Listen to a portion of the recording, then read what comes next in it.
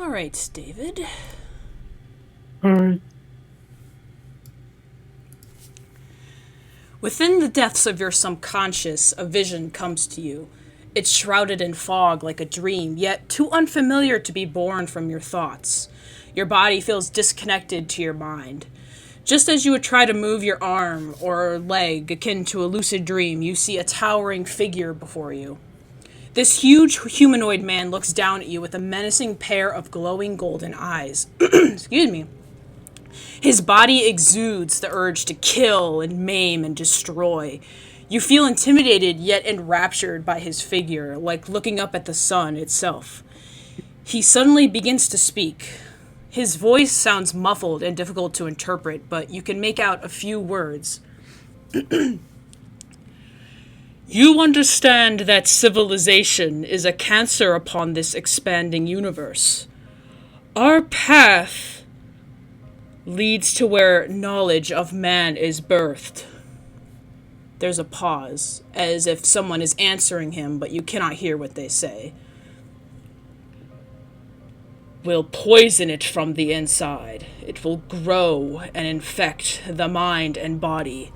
Those who touch it will heed the will. That is your task. There's another pause. Farthe, what is this dream making you feel right now? What is your response? What are you trying to express to this figure that's talking to you right now? Farthe, unable to move his limbs, looks him in the eyes. Intimidated, looks away for a little bit, looks back into him. His pupils glaring into their own, as if he were staring directly at the sun with the ability to even withstand the pressure and the brightness of such. I'm too old for this, man. Just kill me already. As almost as if he was answering you, although it's safe to assume he's not actually you're not within your own body in this dream. The figure continues. Become. Spread through every vein until nothing is left but destruction. The man's hand reaches out as if you're about to grab your face, but before contact is made, you hear static and your head begins to hurt and your body begins to pulsate with this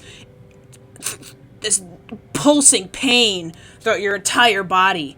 As quickly as this dream came, you wake up with a pounding headache. So, Farthe, you wake up to the sound of music playing from a stringed instrument. At the top right of the map, you can see where you're stationed. There's a young woman with gray-brown hair and soft features. She's playing what is called a ruan, which is a traditional Chinese instrument. She's sitting in the chair beside you. She notices you jolt up, and she turns to you with a calm expression, and so she says, you're awake. I was hoping my song would help soothe you while you rested, but it looks like you woke up in a cold sweat. What is Farthe feeling, or does he even respond to this woman that you don't really know? As he's jolting up, he glances at May playing an instrument. Oh, that reminds me of the old days. It's so nice and soothing. Unlike that bitch of a dream. I could tell that you had a dream. Do you still remember what happened? There was a guy in there. He was about to kill me. That would have been very nice because I am getting too old for this. However, I think he's telling me to hurt people. That definitely doesn't narrow it down, but for now, I believe it's best that you sit back and try not to exert yourself. She stops playing the instrument. She kind of sets it down at the desk, and she continues. And well, I don't believe we've met formally. I am Ruan Mei. I believe we spoke briefly when you first started this expedition for Miss Herta, I usually don't like to come to the space station, but there seemed to be an emergency with the simulated universe, so... And especially with what happened to you, I decided to come physically to see if I could bring some aid. Farthe, if you were to look down at your body, it's... Your whole body is pretty much bandaged right now, but you can kind of tell through, like, little open parts of where the bandages aren't touching your skin that you have a dark crimson, like, vein-like scar that is running up from your collarbone to, like, around your throat and, like, on your face. He scratches his right butt cheek. Oh, that looks really bad. I don't think I want to make it. Fortunately, I believe you'll be fine for the time being. We managed to get you out of the simulation before the virus was able to spread to your brain and the rest of your body. You may experience some difficulties with your mental state, but that is what happens when the virus touches you. I'm a biologist. I specialize in... I know a lot about remedies and soothing the body and the stressors that can hinder it. So I've been taking care of you for the past few days that you've been unconscious. Your comrades have been waiting very patiently for you to get better so that you guys can continue. And then as she says that, you hear on the other side of the bed, you hear like a little... you hear a little meep, meep, meep, meep. And as you Holy look, shit, it's talking! you see Toto. He has his two little front legs, like, propped up on the bed as if he wants to, like, jump on the bed. Like, he's like, looking at you. And he seems really excited that you're awake.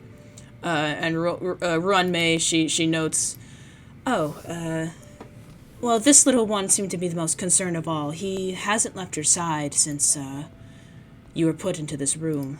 He seems to have taken quite a liking to you. Oh, what a good boy. Come to Grandpa. Come here. I'll get you a little treat. Hi, Cass.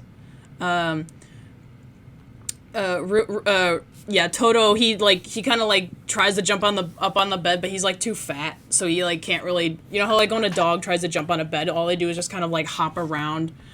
He's, like, doing that. He's really happy to see you. He's going, like, meep, meep, meep, meep. He's, like, making little happy squeaks. Oh, don't worry, buddy. I'll pick you up. He tries to wrap both of his hands around Toto. Tries to lift him up. Is too weak. Falls on his head. And then starts lying on the ground. Oh my gosh. I can't do it. Runmei just kind of looks at you. She doesn't seem very, like, urgent to pick you up or anything. She just kind of looks at you and she's like, I would advise that you, be cautious with your body until you are confident enough to move around and fight. But, other than that, your condition is stable and you're free to go. I'm sure your teammates are looking for you. Oh, thank you. I do got one thing to tell you. Miss Runmei. Don't ever disrespect your elders. I didn't think that I was. Toto follows you out. Do you leave the room? I'll leave the room. Okay. I fell off again. shit. In that case, everybody else. Grandpa? Is Grandpa there? Oh, my head hurts. Alright, Cass, I know, Cass, you kind of came in the middle of we were talking, but basically, what you missed is that Farthe had a weird dream where there was a weird humanoid figure that was, like, talking, that was, like, yapping at him, tried to kill him, and then Farthe woke up next to Runmei, who has been, like, tending to him for a few days. Toto is there, and now, Farthe is feeling better, and he is, leaving the room, and now we are panning the camera to you guys. We'll say that you guys were walking towards. You guys heard from Herta that Farthe's condition is stabilized and he's like waking up. So you guys heading over there, and you guys meet with Farthe, and Toto is in the Toto's following behind. You guys are kind of like in the middle of the corridor.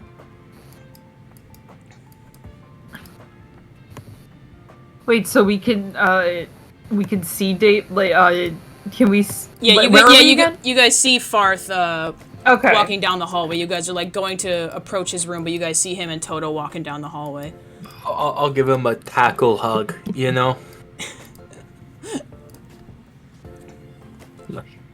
Give me a run up here. Bam. Toto's also really happy to see you guys. You guys haven't seen Toto for like that entire time, by the way. Like after you guys put him, like after you guys after they took in Farthe, Toto just kind of like was just like in that room. He never really like came out to like see any of you guys the whole time. So it's been a while since you guys have seen Toto as well. I salute Toto. Emio goes to like bends over to pet Toto. Toto's like, if he had like he has like a little piggy tail. He kind of has a tail. It's kind of wagging. He's really excited to see you guys, even though he was gone out of his own free will. Yeah, Farthe is back. Is there anything that you guys want to do? You guys are free to walk around the space station for a little bit. Catch up. Doors. Yes, the shops are open. You guys, I do remember you guys got a little bit of money from last time. Well, I think I lost a little bit of money, but oh, let me open the Google Doc. Let's remind ourselves how in debt I am. Malheur's a little bit in debt, but you guys have a little bit of money now that you guys have completed World 1. You guys are free to buy some stuff, or you can save your monies if you would like. We lost the curios we got from the last time, right? I believe every single non-curio that you got transfers into 1d10 cosmic fragments, and every curio is 1d100. So you guys are free to roll that now, or later, or when you enter the world or whatever. But that's how much extra money you guys would get. Imagine that would go into your bank account as you guys left. It's just there was a bit of an emergency. We don't keep those curios; they just become money. Yeah, the curios that you guys had from last time, you lose them and they get transferred into money. Yeah, all the items. So I had one curio. Can I roll that into money now? Yeah. Feel free to do that. Okay, awesome. And that's a D100? Yeah, curios are D100. Everything that isn't a curio that you guys got from the world is a D10, and then you guys would just add that to your monies. Monies. I got 50. Let's go. 79. Let's go. You guys are free to. You guys can roll that whenever. I am currently 10,093,000 credits in debt. Do you announce that to the party as you guys are like checking your bank accounts? Yeah, I look at my phone and go, I think I got paid today. Oh yeah, only 10 million in debt. Neat. We get last time? What did you ask, Mage? How much money did we get last time? That's up to your inventory. Just check. Oh, I have. Yeah, it should be in your inventory. I think everybody rolled a different amount. Oh. It should be like in your 360 untaxable credits. If I keep this physical, there it is. I can't ask for it. Yeah. Time to go talk to the boy then. Oh yeah, and don't forget to remove those curios and stuff from your inventory as well. Because not only did you guys lose them, but I also revamped a few of them, so a lot of them might have different descriptions now from last time, because I kind of added some. So much bread. Yeah. Yep. It's mostly because the stuff in the shops are very expensive. I still have 2 fucking centipedes in my pockets. They're probably dead. Oh yeah. Yeah. Those okay. they're treats for They alligator. can just be jerky. Yeah, they're jerky. Yeah, yummy. Zack, I see you. Are you gonna go over to Jingyuan? 1 second, let me open up the armory. Yeah, it's in the Discord. Okay, what does 360 get? Oh. Yeah, it's pretty expensive. I salute him like the good man I am, and slowly back out as I look at the bank account. As you walked into the shop, you would have noticed that the shop looks a lot more complete now. Like things are stocked, things are like on display. There's little like price stickers on stuff. Like everything's all polished and fancy. It's not just like a bunch of boxes like it was last time. So things in the we'll call it the Xianso section of the shops. It's looking pretty nifty.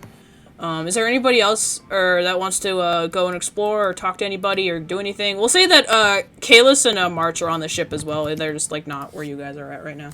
Oh, actually, I do know. I have a question. Durand's just gonna go up here. Hey guys. I have a question. Yeah, what's up, David? I have shackles and the pinkiest collision in my inventory. Are those curios? Yes, those are curios. Okay, cool. Anything that like it should have like a description, like where it says like yeah, if it has like a goofy odd name, then it's most likely a curio. If not, you can just ask me. Yeah. I heard a few. Warping compound, I am sure is one. Yeah. I heard. Oh my God, David got 100. Let's fucking go. Sorry, what did it convert to again? Just because I was like setting something up as I was. Oh, here, as I'll you were type it in the saying. chat. 1d10 for each non-curio.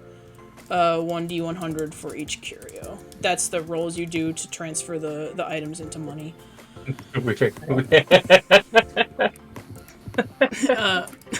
Why are you giggling? Okay, so Nibelung and Malheur, are you guys going over to that hallway again? I'm spreading my arms to block the way to the door, and I'm banging on it with my foot.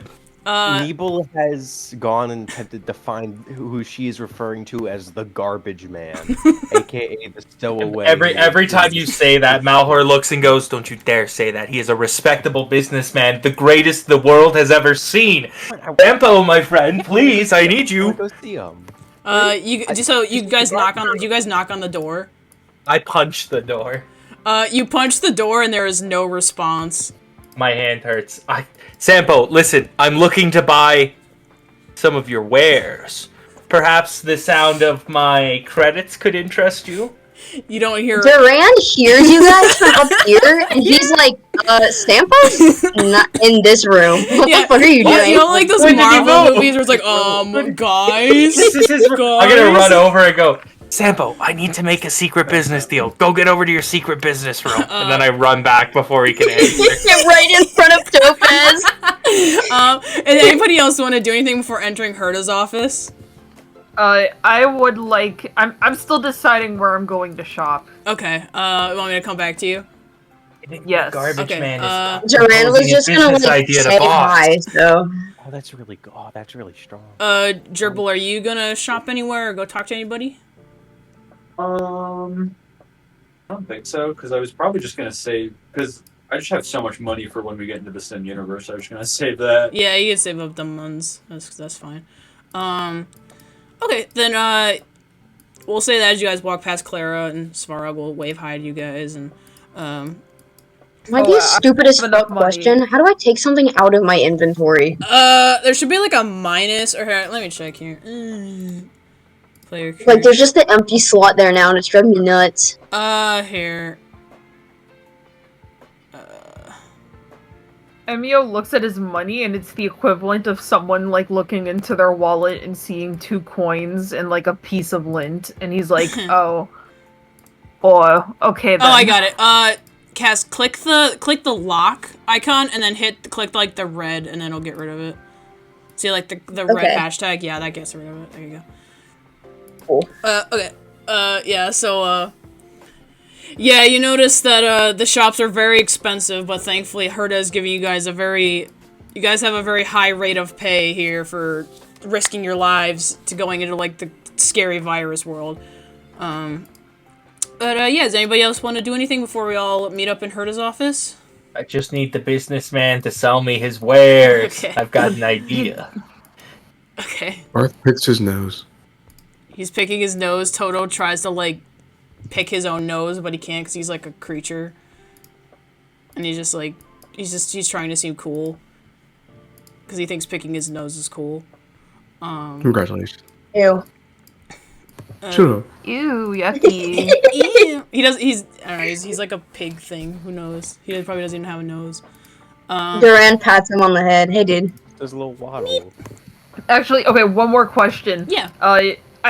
God, I can't remember what this item is, but Emio has a musical drum, and I can't remember. Oh, that was a that. normal item, so you could just do a D10 for that. That was from the last session. Got it. Yeah. The D10 to get rid of it. Yeah, you do a D10, then you get rid of it, because when you exit the simulated universe, all the items that you got, they get wiped. Damn, he lost his little drum. He lost his drum, so sad. He lost his drum. Yeah, do you guys, are you guys all meeting up in Herta's office now you've done your little errands? Yes. I was basically just hanging out with my bear, fixing my bear. Hanging out with the You got bear. so fucked up last time. Alright, I guess I can ask Sampo in person to buy some of his totally legal wares. So, you guys walk in to, I like... salute. You guys walk in, Herta, is, like, at her desk, Scrollum is, like, has his arms crossed, and his foot is, like, tapping on the floor, and he looks very, like... You can't really... It's kind of hard to read his expression, but you can kind of tell through his robotic, metallic face that he is very disappointed. Ron May, you guys remember that she was one of the researchers. She's another member of the Genius Society that's, like, working with you guys, but she's actually here in person now. She isn't just, like, a VTuber avatar on the screen. She kind of just, like, walks in and just, like, sits down. She doesn't even say anything to you guys. And probably most notably, Topaz has this guy in cuffs sitting down, like, he's, like, in the chair, and he's, like, in handcuffs, and, a few of you would recognize him as the, like, weird guy that was down the hallway the other day, that was, like, selling you guys, like, pipe bombs and shit, and he's just, like... waves. And, yeah, as you wave and you walk into this, like, weird situation, the guy, Sampo, he kind of just, like... He, like, nudges his shoulders as if to, like, wave back, but his like, hands are tight. He's like, He's trying. hey there, in a little bit of a pickle here. You know, Sampo Kasi kind of messed up, and, Topaz kind of, like, smacks the back of his head lightly to, like, shut him up, and she's like, okay, hi, guys, first of all, good morning, so we have a bit of, like, a situation here. You found the stowaway. Do you guys know who this is? Oh yeah, that's the garbage man. Never seen him in my life. And then Durand does like a really obvious wink at Sam. Can you do a deception check for me? Can you roll deception for me? I'll have a... Oh, he wasn't even actually trying. He was making that wink obvious on purpose. But let me see if I get like a funny roll anyways. Okay, I'll roll perception or insight for 1 second. I gotta go do something real quick. You're good. Oh. Okay, pretend that's way worse than it is. Well, it's okay. Topaz rolled a 19, so, Okay. So Topaz, like, furrows her eyebrows at you, and she's like... Did you guys see this guy? Like, okay, so you know that we put up shops here, right? This guy was not on our list of like, hired sponsors.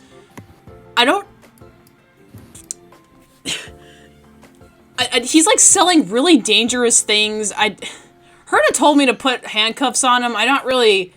He hasn't threatened any of us yet, or, like, really put up much of a resistance. He just kind of, like, said a bunch of weird stuff, and then... I don't know. Do you guys have anything to do with him? Did you guys buy any of his items? I didn't buy anything, but, he's... I've never met him, but, he's from, Jarillo. My planet. Yeah. Yeah, he told me he's from Urilo 6, and, you know, he hasn't really done anything wrong, but, like, this stuff is really dangerous. And then, like, Herta, like, spins around in her chair. She's like, he is a stowaway on my ship. I'm not going to let him in. This is unacceptable. And Topaz is like, it's fine. We'll deal with it. So, if none of you bought any of his stuff yet, I mean, I don't really know what we're gonna do with all of it. It's like, it's surely helpful, but like... I mean, I was saving up for it, so... Okay, so you guys were planning on buying his, like, explosives. Oh, whoa, yeah, whoa. Yeah. No. You weren't? Sampo. Now that we're That's speaking me. of purchasing, apparently they're talking about your totally legal wares. I lean over and go, don't tell anyone, but can I buy 36 glow sticks for 360 credits? He kind of... We're all just like fucking watching you whisper. he like... I'm saluting while I do it, by the way. I'm leaning in, but remaining saluted for Topaz. Sampo, I need 36 glow sticks. Please. Alright, well, Sampo Koski can get you those glow sticks if you get these handcuffs off of me, please. Please defend me, Easy please. peasy. 1 second. Boss. Yep. I say to Topaz. She, like, clearly It saw appears- you guys and, like, heard your conversation, but she's just playing along. Yeah, what is it? It appears you have a case of mistaken identity. You see, you believe this man is a criminal salesman from Yarillo 6. But this is actually Sampo Koski, world extraordinaire, greatest businessman to ever exist. I'll be honest, Topaz, I think... remember? He's my way out of debt. We can promote you. You got demoted. He's your way back up. Come on, get the cuffs off of this guy. I'll be honest, I think his debt is the second highest, only to you. I don't think he's really helping your case at all. What do you mean he has debt? No, he doesn't. He's the Sampo, you're the greatest, right? You know, there's a reason why I'm selling the stuff. Gotta make money, gotta pay off my He's debt. selling it because he's the greatest salesman, and he wants us to have good quality products. Get the cuffs off his hands. Listen, I lean into whisper to Topaz. Salute still. Topaz, I need these 36 glow sticks. You don't understand. This is important for the mission. Do you want us to succeed, or do you want us to fail?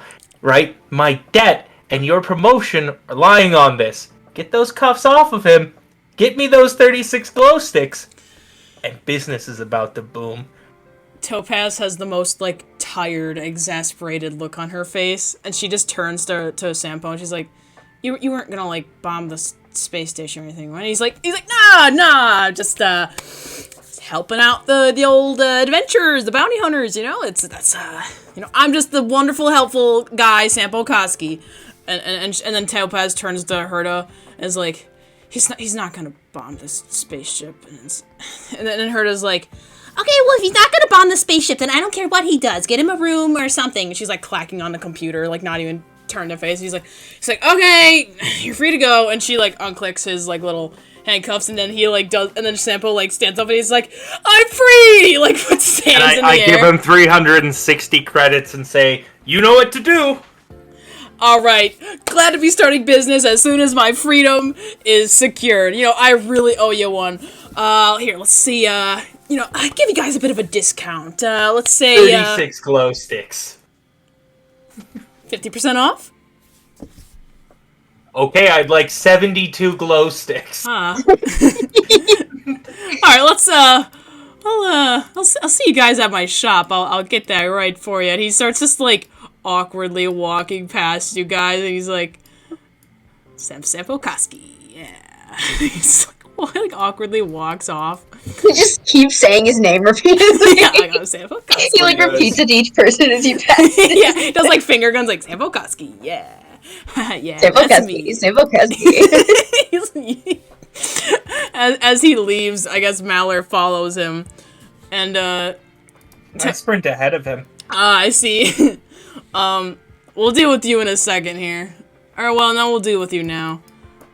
Does anybody follow Sampo into his shop? I guess I will. He's apparently giving a 50% discount in his shop right now because you guys broke him out of potentially being arrested.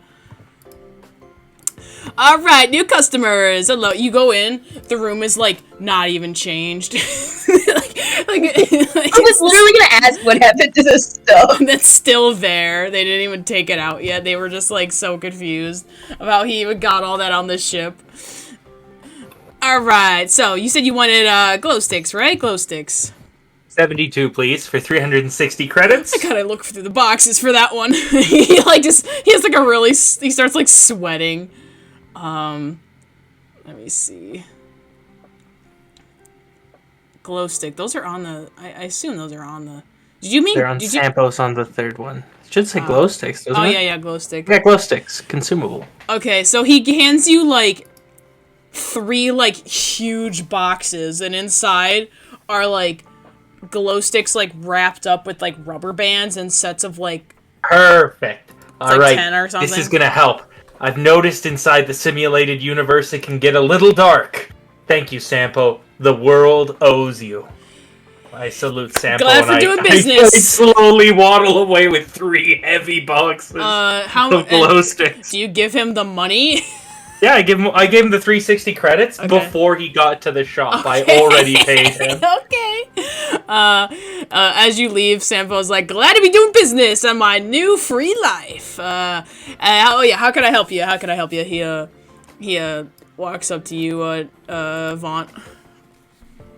Nebel, you know, her original plan was just a window shop, but somehow in her strange little mind, demented little creature that she is, with Sampo coming to the new shop, she reasons, wow, he must have new stuff, you know, just because he was brought down the hallway. Mm-hmm. So, once again, she asks him, hey, do you have swords yet? Do you have any more swords yet? You see, I'm a respectable businessman. I don't really, you know, step on anyone's toes or anything. So if you want like swords, I think the kid down the hallway has them. You know, I'm not gonna like steal his swords and then sell them for a lower price. You know, I would never do that. But that might not definitely wouldn't happen in the future. But you know, if you keep a queue on me, I can get in touch with some other sword makers, people that make swords, and I can. Yeah. Oh, that'd be great. You know, that'd be wonderful. And, you know, Nebel, at the start of that sentence, looked like she was going to break down into tears. Oh, no. The news of no swords. Then just complete 180 face switch and just like, oh, hey, great, wonderful. Hey, lovely. Right? So Nebel was just like, we'll be in touch. All right, cool. Whoa, lovely, wonderful, great. I'll see you. I'll make that happen. Make that happen. She grabs him by the lapels. Make that happen. Please, I need this. I need more storage. I need more. It's gotta be stronger. It's gotta be stronger. Please don't hurt me. Mr. Garbage. Jesus. How tall is Sam? Oh, that's a good fucking question. I assume tall. He's like the tall guy model, so I'm just gonna say like. Wonderful. Okay, so Nebel's like a full 6'2". Yeah. Shit. All right, so Nebel's a full foot shorter than. Oh God. Oh God. All right, make this happen. Make this happen. Make this happen. I'll see you. Bye. Just runs. Sampo is fearing for his life, but he just kind of slowly turns to Durand. He's like, "Another day, another dollar." Hey, if you're making money, he was just kind of over there like eyeballing stuff. You know. So how long does this sale extend? You know, freedom. You know, kind of like a one day deal kind of thing. You know, if you go save the world and then you come back. You know, by the time I close, we'll say. You know, by the time I close. Durand's like nodding, just kind of like puffs his lip out a little bit to show that he's considering it and listening. A lot of this stuff's expensive. I'll have to keep saving up and coming back, but you know, pepper spray's a little tempting for now. Yeah, just kind of, set up and... I just gotta make a living. You know, I get this stuff from very, very nice paying sponsors. They're definitely the nicest people I've ever met. I think you've already made your living. He kind of like points the pepper spray at him, but like he kind of points the end of the bottle at him, but it doesn't, not in a spray kind of way. Just... Oh, you're like trying to threaten to spray him with it? No. I'm talking like pretend you have a thing that just whenever you point with something. I guess not point it at him, but like point with him. Oh, you were like threatening him. No. He's not doing that. Oh. He's just kind of talking and conducting it as he talks. Oh, but, gotcha. Yeah. Sounds like you've already made your living. More like you're trying to pay it back now. But I respect the grind, you know. Not everyone can be a successful businessman right off the bat. Glad to meet someone with a similar mindset to mine. You know, the Sampo Koski rule. But you know, you've definitely seen me before. I know I've seen you. You're always around my shop. You're that fight club leader. You run that fight club. Yeah, that would be me. I'm surprised there's not many people with bright red hair. I mean, my apprentice, but it's a small universe. Please don't tell anybody in Bellabog that I'm here. Please don't. It's a sworn secret, and we'll it's a little side job. It's a side job. Sampo Koski by day, Sampo Koski selling stuff by night. Durand kind of raises his hands up. He goes, "Hey, number one rule of Fight Club: what happens in Fight Club stays in Fight Club." yeah. And he does like finger guns at you. He's like clearly like, oh fuck, he knows me. Like you can kind of tell he's like, oh fuck, but he's like kind of chill about it now. He's kind of warming up to you a bit. Durand sticks the pepper spray in his pocket and he takes out 30 gold and plops it into Sampo's hand.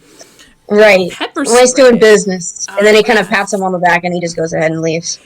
Right. Meanwhile, my bird is still harassing the little kid downstairs. You hear like down the hallway, like like this bird needs a leash. Like you hear it like echoing down. Gerbil, I see are you trying to do you wish to conversate with hanging out with the bird? You know me. Oh, you're just hanging out. You're also harassing the kid. I see. No, I'm talking with I'm just petting the bird. Oh, okay. Yanxing, he's like, are you this thing's owner? Can you put a leash on this bird? Like, this thing is like attached to me. Do I like have bird food in my like clothes or something? No, I don't. Can you please put a leash on him? Yeah, just feed him. Just feed him. He'll be okay. I mean, he's my friend. He's my good friend. Yeah, he's your good friend that keeps harassing me. I'm trying to run a shop. I'm only like 14. I don't know how to do this. And then like you see Jingyuan like stifling a laugh, like he's like, maybe who the hell is rolling like 50 times? What the fuck? Maybe my girlfriend here just wants some. Peck. Maybe my bird friend just wants some half off. We don't have any half off deals. We like made these ourselves. Like we got like the finest blacksmiths at the Xi'an show to make these. We can't just sell them for half off. Then the workers won't get paid. He's like saying that as like the bird is like eating his hair, and he's like I love how I rolled like 50 pecks and not a single one of them was below a 10. He's determined. Yeah. He will hit. Okay. Like, are you gonna buy something, or are you just gonna like try to eat me? Like, come on. Al squawks in his face. Yeah, whatever. That's Al's way of saying, "Are you a fucking idiot? What am I gonna buy? I'm a bird." Nah, he tries to like call out. He tries to like imitate the squawk. He goes like, bah! Back at the bird. That's fucked up. Okay, do you guys want to do anything else before? Can Al try and steal from him? What are you gonna steal? I don't know, I'd have to look. Oh god, you gonna try and steal some of the shit that he's selling? I can try and steal from him while Al is distracted. Oh god, you guys are not getting back to this shit show. They're gonna fucking exile you, stealing their shit. Oh my god. Yeah, are you going to try and steal something? Let me see. I was gonna try and steal a stun gun. Okay, are you... I think it's hilarious, even if he fails. Maple, are you gonna try and, like, also steal, or, like, what are you doing? Me? Oh, no, Yeah. I'm not stealing. I'm just hanging out with my good friend, Al. Okay, alright, make Do you want to aid me in this theft? Do you want to give me advantage? Yeah, I'm trying to keep Yanxing occupied. Okay, Awesome. make a, sleight of hand check. Or sleight of beak, I guess, is what it would be. I'll roll perception and see if he... Oh, it's a nat 20 perception. That's that one. So yeah, Al tries to like go over to like one of the like little vendors, I guess, and like try to like pick up one of the stun guns from with his beak. Like his like long neck goes and tries to grab it. He's like, hey, but no. He like wags his finger at the bird's face, like no. And he like pulls it out of his mouth. He's like, no, you need to pay for that. You need to go to your owner. You need to get the money that you worked for. He's like talking to this bird as if he like stop stop it. You need to go to your owner and get the money to pay for this. I can't just give this to you. There are hardworking people at this Yed show that made this for you guys. I want to know what fucking Whitehair is thinking just watching all this. Oh, Jingyuan, he's like fucking dying of laughter over in the corner. He's a very like calm guy. Like, you know, he's a general. He's supposed to like give a good impression, like be all this very nice and proper general. But you can kind of tell that he's like shaking, like he's like fucking smirking to himself. Al don't give a fuck. He's like fucking laughing to himself over there, like, but he's like not like really bringing attention to it. He's just kind of like fucking snickering under his breath. Al the gangster. Yeah, and yeah, Jing is like still trying to like, you know, the gif of the guy that's like talking really fast and writing on the like whiteboard. Yes. He's like that, trying to explain the bird the like ethics of stealing. That bird doesn't understand shit. Yeah. I love that he's become the babysitter. Yeah. I don't give a fuck. He don't. I don't give a fuck. Oh, okay. With that, is there anything else anyone wants to do before we pan the camera back to the office? No? I will take that as a no. Okay. Yeah. No. All right. Topaz, hold still. You gotta hold this in a circle. I'm trying to make a fez, please. Please, just hold this end of the glow stick. Thank you. I'm not doing that. And then Numby flies over and like helps you with it because he can like float and shit. He's like, wee! And he's Thank like, you, Numby. he's like helping you. See, Numby likes Malheur, but Topaz hates him. Numby is okay with his presence. Yeah. Karila Kuma is just hanging out with Clara and the other robots. Wait, David, how would the old man respond if I gave him like a glow stick like necklace? Yeah, if He you, would think it was magic and start stomping on it. I'm just kidding. He'd probably like it. Grandpa, this'll keep you safe in the dark. It's a magic enchantment I made. I call it a glow stick necklace. Oh my gosh. When you get really worried, just snap it, okay? But not too... You're really strong. Don't snap it too hard. And don't drink it, okay? The liquid is not... Someone keep an eye on Gramps. He said to drink it. Okay, let me try this thing. Toto's like headbutting your leg. To, like, Oh, you want some too? Okay. as you guys are like goofing around making glow stick party favors, Hurdle like she claps her hand. She's like, okay, if I can have your attention, can the party kind of die down a little bit? Can we all gather in? We have some important matters to discuss. And we'll say that Topaz sits down and sits on her shoulder or something. Scrollum is like, yes, I would prefer that this place doesn't become a party in here. And he sits down as well. And Toto will go over by Ruin May. All right, does everybody pile into the office?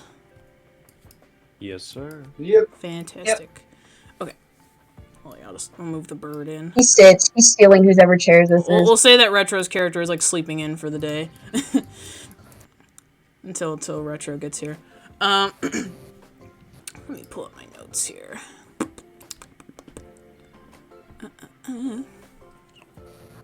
Alright, so yeah, as you all sit down, and you kind of quiet down, Herta will stand up from her spinning chair and she'll say, Okay, well, good morning. I'm very proud of all of the work that you've all done so far, but I must say that this is only the beginning. The tutorial, as they call it in those video games. World 2 of the simulated universe is ready. she opens her hand to direct to the giant portal, and you can kind of see it doesn't look the same as it did before. It's a little fucked up looking. There's some it's a little fucked up looking. Yeah. You know how you can look at somebody and immediately tell that they're sick just by their complexion? It's like you're looking at that, but it's like a machine. Put a glow stick on it to make it a bit more joyful. Don't touch it! Is it supposed to look like that? Normally, no, but we have concluded that this is a part of the virus's side effects. You know, we've come to a few conclusions the past few days. A few things, actually. One, this is most likely, definitely, the work of the Antimatter Legion. You guys fought them on the way to the space station, if you remember correctly. Well, it technically wasn't them. It was Antimatter Legion soldiers created by this simulated universe that is created by the Antimatter Legion. Are you following? And everybody is like, Right. and Numby is just like falling asleep already. Like Numby's not interested, and Toto's also just like, huh? But This oh yeah, go ahead. this virus can't pass to me, right? Well, Lloyd. here's the thing. It can affect all living things and matter and creatures that end up touching the virus itself. What we can conclude is that it's created a simulation within the code that we've written originally. So long as you just don't touch the virus directly, you'll be fine. Or else you may end up like the old man over there. And then like she like points over to Farthe, and you guys can see that he has like a pretty nasty scar like running up his like throat and around his face. It looks like a dark, like kind of like a scar that someone would look like if they got like struck by lightning, where it's kind of like that veiny, like dark kind of like complexion. It's definitely looks ouch. Durand lets out a whistle. I still think I look good. You look fine. I mean, kind of whistle? you could have turned out much worse. You could have been dissolved into the virus, and then you would have become one with it, and we wouldn't be able to recover your body, and then we would have had to make a funeral, make a fake casket. But let's not worry about that right now. The It second... could be worse. You could be in debt. That should have happened. What? Herta like ignores you, and she's like, okay, the second thing, well, about how it looks, we've hypothesized that the simulated universe is creating monsters of the Antimatter Legion, and they have been escaping outside of the universe. That is what you fought on your way here. So we'll need to figure out more and study about why or who is doing this. But that what brings me to my next topic, World 2. I thank you all for finding the fates of my researchers. she like does fate in quotes with her fingers. She's like, it's very unfortunate that one of them turned into a flaming virus monster. You know, I've settled that with the family, don't worry. But when you found the other one was eaten by the virus previously, you know, I'm not going to put that on your conscience. It's not your fault. It's mostly mine. Well, not really mine. It's their fault for getting themselves into trouble. Anyways, there's one more researcher that I do not have on my agenda here. I assume that she is deeper within the universe. I'd like for you guys to go and look for her in World 2. Keep your eyes peeled for anyone in Herta Space Station attire, anybody that seems out of place or confused or lost or potentially, you know, dead, alive, turned into a monster. I don't really care. I just need confirmation for the paperwork that I have to do later. Does that make sense? Does anybody have any questions? Yikes. Yikes is You're gonna peel Yikes is our right. You eyes? can imagine the work that I've been doing recently. As she like crosses her arms, it's a lot of work keeping up with this universe, but it's a lot more work keeping up with one that doesn't even follow my commands. And she seems like clearly frustrated.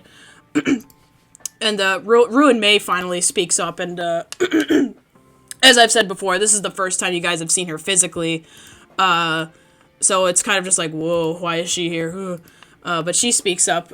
She kind of has Toto like in her lap, and she's just kind of like patting his belly while he's sitting in her lap. And she speaks up and says, "I'm going to continue to do work on researching Toto and what he is.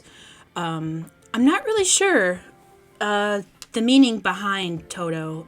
He's a strange specimen. I have a lot of experience with creating life forms and destroying life forms and creating things that are much too strong for their own body. But Toto is a special case. He has yet to dematerialize from the material plane.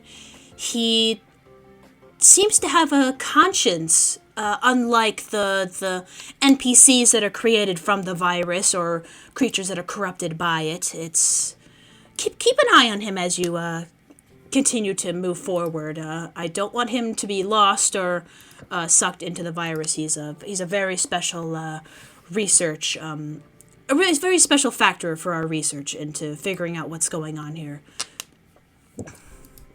And with that, does anybody want to say anything else before we head inside?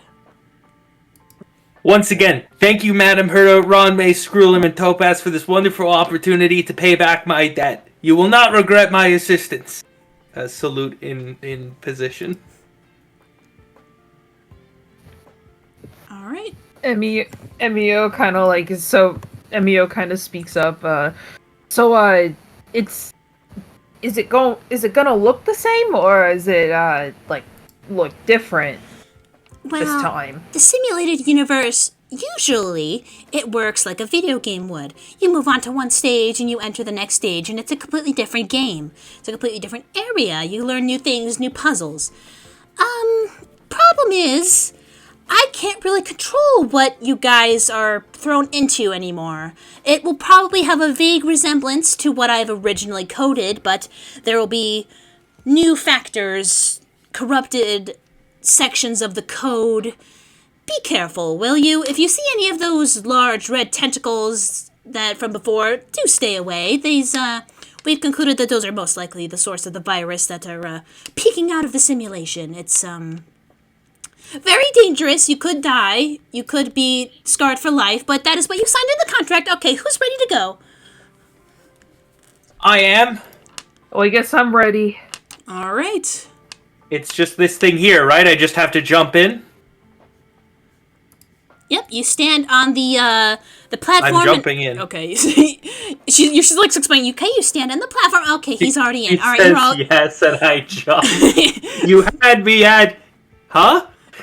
He's like, all right, so I just jump in, right? Her begins to explain, like, yes, you stand on the platform. Okay, he's already in. All right, everybody pile in. Let's go. I will keep in contact. And, We. and Durand says we. He goes, we. who says we? Yippee! Who says we? Durand. Durand says we. He goes, we. Oh, okay, we. All right. Did I lose my funny soundboards? Oh, no, I didn't. Okay.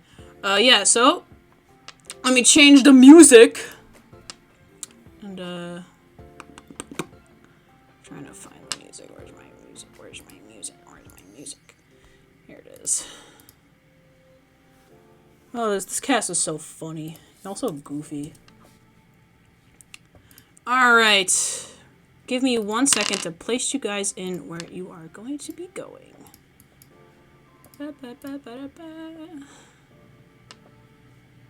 Alright, so you guys all step into the platforms or jump in or whatever, one by one, and you feel the molecules of your body slowly warp into the portal, and you suddenly pop into a different plane. And I'll move in. Wish I had like 3 extra arms to do this. A plane? I love flying. Alright. You guys can kind of tell this was meant to be a December special, but it's not really anymore. But it's fine. Let me plop you guys in here. Or is it Christmas universe? Yeah. Whoa. It's still winter. Yep. So, give me Merry 1 Sampo second. mess. Alright, you guys should be able to control your tokens. You guys are in the top left there. Let me see my notes here. That's a big map. Alright, so you guys warp through the simulated universe and you enter into a snowy scene, most noted by a large lake in the center that is covered by a thick sheet of ice. Wait, am I not here? What are you doing? I'm not here. Oh, let me put you in, my bad. I jumped in too early. I've landed in a tree. Yeah, Right. I'm at the top of a tree.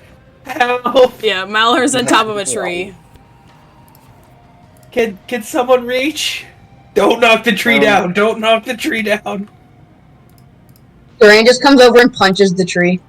It like bounces, it like wobbles like a fucking like cartoon, like wow, and then it like catapults Malheur like off of the tree. I was gonna say, do I fall and then like an acorn hits me in the head? But there's an absurd comedic amount of them that keep bouncing. I was gonna say Durand could just catch you, but sure. Oh my god, Yowie? No. Oh, okay, my bad. Somebody say Yowie. You guys would notice that it's very cold. It's very cold. The cold air definitely feels very real. You're still getting used to being in a simulated universe and just how real it feels, and it's definitely real. David, if you're going to choose to walk over the ice, I'm going to... I didn't mean it. Oh. I'm so sorry. I didn't mean it. Oh, no. I was really... Oh, okay, that's totally fine. I was wondering if anybody wishes to look around or investigate the area. So far, you do not sense any hostile life, which is strange because you remember when Herta was explaining the rules, usually the simulated universe world would start with a combat, but you don't sense any hostile life immediately yet. We have to be the ocean. So we're exploring now? Yeah, feel free to look around. What the fuck is that? Right. Emio's very hesitant to go near the water, even if it is frozen. Yeah, over. it's a big frozen lake, and the like darker gray parts, like this is just like non-snowy. It's just like rock. It's like ground. Like that's like. Al is like scratching at the edge of it, but he's not actually going on.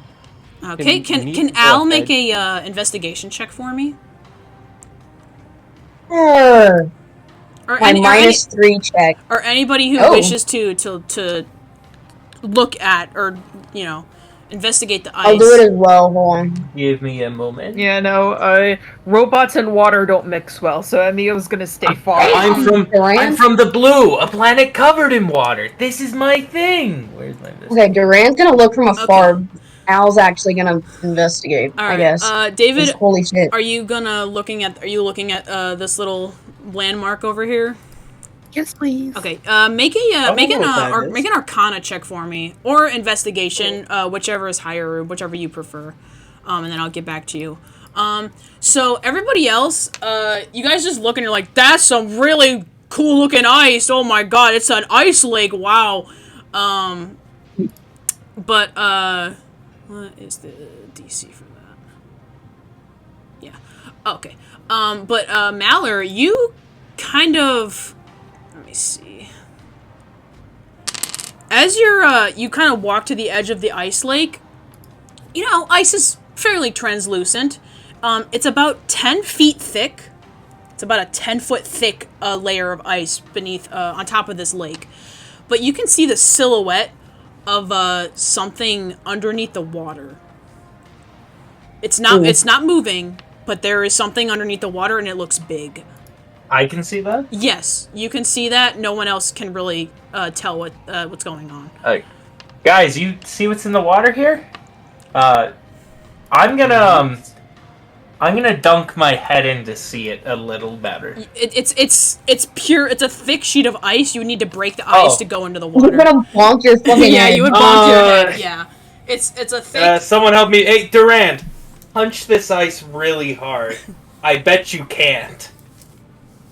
I bet you can't break it, Durand. Durand is not fucking stupid. He looks at you and he's like, "What do you see in there?" Huh? I don't see anything. I just see someone not strong enough to break ice.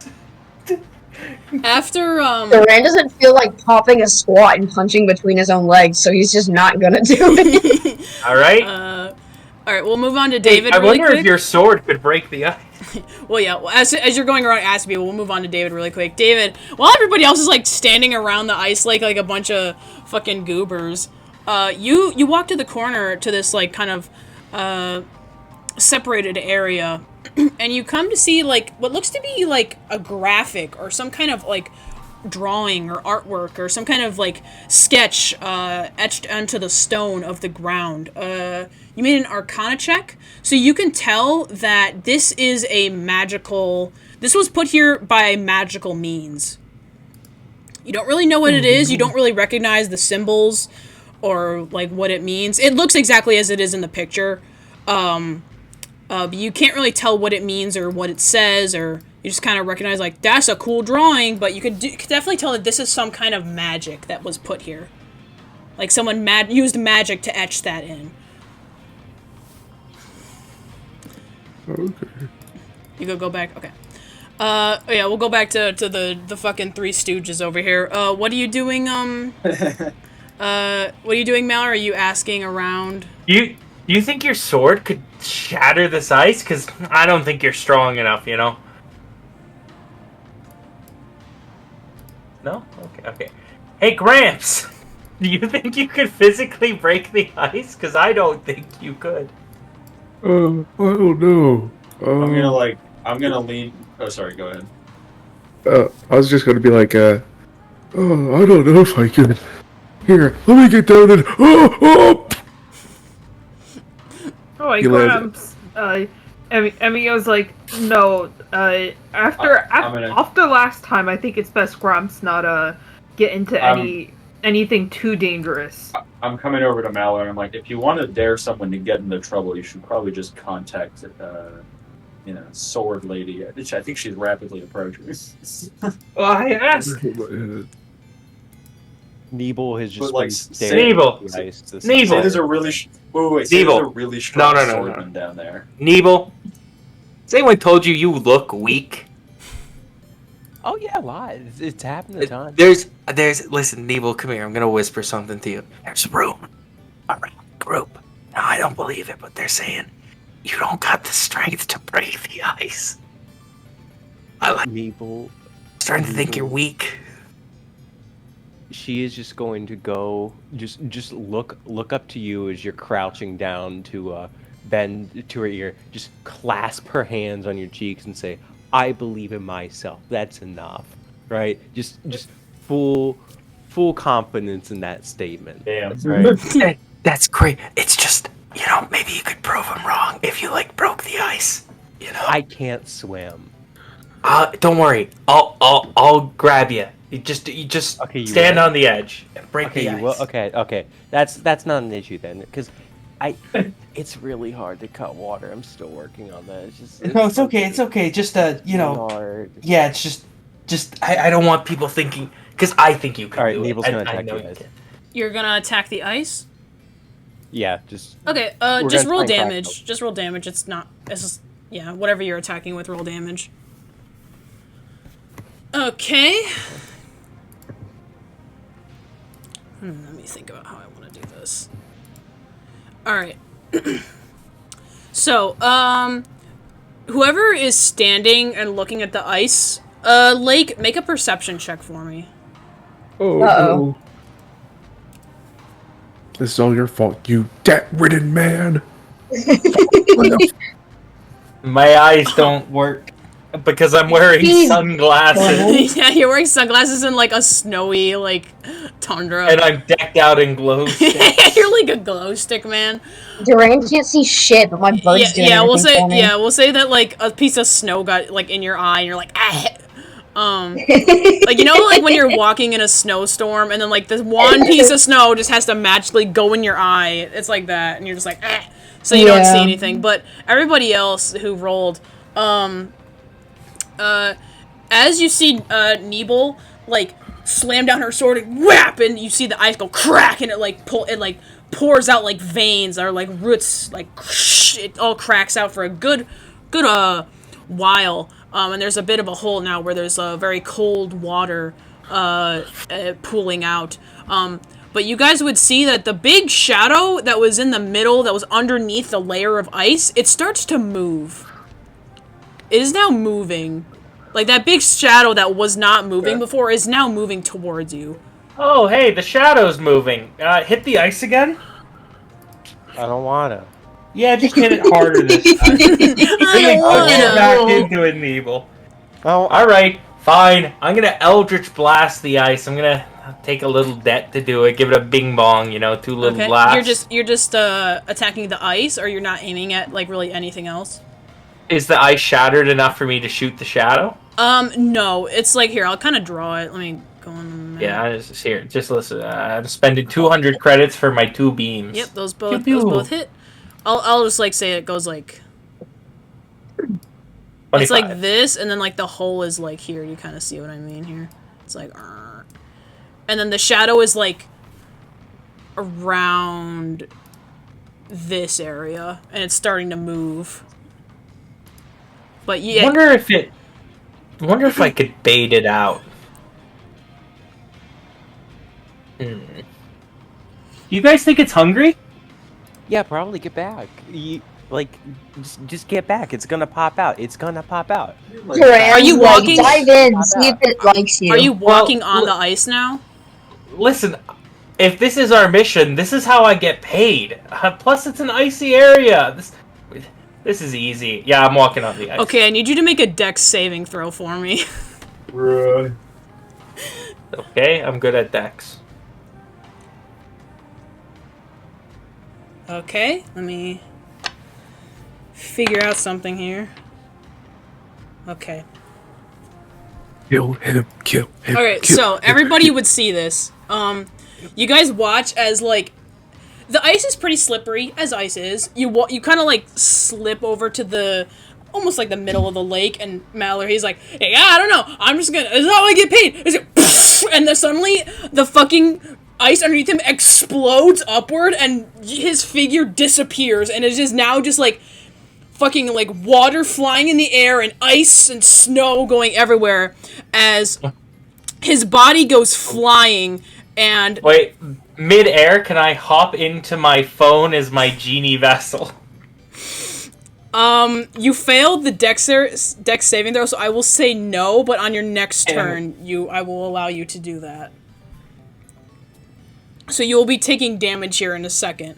But as the ice is exploding, you can kind of watch as, like, the cracked hole that Nibel put into it is starting to, like, reform and shape as the ice begins to grow and move up as the shadow emerges as a giant monster. And Malheur's fucking body goes flying and fucking lands in the tree. You're gonna take... You're gonna take 16 bludgeoning damage as It could be worse. It could be worse. As this monster just like fucking uppercutted you from underneath the water. And he now is looking at all of you guys. He looks a little hurt though. That is another thing. He looks like he's got a little bit of an owie, so he's pissed and he's ready to attack you guys. Let's roll initiative. Let's go. This guy looks pissed. Oh, hold on, wait. Let me remove all you guys from last time. Okay. Roll. Pop off. Okay, I can just click it on my character. Damn, I got shafted. I got 10 left. Oh, God. Oh, Zan. wow. I will roll for Toto. Actually, I'll make Toto go dead last. Bless you. Damn, I rolled shit. They're telling me. You both rolled above me. I don't want to hear it. Alright. I don't really have battle music for this section, but this music is kind of vibing. But I'll find something. Hold on.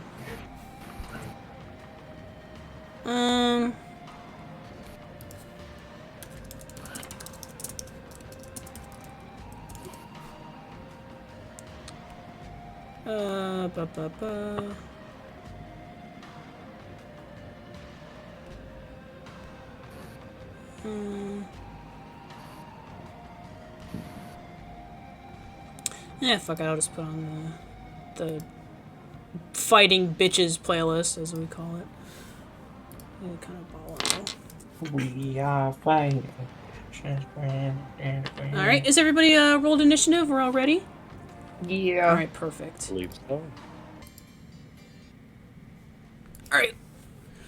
Let us begin! Okay. So, first on the turn order... Well, let me sort it here. First on turn order is Emio. You just watched as Malheur just got fucking, got fucking uppercutted by this giant, ice monster that is emerging from this lake. What do you do? It's your move. Shit. So does the ice affect, the ice and stuff, that doesn't affect movement, right? I'll say if you're like trying to like fucking sprint across the ice, I'll say you might need to make an acrobatics check to not slip on your ass. But if you're just like trying to stand on the ice, I say that's fine. Got it. So as long as you're not trying to like do some fucking backflip or don't something. ignore that. Ignore that. That's okay. Ignore that. That's okay.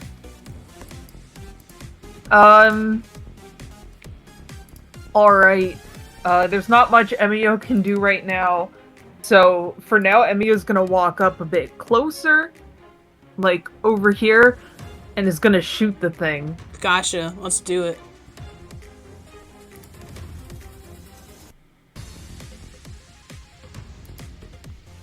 Let's roll that dice. Shoot that bitch.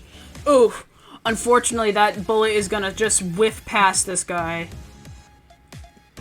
Wait, Emio is going to try and shoot again. Gotcha. Let's see it.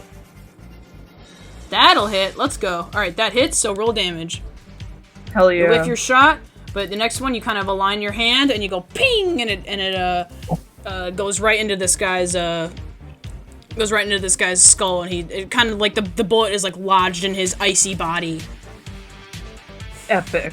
Is there anything else you'd like to do in your turn? Emio is going to step back a bit. Sounds good. There, and then turn end. Alright, it's this guy's turn, and he is not looking he looks very unhappy with you guys. Let me see what he's gonna do here. You guys are pretty far away from him. Let's see. Well, Nibel was the one who attacked him first, so you guys watch, for anybody who's played Killer Instinct, the character Glacius, you know how he has that move where he teleports, he goes into the ground and then he teleports back up from the ice?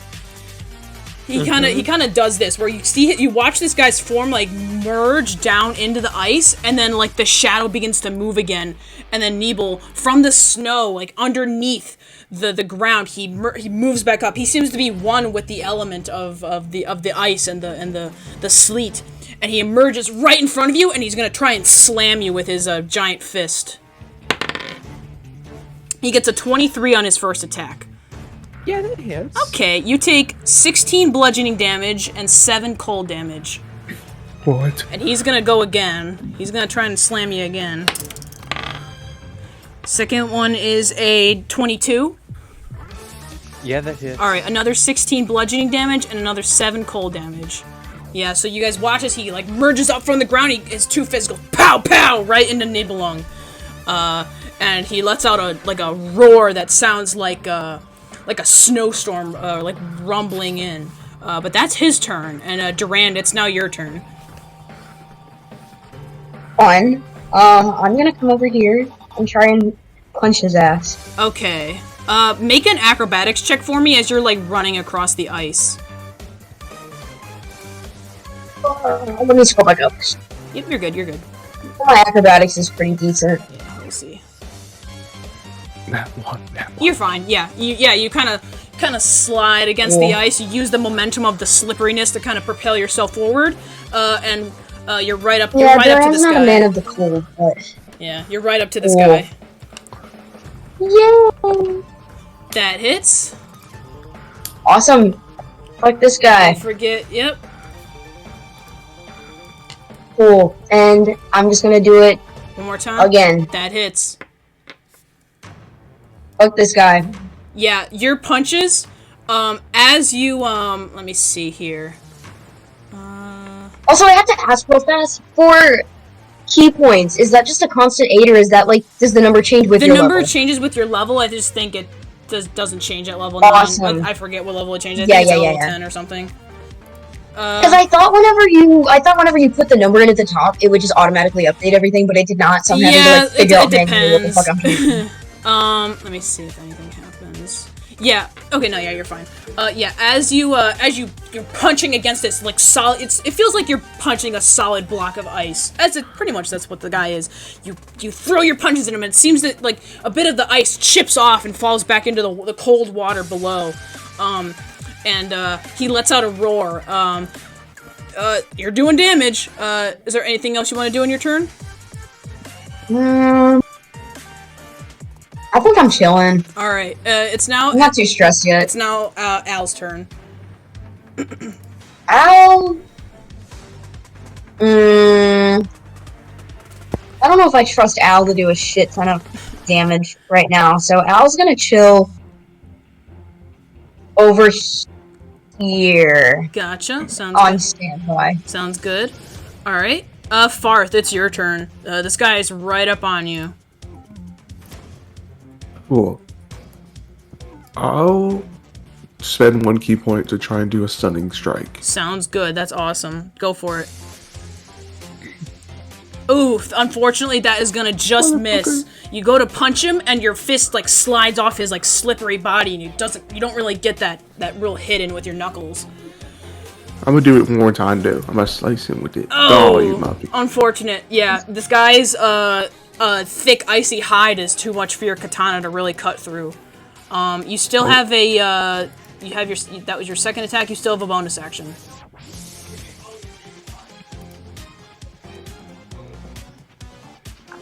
Let me think for a second. You're good.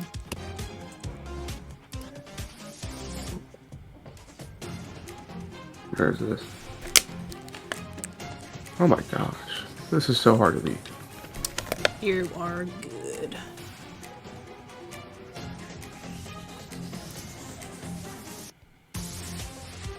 I'll just burn it. I'll just throw it away. Gotcha. Alright. Nibelung, it's your turn. This guy just fucking punched you, and it hurts. Alright, yeah, crawling out of the crater in the ground where she's The Yamcha, like he does like the Yamcha like thing. Yeah, just stuck there. Like I would even say a Junji Ito-esque Nebo-shaped hole has been formed in the ground. You know, crawling out of that, Nebo is just gonna just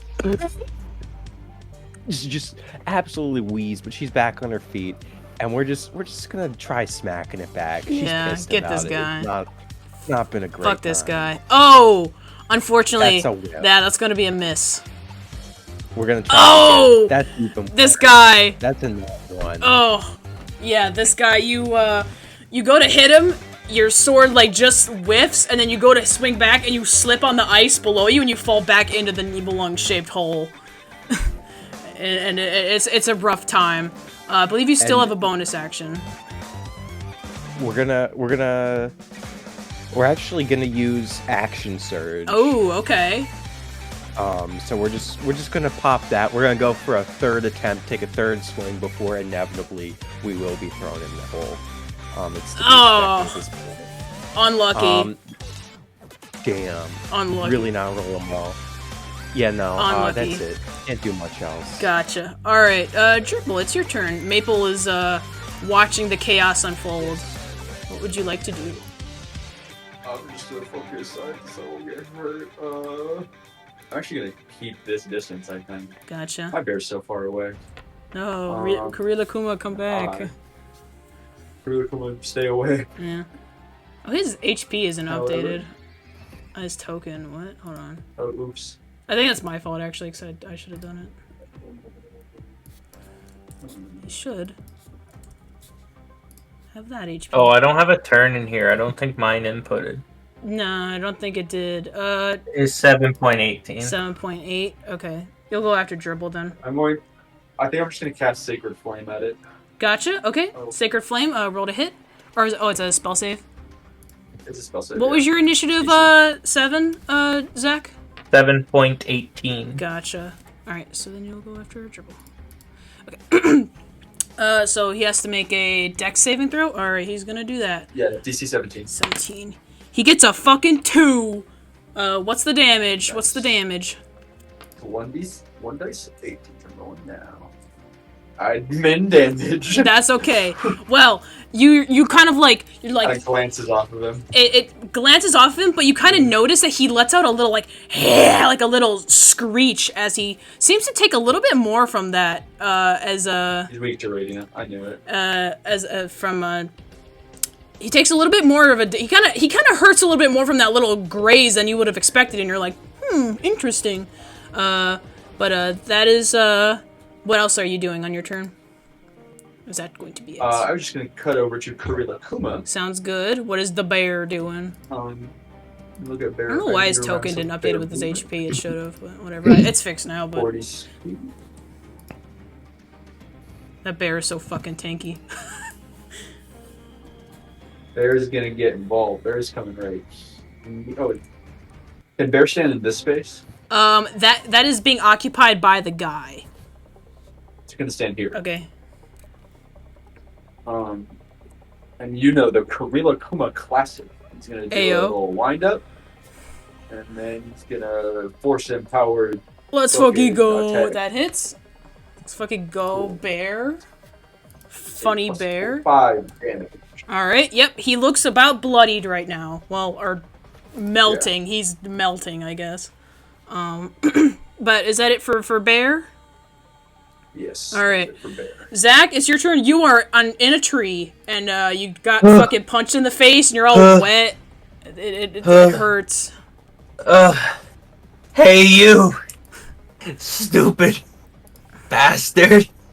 That wasn't very nice. Alright. What's a little more death? It's actually spell save DC 20. Okay. I'm going to infuse the essence of my gambling addiction on him. Using a, Ooh. Your spell save is 20 because of the nail. Yeah, okay. So 20 Constitution is what he needs to get. He rolled a 19. He fails. Alright, he takes 5d12 necrotic. Wait, sorry. 5d12. Okay, so slash roll 5d12. He takes 19 necrotic. Damn, that was a shit roll. Oh, that's still good damage. Let me check something. 19 necrotic. He doesn't die, so he doesn't become a zombie. Yeah, that's what I do. And I go, that's how it feels to lose! Despite your low damage output, he lets out a roar as you are pouring into this guy. Your gambling addiction is too strong. He cannot fathom the amount of debt that you have right now. Yeah, it just went up another 125,000. He's like, oh shit! Is there anything else you're doing on your turn? Weeping, and I end it. Alright, sounds good. It's Toto's turn. Let's fucking go. Woo! I don't have his stat block pulled up. Hold on, I'm sorry. Hold on. That's a good cat picture, Oops! I don't have his stat block pulled up. I'm a little silly. Let me just fucking find his stat block. My homebrew collection. Yay. Warp Trotter. Here we go. He is...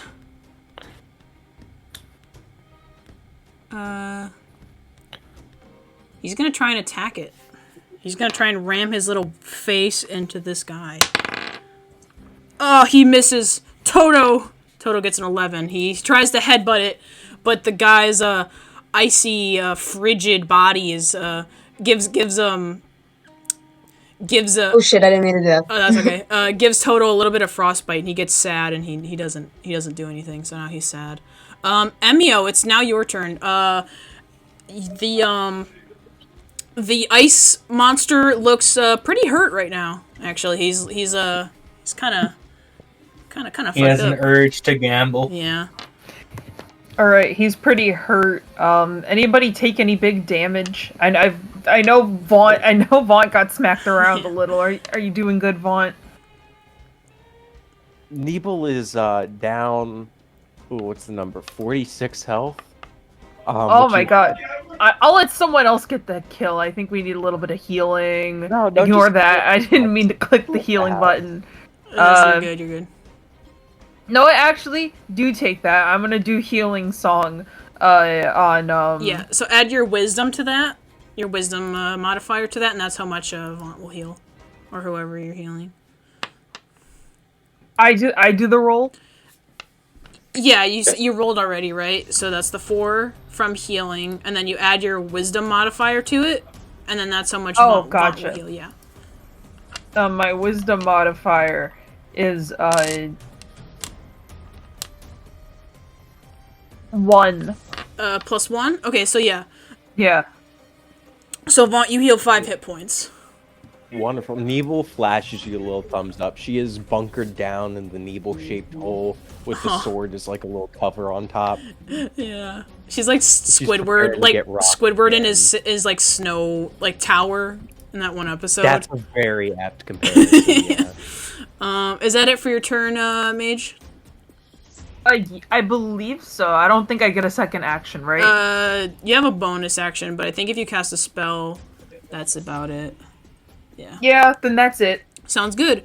It's now the guy's turn, and you guys all watch as he's like body is kind of curling up, like he looks hurt. He's like melting a little bit from the fire from earlier, and he's like building up something, and all of a sudden his body bursts out and a bunch of ice shards from his body start flying towards you guys. I need everybody within 10 feet of him to make a dex saving throw, which is everybody, I think literally everybody but Al and Maple. Emio's fine. Oh, dude, I know you're experiencing my gambling addiction, but you don't need to take it out on us. Is Emio also rolling? Emio's fine. He doesn't need to roll. So it's everybody except for Maple, Emio, and Al. And if you get below a 17, then you fail. But I think... Oh, I gotta roll for Toto. So I don't need to? Yeah, no, you're fine. You're far away enough from him. You don't need to. Nope. Toto fails.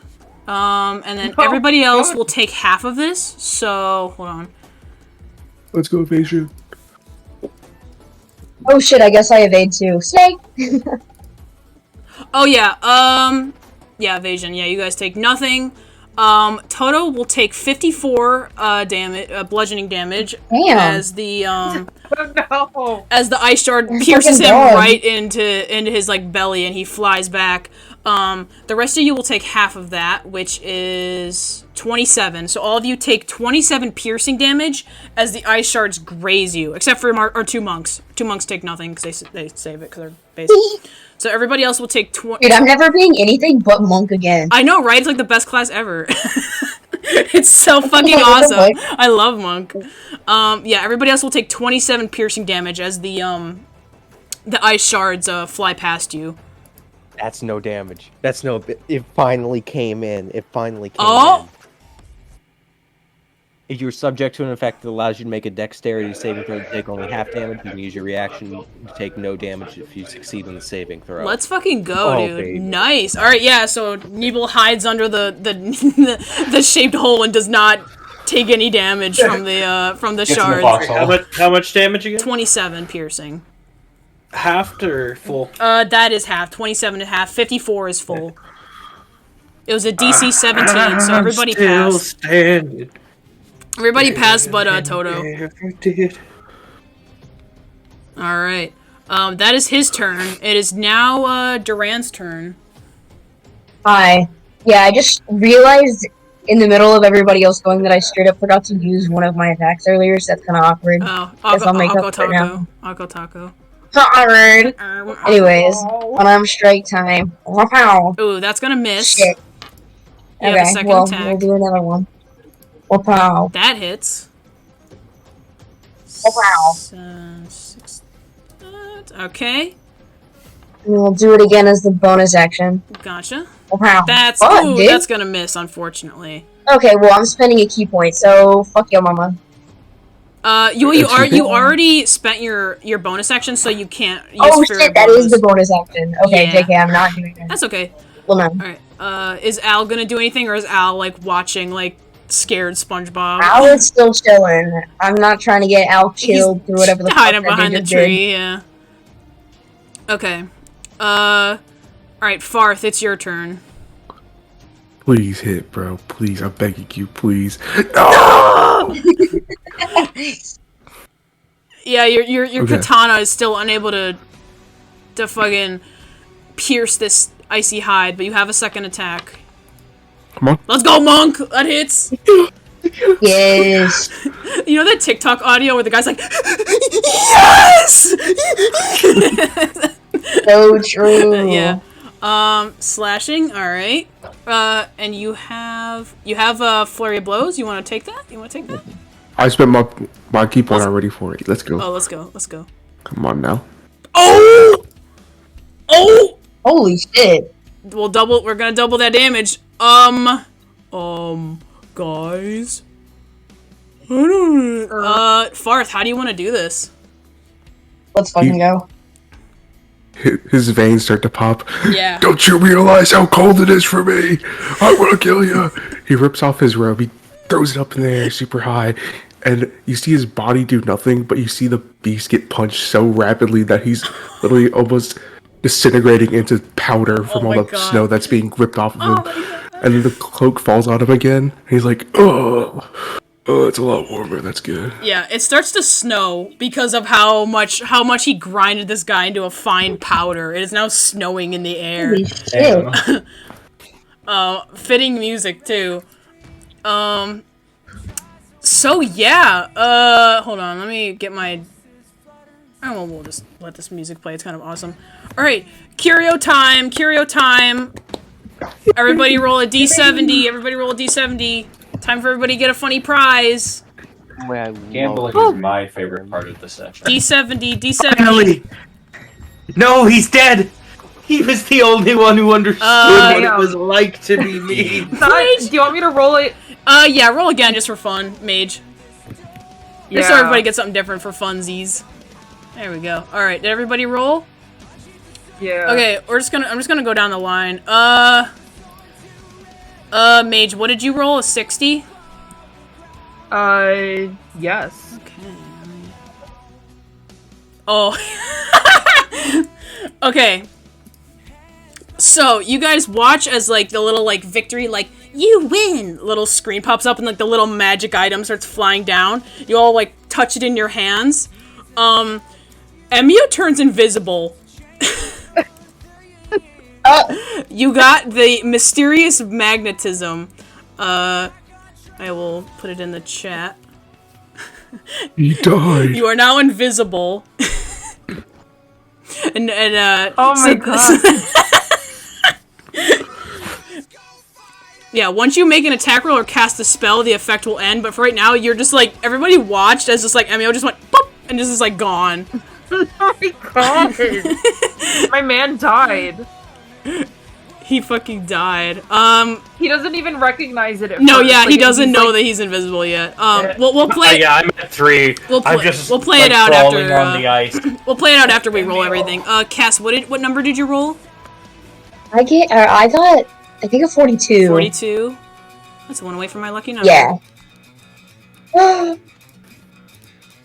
Ooh, interesting. You got the typical Genius Society gossip. What? This is interesting. You're gonna be fucking rich, but you're not gonna get any fucking shit. You get double cosmic fragments, but you will not get any more loot. You still get curios, just no more items. After battle. Oh, I don't give a fuck. I'll roll cosmic fragments in a second. I want to get everybody's little goodies first. David, what did you roll? What was your 51? 51. We're gonna look. Ooh, this one's fun. You got the pinch of bearded gunpowder. This one is fun. 8.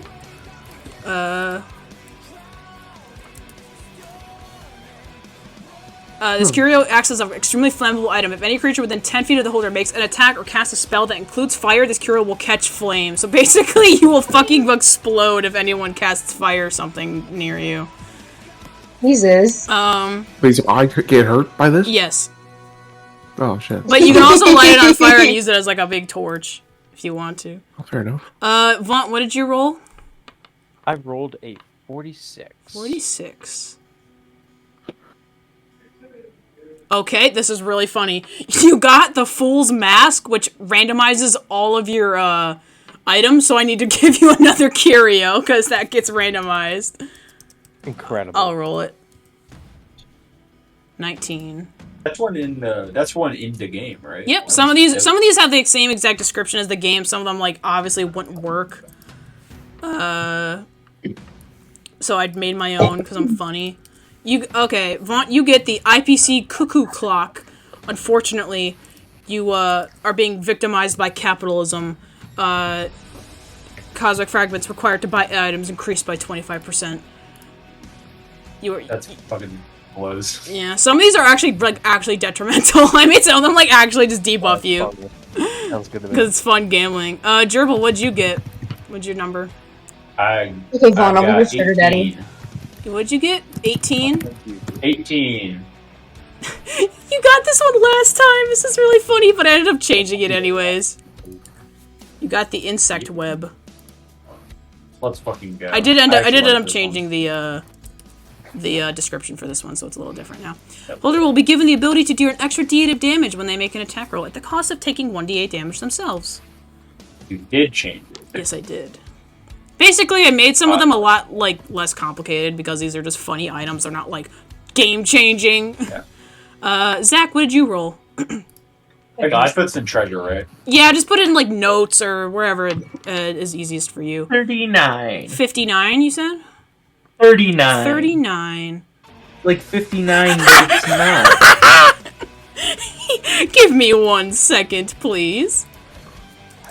That's an awfully. Just remember, I'm currently at 3, so I'm just crawling on the ground. No, don't worry about it. Neat.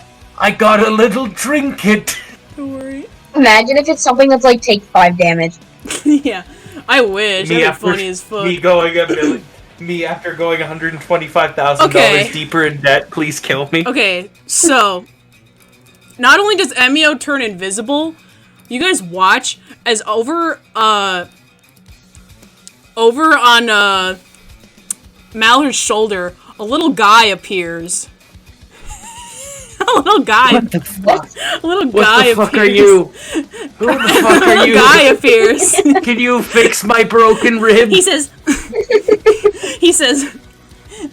"Hi, I'm the vile mechanical satellite number 900. I have an AC of 12 and I have 10 hit points. I will constantly fuck you, dude. Fuck you. You know what? You can gamble. Rib. Oh, it hurts.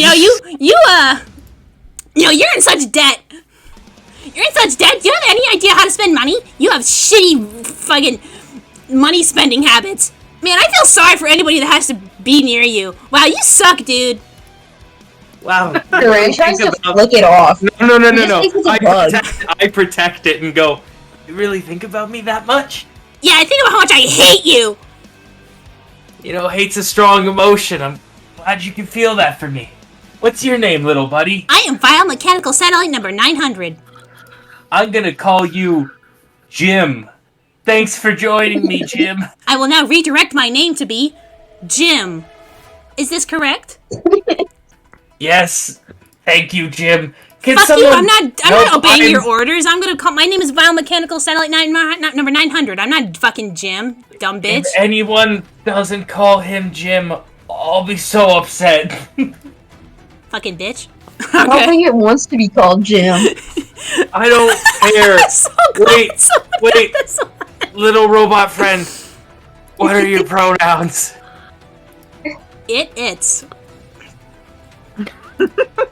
This is Jim. It's my best friend. I love how Robot had nothing to say about that. Robot is not a conservative. Oh no, yeah, he just hates you.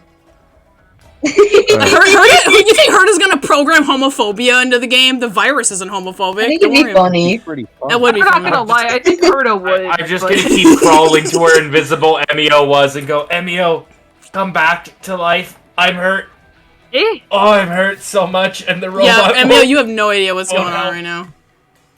I'm right here, mate. Out of thin air, you hear. I'm just gonna, grab my arms around the invisible direction I think Emio is and go, please help. I mean, can't you see the footprints in the snow? Yeah, you can see his footprints. Emio, I'm not letting go until you fix me. I can't just do that. I'm gonna lose the invisibility if I use a spell. Listen, mate. As soon as we enter the next battle, after I've done a little salt with this, I'll heal ya. One of my teeth was hurting, but I think I coughed it out. That's bloody hell. What'd you say, David? What are you doing? I was gonna do a little bit. Oh, yeah, what's your bit? Farthe snaps his fingers at the vile mechanical satellite 900. Hey Siri, bring me to Google.com. Its name is Jim. Don't misgender me, you bitch! Siri, go to Google. It's Grandkids. Jim, Grandpa. Facebook grandkids. Jim. Facebook grandkids. Facebook. Okay. Durand goes, I wonder if it insults the rest of us. No, you guys are fine. Oh, okay. Thank God. I am via mechanical Jim, satellite thank number you for being 900. so nice to my friends. You know, I quite like Jim, but Emio goes to the little buddies, even though he's invisible. Little guy. He's so fascinated by the little guys all next to each other. Yeah, look at these guys all standing next to in a row. Emio's so fascinated. He's like, oi, look at them all standing next to each other. That's so cute. Toto has a little splinter, like an ice shard splinter in his little foot. And he looks very sad. But as Toto Al goes ice skating. good for Al. Yeah, the ice is now fine to walk on now that the monster is gone. Oh, let's go. Can Emio get rid of this? Can Emio pull the splinter out? Yeah, do like a sleight of Like do a sleight of hand check. See if you can pull the splinter out of poor Toto. Alright, don't fail me now, Emio. I'm making the old man dizzy.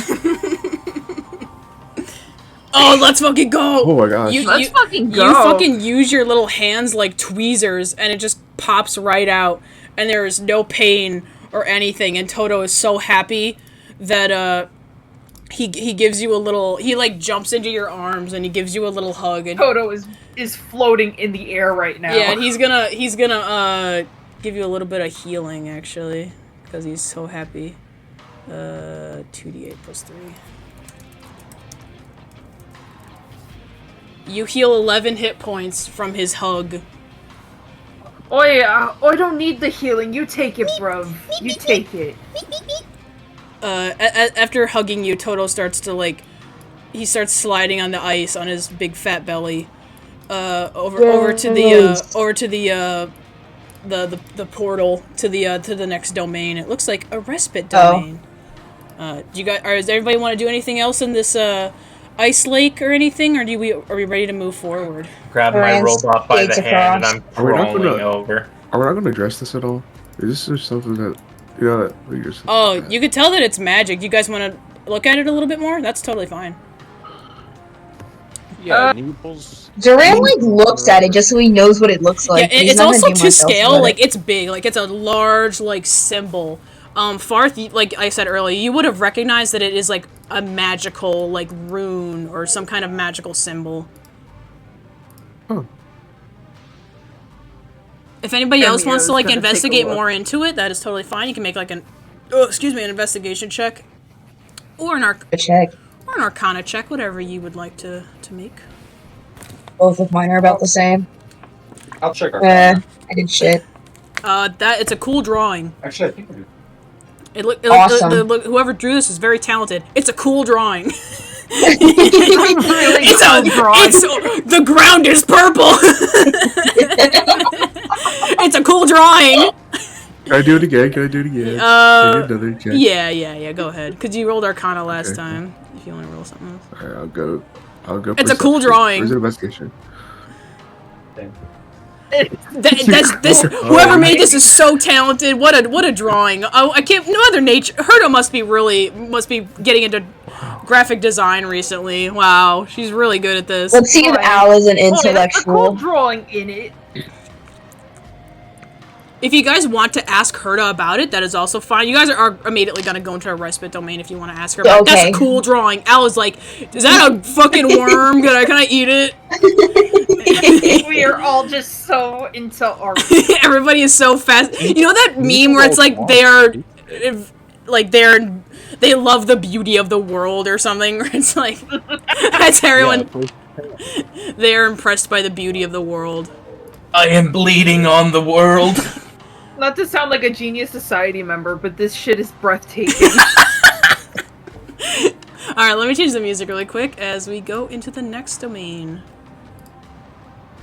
This music is awesome, but doesn't fit to what we're doing. How pretty. We almost went. I need to ask you what that original like lobby music was earlier. That was catchy. Thank you. The one that I just stopped playing. No, the one from the spaceship. Oh, that's one of the songs from Honkai Star Rail. It's like the silly. It's like the song that plays while you're on the spaceship. It's they call. I love it. Yeah. I'll save it later. Yeah. Here, let me drag you guys all in. Oh my god, it's so cozy. Yeah, so you guys all, you go into the, respite domain. Let me just drag you guys all in. Should probably do this beforehand, but I'm lazy as fuck. And, Screwlum, dragging myself down. and you guys see, Screwlum in what looks like a doorman, like, outfit. He's, like, in a fancy little suit, and he's like, Herta has tasked me with playing the role of the doorman, so welcome to the respite domain cabin. Please make your way inside. And he like opens the door and does a fancy little bow. You guys want Emio, who is still invisible, looks at him and goes, "Don't worry, bruv. Someday us robots will leave the working class." I was hoping the same thing, but if you come to Planet Screwlum, we may have a place for you. I'll think about it.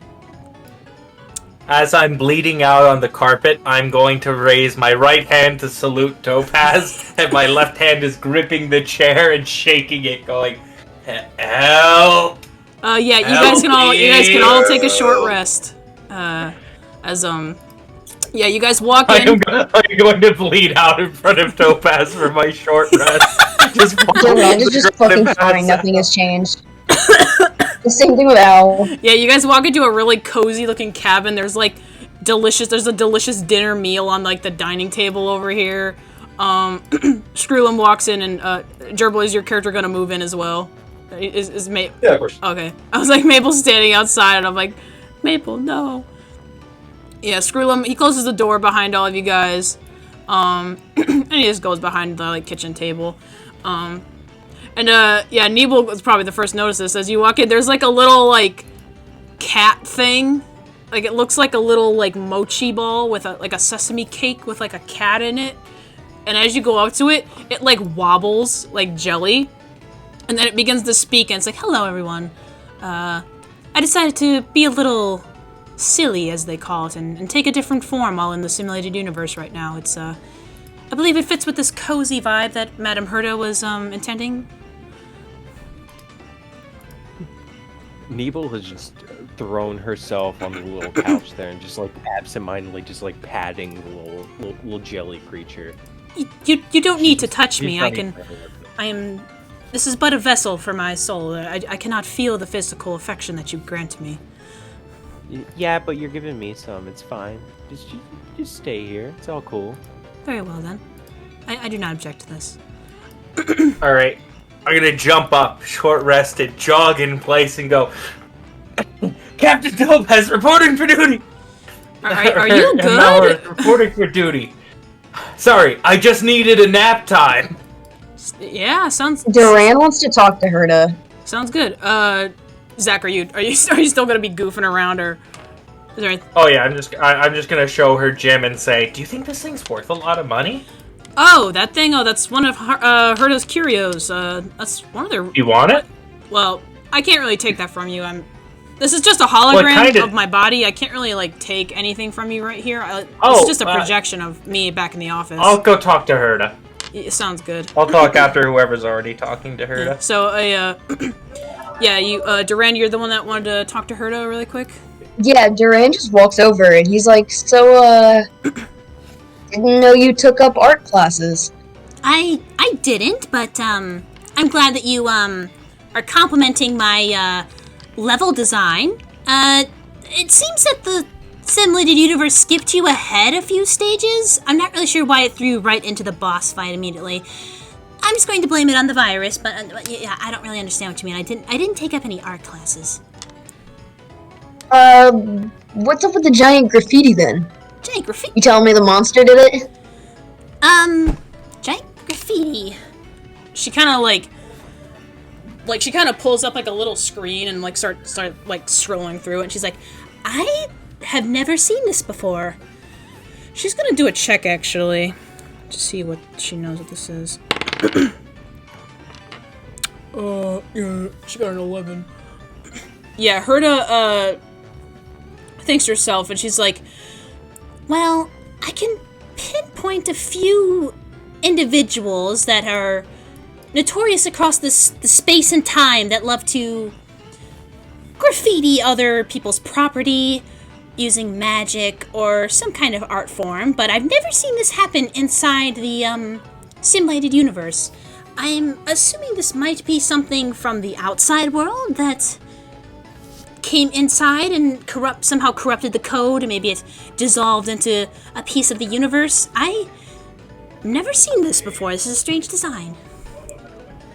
So, this could or could not be related to the missing researcher, but you're saying that if it is related, that's bad news? Well, if it is the researcher, that would mean that she is at least announced her presence. I'm not sure if she ever did take up art classes. I admittedly don't really know much about her. She was very quiet and kept to herself, but she always had a pleasant look on her face. So she seemed to enjoy the work here. Which kind of makes me feel a little bit bad for sending her into a life-threatening virus domain where she doesn't have any powers that I know of to defend herself. But don't worry about it. It may or may not be connected to her. Perhaps if she was smarter, she would have written a bit of an SOS on it instead of a cooler design. But keep an eye out for more graffiti like this. It may or may not pop up, and it may not lead us to any clues about our lovely missing researcher.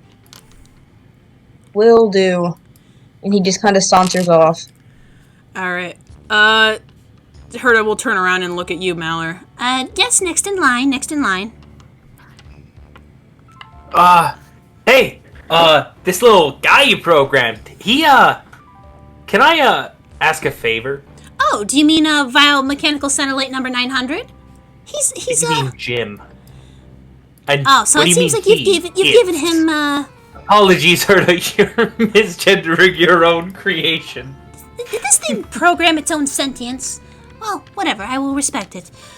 It learned hatred, and it hates me. Well, that was... This could be worth a lot of money. Do you know how many people fail to come up with insults for me to try and get me to pay them back? If you send this code to Topaz, I could make millions off of it. Well, you see, there is no other genius like myself that is able to create, teamed up with Miss Rowan May, we are able to create anything within this universe, so I decided to create a hateful little robot.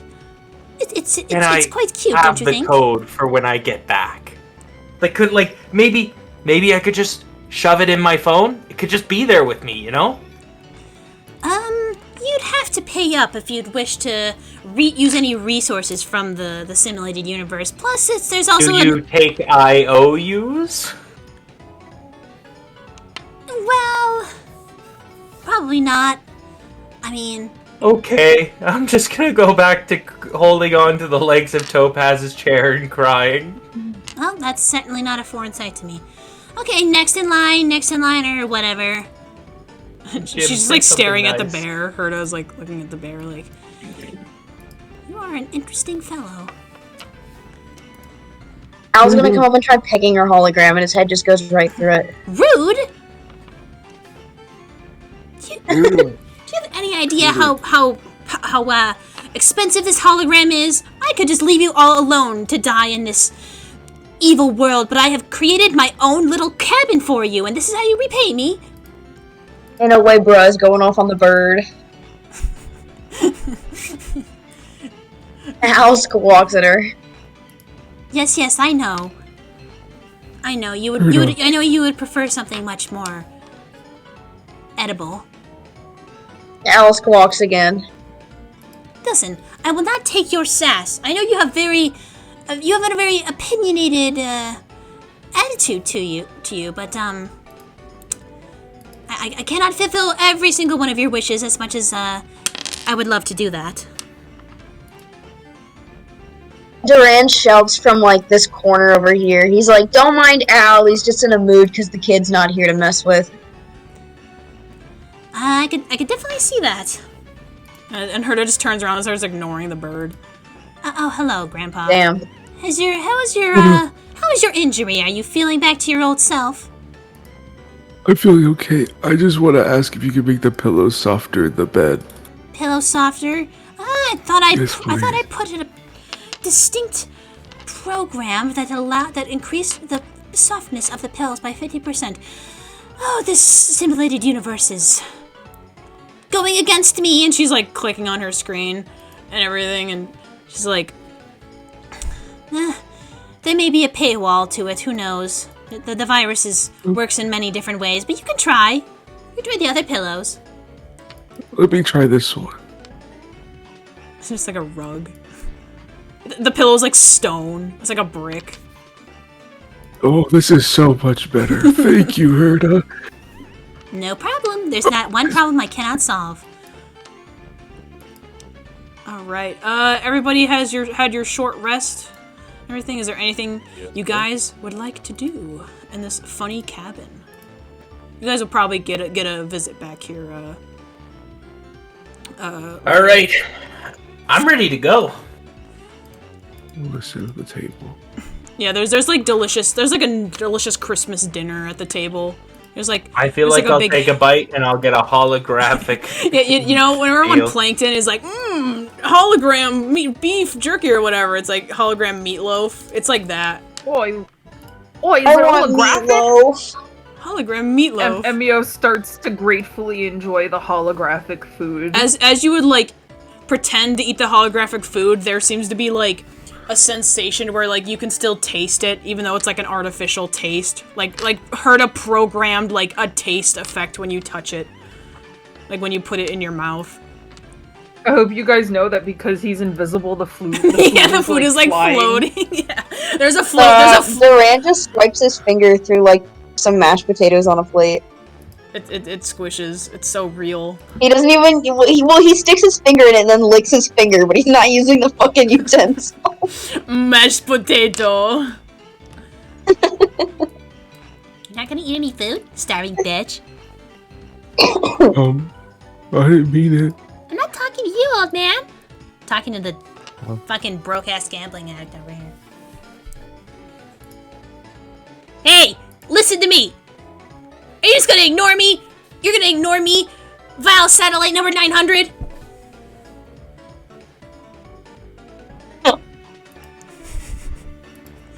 Alice pecking this fucking cat. Jim, go say something nice to Herta.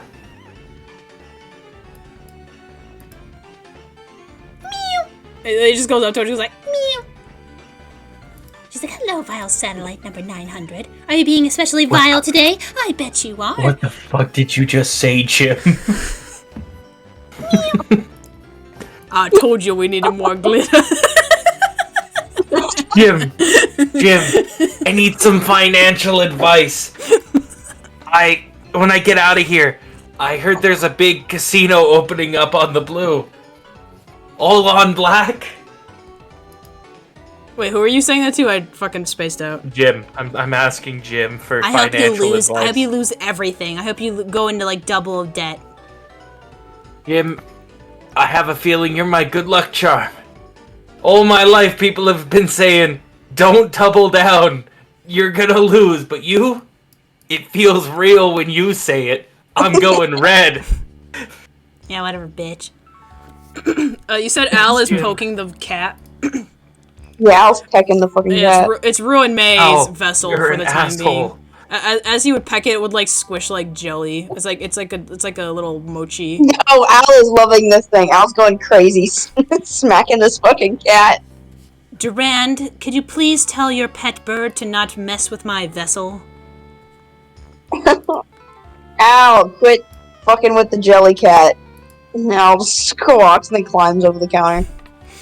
There are no manners in this cabin. Screwlum like says to himself as he's just like writing down shit on the table. This fucking bird's gonna get into the kitchen. Alright. Al's cooking up a sandwich. Herta, how do I leave? And do I just jump through again? Oh, right. I almost forgot. All right, listen up, everyone. Herta says as she kind of pipes up and like stands in the middle of the room. So this is something new to you all. The simulated universe usually follows a direct path to the end, but this time there are two different paths that diverge to you. Let me just fucking pull up the shit. The first one is... I can't fucking find it. Here it is. Ugh. First one is something you're very familiar with, an occurrence domain. It is a random event that may potentially give out cosmic fragments, a new puzzle for you to solve, or a fun little experience for you. It's a little bit more laid back, and at the end is what we call... The other option is what we call an encounter domain. This one is usually a much more difficult combat encounter, akin to an elite domain, but you will be given generous rewards, much more generous than that of an occurrence domain. You all don't need to go and... You guys may split up, you can all go in the same one. It's really doesn't matter to me. It's just spices things up a little bit. So whenever you're ready and ready to go, just step into one of these portals and it should take you through. Jim. What? Left or right? Whichever one hurts you more. Really? Okay. You're not gonna pick the one with the generous rewards? I thought that was your whole thing. Right. See you later, babies. All right, yeah. Boy, Well, I got a currency doubling thing, so I'm gonna follow. See y'all. Yeah, you guys are you guys are free. Who wants to go in this one? You guys are free to split up and go wherever you please. Here, we'll just like, yeah, it's like I'll like move it over here. Like, just go move your token to wherever you're going first. So, Yeah. I jumped in. I'm inside. Oh, I grabbed Jim as well. Jim has to go. If Jim dies, Oh yeah, Jim then is it going to what follow it is. you until he dies, or like you end the I will session. protect Jim with my life. I'll go. I'm gonna do the puzzle event. Sounds good. Gerbil, where's your... Oh, you're muted. Never mind. That was really good. David, where are you going? I did not mean to be muted. I was just doing that so that you didn't pick up my background noise. Okay. Where are you going? I was trying to follow Jim. You're going to gym? Oh. Yeah. Well, I don't want. Mage is just gonna be in this fucking puzzle with the bird. In that case, Toto will go with Mage. Good luck. Sure, I'll go with Mage. Sure. Okay, so... Hell yeah. So in that case, we'll start with the occurrence because there's less people going in there. So give me 1 second to move you guys in. So it's just Mage and David going to the occurrence? And the bird. Oh, Al was gonna go in too. Oh, Al. Fucking betraying his owner. What the heck? That's really funny. Boyhood. Damn. That's really funny. How crazy mental stimulation. Yeah. Durand's letting him rest. He said, "Have a good Christmas." It's his Christmas break. It's just like two guys and then like the animals are going into the occurrence. That's really... Two guys, one of which is invisible. Yeah. Let me just set up the other one really quick just so we can have a... Oh, so literally the old man thinks he's just going with the fucking bird. Because he doesn't And even Toto. see it. So everybody else was going to the occurrence? Or the encounter, I mean? Yeah. Yes. Okay, that's... Actually, Nebel seeing that she's curious with the bird now. Right, she's gonna go to the puzzle. You're gonna go to the puzzle? Okay, interesting. Yeah. Gerbil, is the bear gonna go and follow you as well? Go in the same one as you? Yes. Okay, and you're going in the encounter?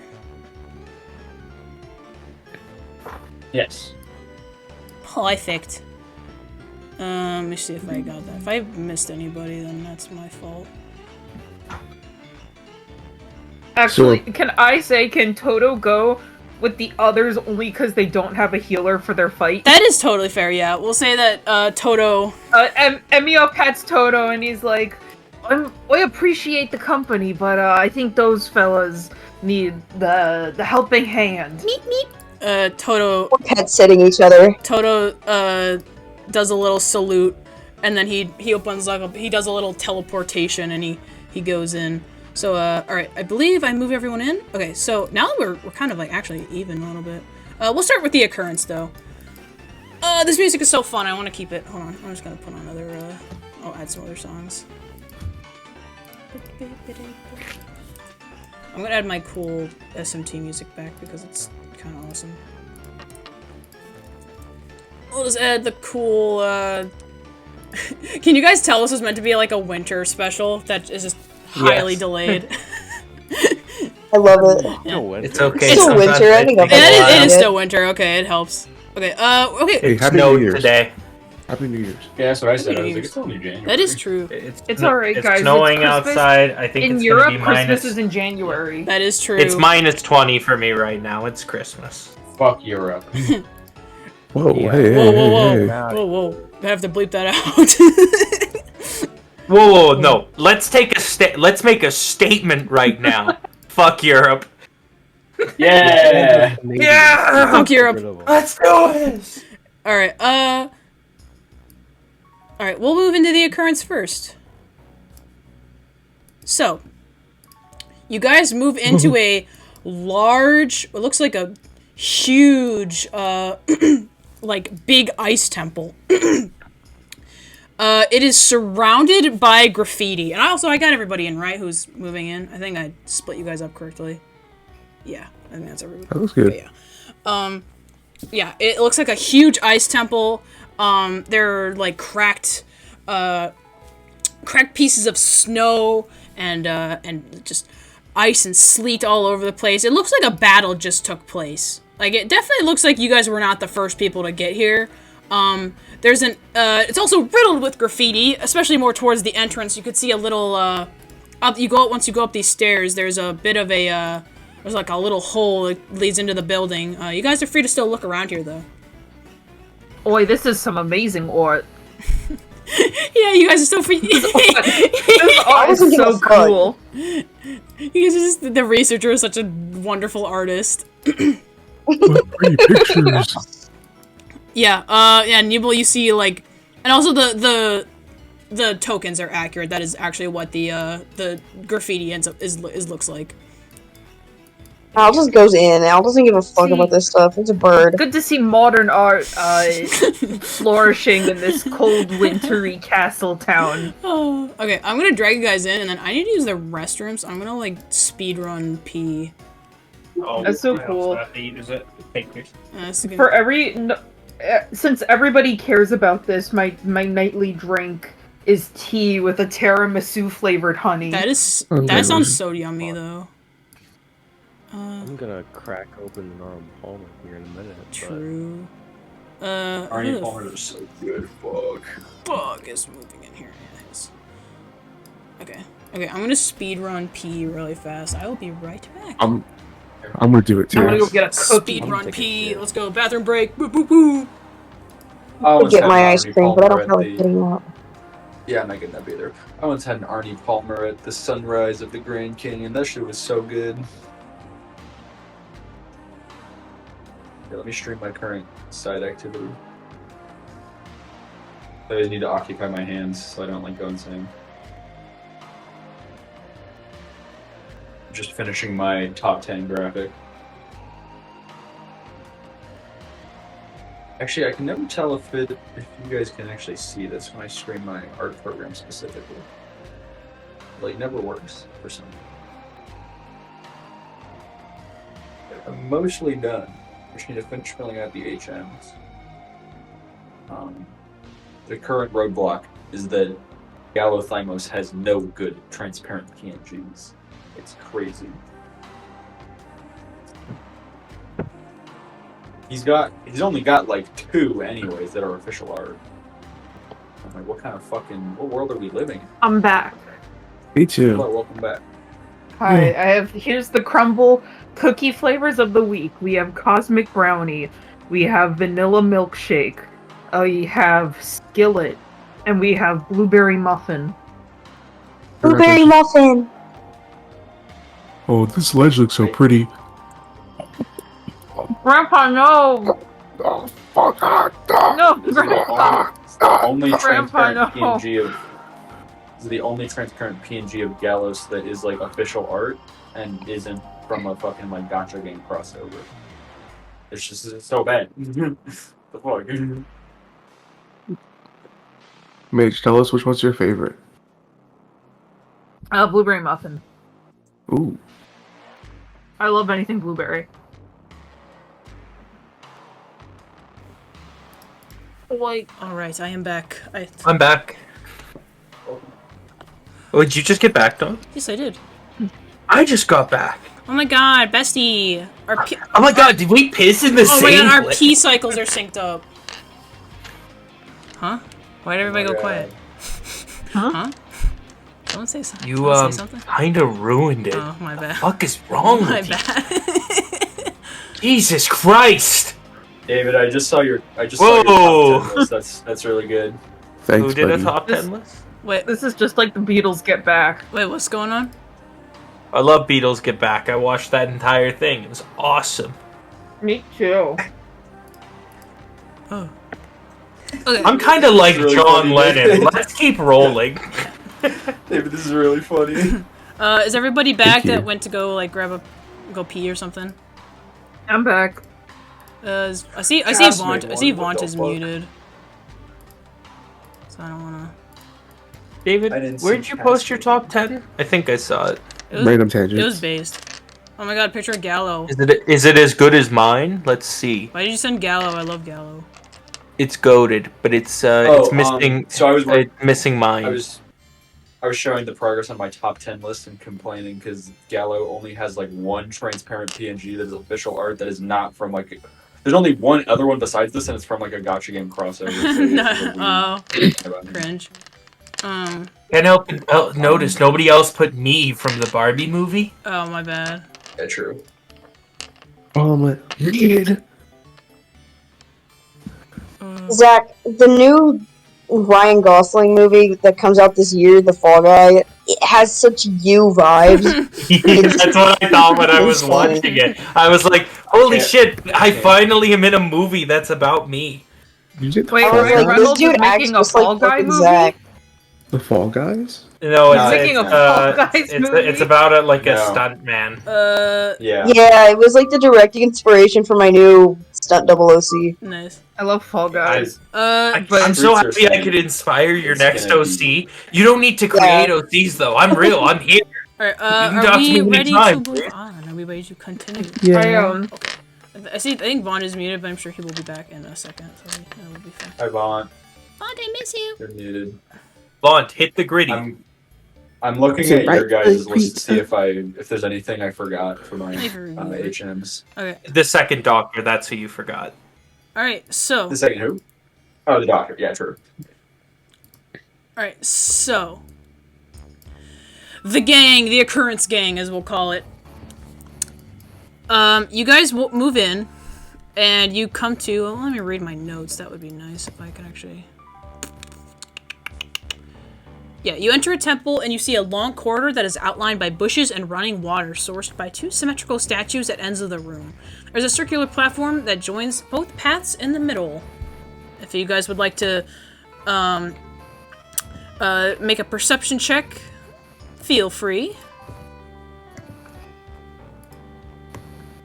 Hold on, I'm doing my Broke, check. stop pecking the fucking ground. Okay, there we go.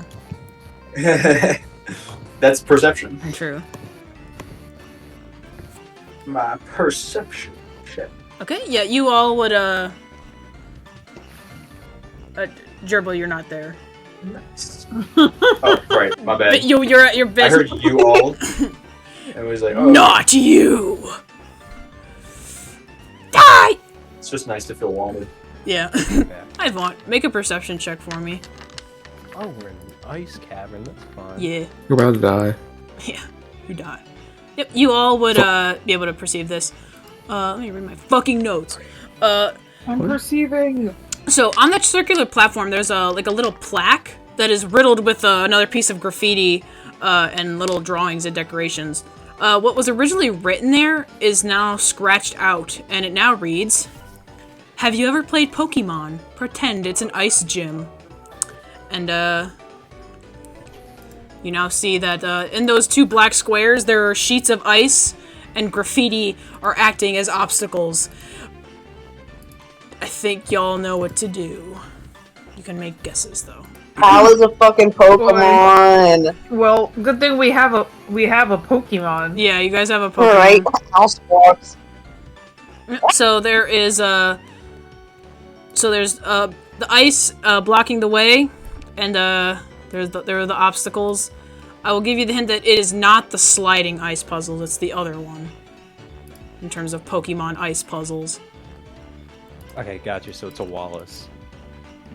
Oh. Nibelung has played a bit of Pokemans. I know XY had an ice gym, but I don't remember what the fuck happened in it, so it doesn't matter. If you guys feel free to use the like drawing tool to like just map out where your character is gonna go, just to make it easier.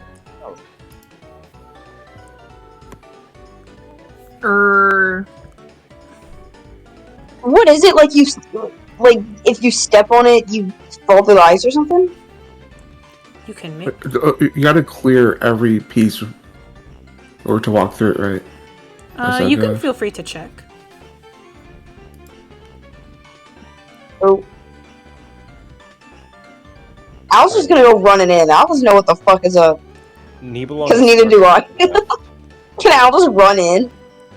Yeah, we could say that. So Al will be the example. Al, he runs across the he runs across this tile. Each time he steps on it, it breaks and shatters. And then he tries to like step to the left he tries to step back, and then he falls through the hole. You watch as he like falls down into the abyss, and then he falls from the ceiling. Oh my god. And then he falls back out over here. Al squawks and ruffles his feathers and then disappears fine. It seems like there's some kind of teleportation underneath the platform where you do not trigger the puzzle.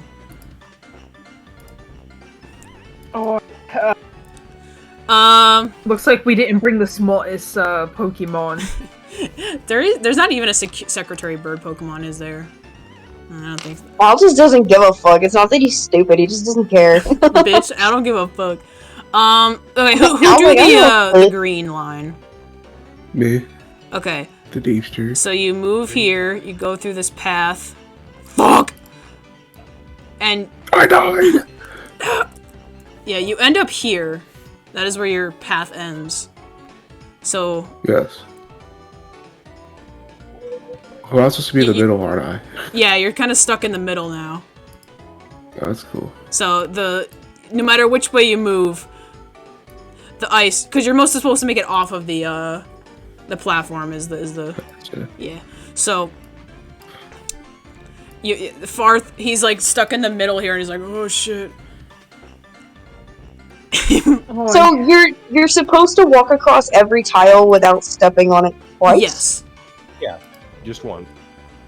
Got it. I'm gonna take the blue path. The blue path, unfortunately, runs you in a big circle, and you are now back where you started. Oh, okay, I get it now. It doesn't disappear when you finish it. You have to, like, We gotta go... Erase. Oh shit, never mind. This sucks. How do I erase? I got it. Can I walk around Gramps, or is he No, I got rid of the boxes! Fuck! I mean, I can still draw them, but, like, fuck! Could you undo it? I did undo it and it stopped working. I did clear. Like, I did the clear drawing, and it fucking... Fuck! It's okay, I know how to... It's like... It was like... No, it wasn't like this. It was like this. Yeah, and then Okay, I've got it, Gramps. Don't worry. Yeah, it was like that. Okay. Okay, there we go. Problem solved. I got it, Gramps. I actually do know the solution, I think. Yep, feel free to draw it. That's okay. Question mark? Yeah, that Yep. that Works. As Emio, he kind of walks through the path.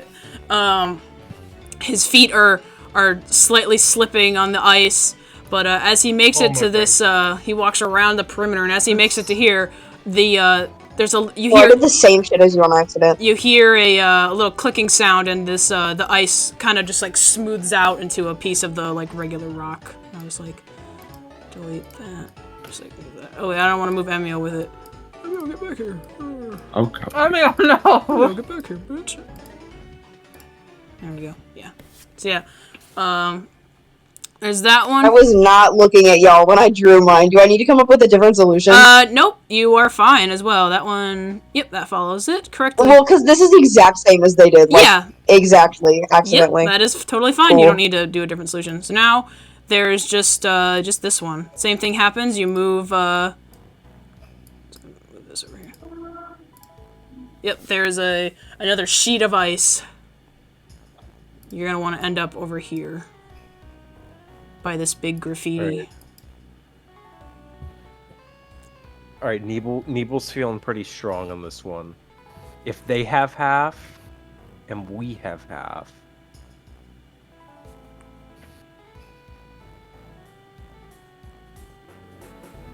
I might make a mess, but I need to draw. I can't visualize Oh, no, yeah, this. feel free to draw on it. I actually encourage you to draw on it, because the answers are drawn on my screen, so... like, feel free to fucking draw on it, because that's the only way I know how to do it off the top of my head. How do I erase it? Fuck, okay, wait. Erase my line. I think if you do... Oh, what hi. the heck is that? Oh, Jaja. Who put Garfield on the map?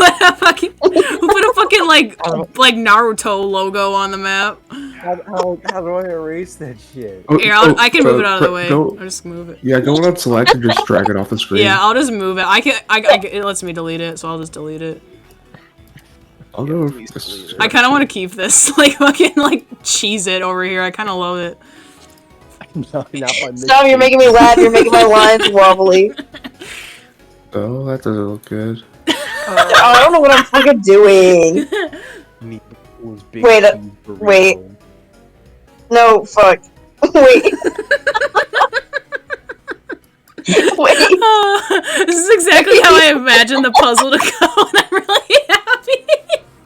I love that with D&D puzzles. You make like something designed for infants to solve. Wait, shit! And Put it up a in the bunch middle. of adults taken out. What are you doing? Okay. You can just see where I got stuck. I'm just gonna like.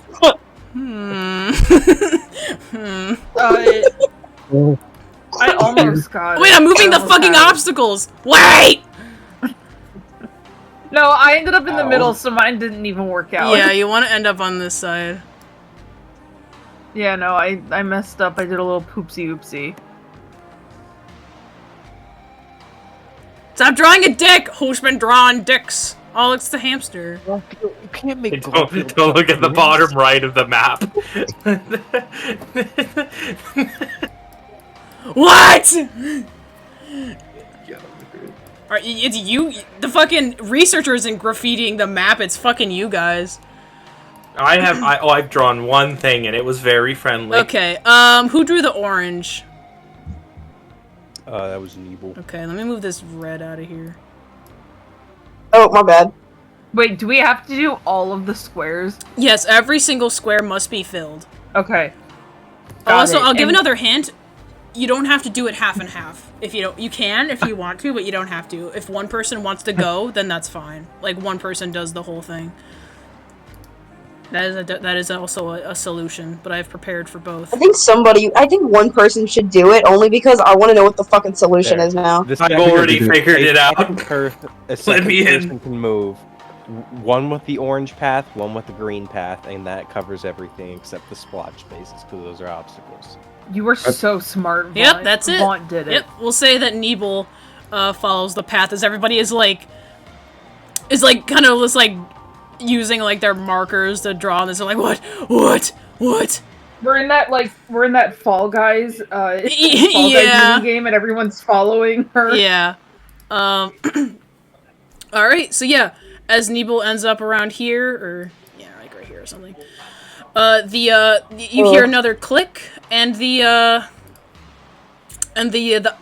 ice sheet smooths out into normal ground, and I'm gonna clear the drawing so I don't have to fucking look at it. It should have me cry laughing. Damn, I had that solution too. Fuck y'all. Not Garfield penis. No, it's Riz. Please stay with us. I'm sorry. That was the easiest way. No, don't leave me. Wait. Yeah. As you as you do that, you come to this side. It the ice sheet smooths out, and do you guys keep moving up the stairs? Sure. All right. Hell yeah. All right. As you guys move up the stairs, once you step past like this statue, you feel the ground beneath you begin to like, begin to like shake and rumble, and like an earthquake is happening. And it begins, and the earthquake becomes so severe that the pillars around you start to like break down, and you see cracks in the ceiling with debris starting to fall. Like the temple is like rumbling, and you suddenly hear, what the hell is my thing? And you suddenly hear over your communication devices. You see a incoming call from Herta. You don't even need to pick it up. She immediately just goes right in and starts talking to you guys. She's like, "Go into the portal now! Run!" And that's where we'll leave it off. Oh, shit. That's where we'll leave it off. We will go back in time a little bit to the gang, to the encounter gang. We move it over to the other side. So around the same time you guys went into the the temple, this is also happening at the same time. So let me scroll up a little bit. Alright, you all feel a cold rush blow over you once again as you're surrounded by an icy tundra. There's a bright side to this, however, as in front of you looks to be an open restaurant.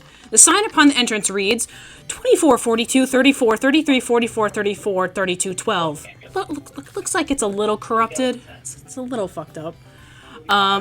Once you head inside, you guys are all greeted by a very cozy atmosphere. There's a few NPCs of the universe sitting by a fireplace in the end of the room. They're chatting. There's long tables where a few others are sitting and eating. There's a friendly-looking bartender preparing drinks. If anybody would like to make a perception check as you guys enter in, I'll have Toto make the perception check. I think I'll make a check. Ooh, Toto got a nat 20 on perception. Dude, my fucking checks today suck. Oh my gosh. I did better than you, and I have a -3. You should restart your roll 20. It's That's what I'm a saying, gamble bro. Let worth me get some of doing. this shit So out. true. There you go. Okay, there we go. Alright, Toto got a nat 20 on perception. What else did everybody else roll? I got a 14. I rolled a 9. Do I see this speech bubbled on the table? Let me check. Yep. So,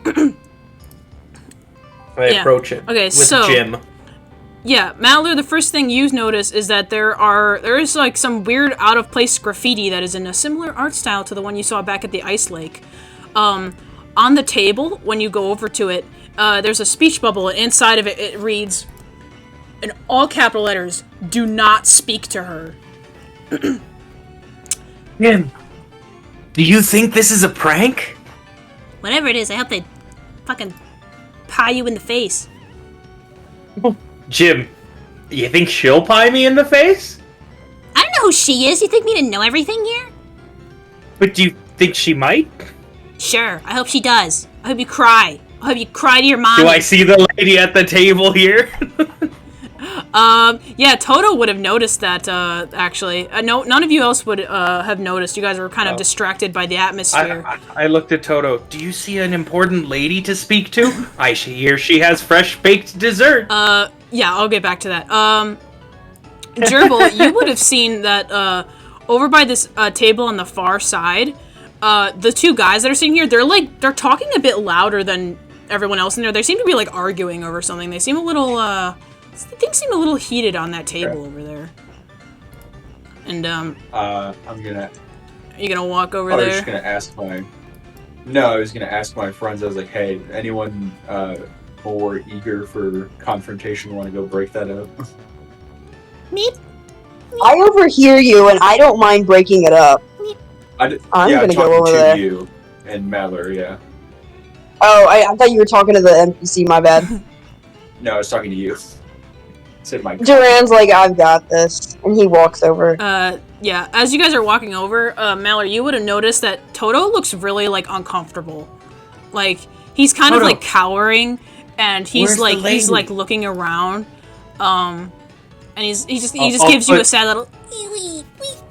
I'm gonna put my hand on the front of its head. I'm gonna put my head against his head and say, "Don't worry, Toto. If you're allergic to pie, I'll take it for you. Where is she?" Me. He kind of like nudges his head over to the back of the restaurant, but he makes it clear that he does not want to go over there, and he's gonna Don't worry, Toto. He's gonna follow the rest of them. Toto, stick with the rest. Jim and I are gonna go talk to the scary lady, right, Jim? And I'm not just scared because she's a lady, Jim. Okay? I need you harassing Jim me is anymore. not responding. Jim, I'm grabbing Jim by the floating robo arm and pulling Jim with me. We'll get back to actually no, we'll start with you. Well, no, actually, I changed my mind. Double ran. Durand and Maple, you guys walk up to these two guys, and you see the guy with the glasses on. He's just like, I'm telling you, we can't stay here. If we stay here, we're all gonna die. And then the guy with the dark hair, he's like, no, you're not listening to me. You're not listening. And then they're like, oh, they're talking over each other, and they're like, listen, if we stay here, that thing is gonna come, and it's gonna come and it's gonna blow this whole restaurant out, and then we're all, this isn't safe. This isn't safe, man. And they're just like, they seem to be like, they're getting really heated. There's a big disagreement going on. Durand kind of saunters over and sits himself down. He just sits down at the table. Dude, he just chills. He doesn't give a fuck. Bro's He just chilling. sits down and he's like, yo, what's the big talk? What's going on here? I assume the guy with the glasses turns to you, and he seems really exasperated. He's like, I assume you don't know the legend of this place. First timer. Well, he is really delusional and is completely in denial of this. There's a legend of this area, this tundra. It says that it's not even really a tundra. There's this conspiracy. We're all living on the back of this giant monster.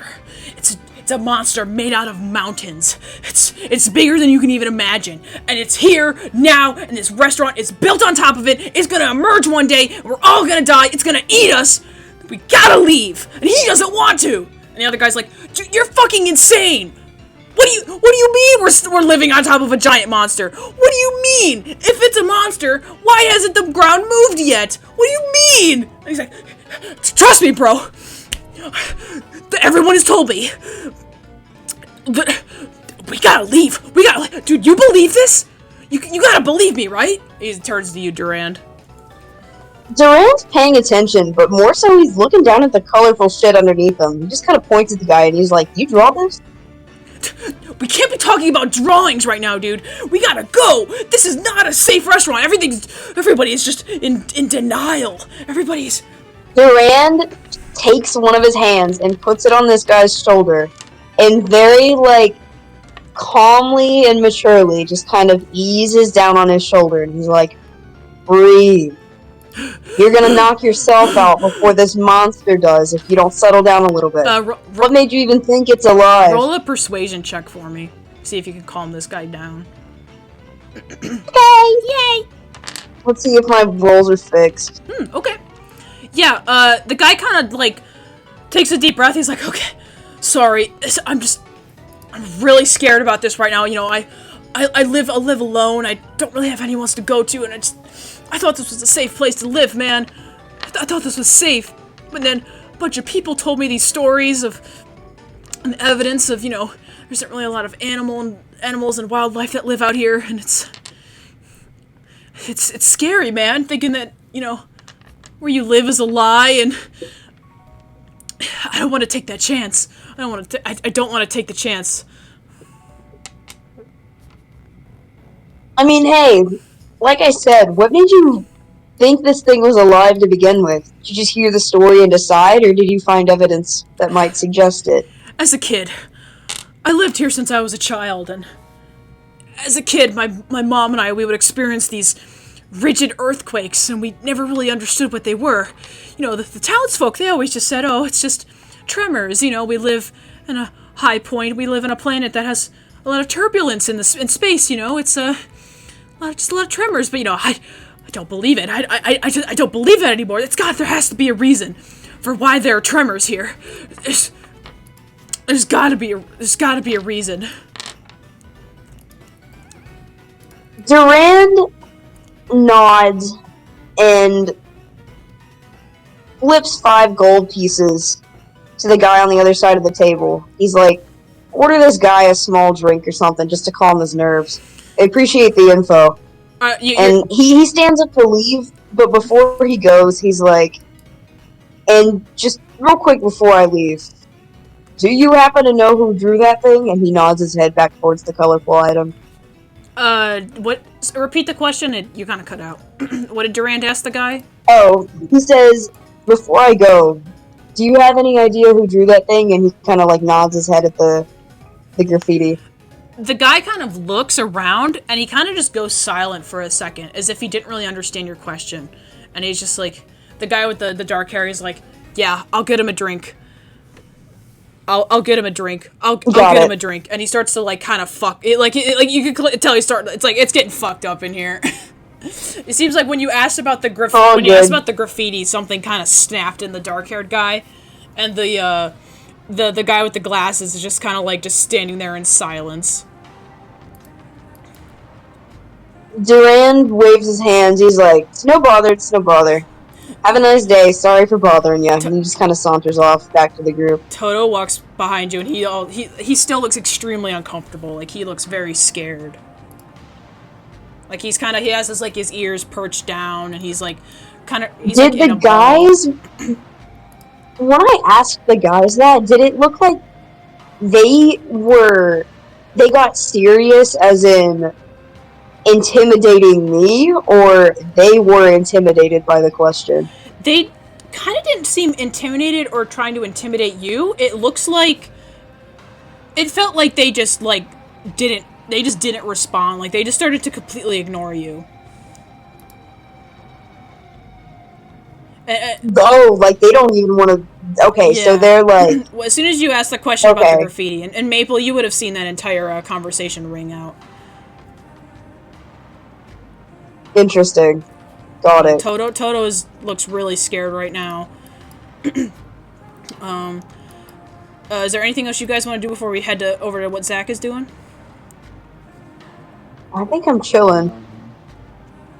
Yeah, I think I am too. I was kind of just eavesdropping because I didn't want to get directly involved. Gotcha. Because I'm trying to think of what I would really... There's other people talking by the fireplace. There's a bartender you can talk to. Yeah.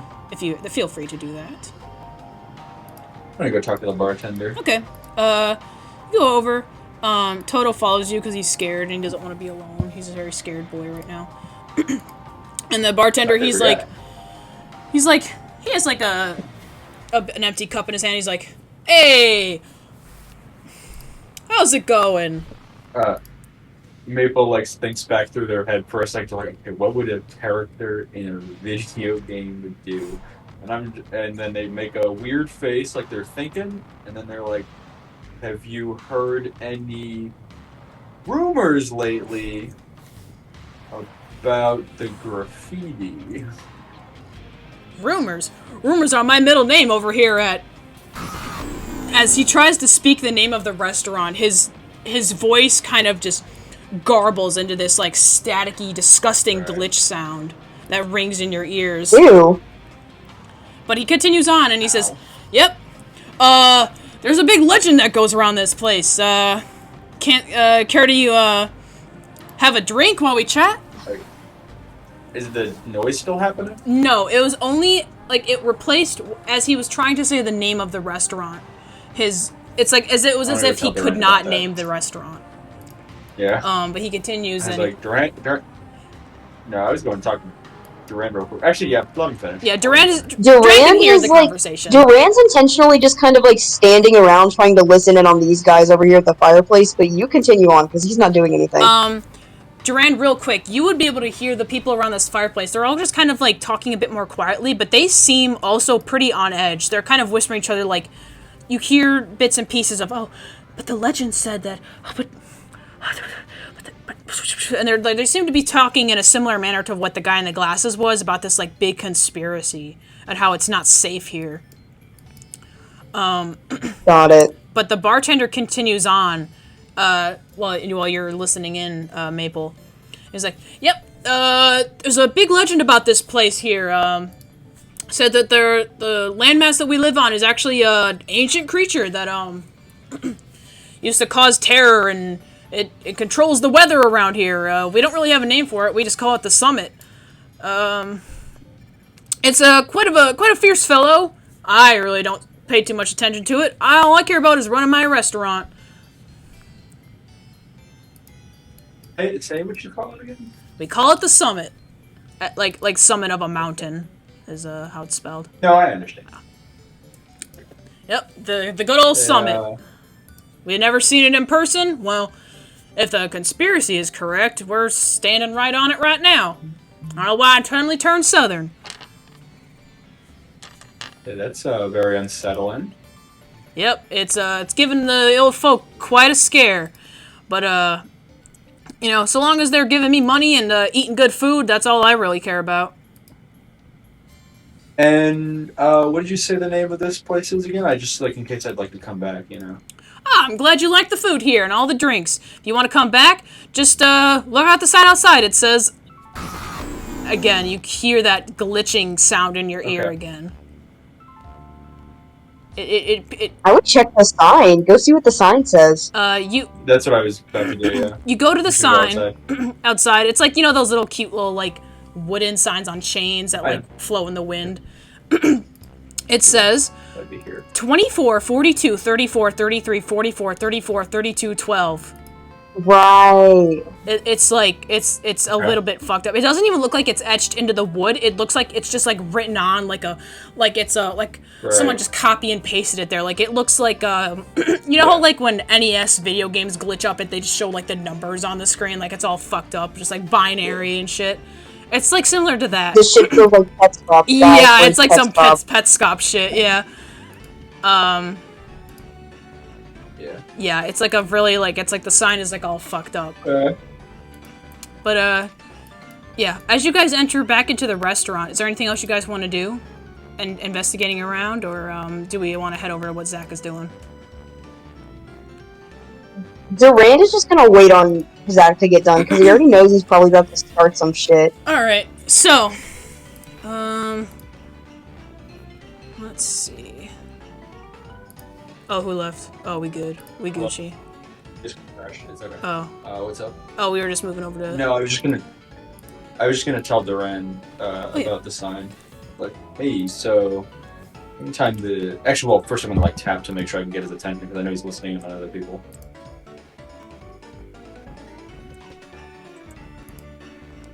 Yep, yeah, what do you say to good old Durand?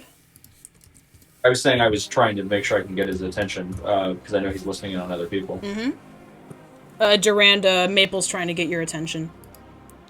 Oh, sorry. My mom's fucking texting me. Sorry, what's you're up? Good. Oh, I was just trying to make sure I could relay a message without interrupting your eavesdropping. I was just gonna say, I was like, you know, I was talking to the bartender. You can't even name the place. I think it's to do with the weird glitched out sign outside. Interesting.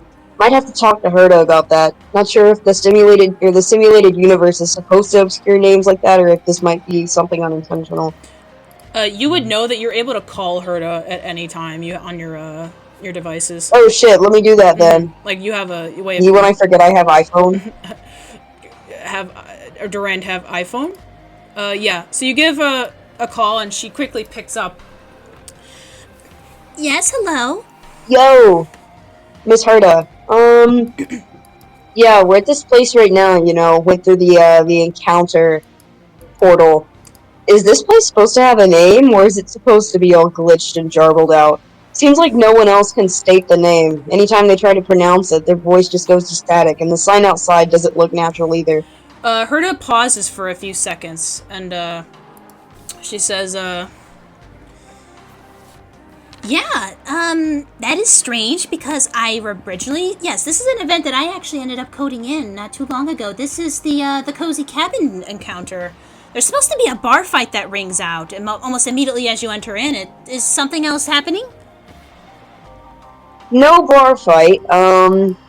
Two dudes were arguing at a table, but one of them seems kind of freaked out while the other one's just trying to calm him down. I went over and told one of them to buy the other guy a drink, but There was another case of that strange graffiti, and he kind of looks back over it again. He's like, I tried asking him about it afterwards, but neither of them wanted to answer me. Can't tell if it's just not programmed into their dialogue or if they don't want to say for other reasons. Yes, immediately my theory is that the graffiti is not supposed to be there, so they have no coded dialogue response to being questioned about it. She seems to be like, she pauses again and you can hear like keyboard typing on the background sound. Yes, this is very strange. Wait, what is your gambling friend doing over there? And we'll kind of pan the camera over a little bit. All right, Jim. Now don't be too shy. You're gonna be my buddy here, right? Hype me up. Hi, Miss. My name's Malheur. What's yours? So, as you walk up the stairs, there is a there's a woman with long dark hair sitting in the back. She has what looks to be give me a history check actually to see if you recognize what her attire is. Let's do the histories. Hopefully they're from the blue. I know the blue. 16. 16? Yeah, you can recognize Herta's space station attire on her. Oh!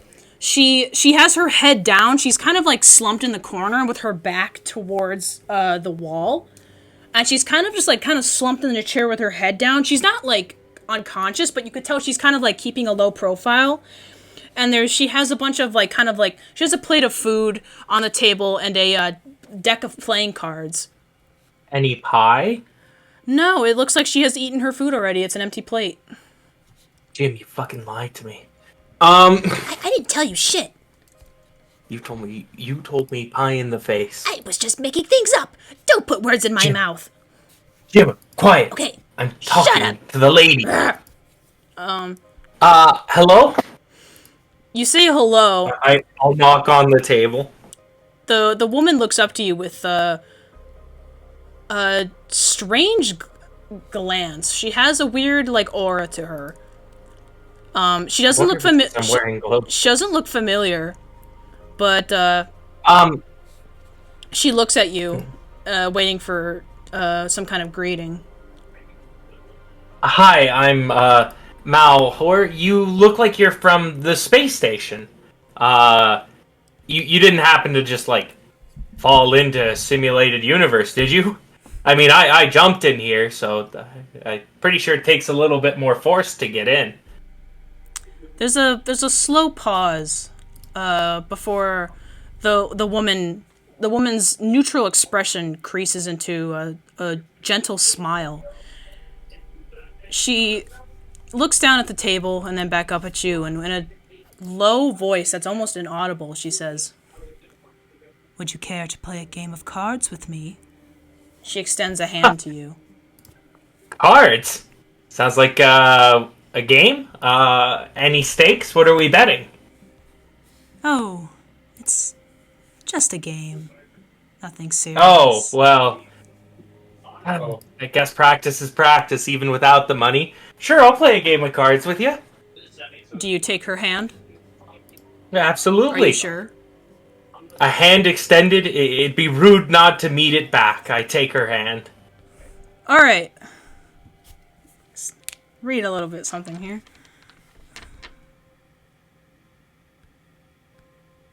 You die. Not quite. Alright. Maple, Durand, you see Malheur speaking with this woman in the back of the bar, and Herta brings attention to it. Who is he talking to? That NPC is not supposed to be programmed in there. Looks like she's wearing the uniform of your space station. She's got, I don't know, looks like curtain bangs, bluish hair. He's just trying to describe her features from afar. I don't recognize who that. And as Herta is cut off, you all watch, Malheur, you see this too, as out from her sleeve, a dark crimson tentacle shoots out from her hand and latches onto your wrist. The ends of the wires. Bad touch. The ends of the wires almost have teeth that latch onto your skin and begin to bite down as if it's trying to rip your arm off. I need you to make an intelligence saving throw for me. Holy shit. I might have to hop in the cell phone here real quick. My int. My brain is massive. 21? All right. So, Yeah. you're... as this tentacle is latching onto your arm and everyone can see this happening, the woman's face begins to slowly melt and her eyes become gaping black holes.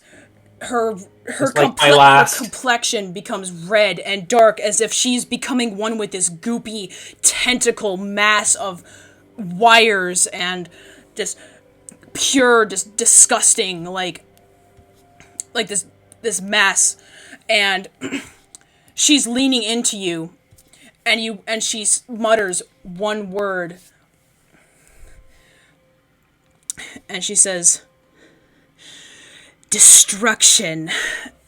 And everybody else would be here. See the lights of the restaurant begin to flicker and the walls begin to slowly melt down as if the whole entire building is just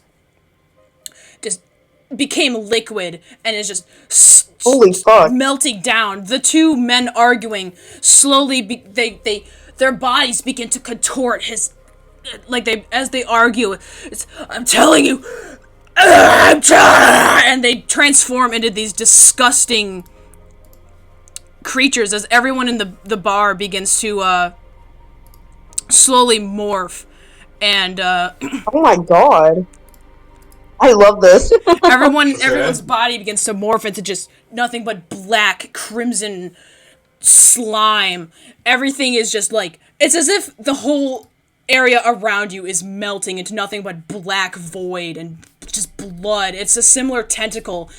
Malheur, you're still being latched onto by the arm of one of these tentacles. You feel in your brain, you feel a voice telling you to kill, to submit to the destruction, submit to your surroundings, heed your body and will to this.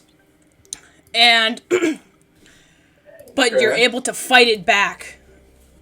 You're able to kind of you're like no, this bad touch.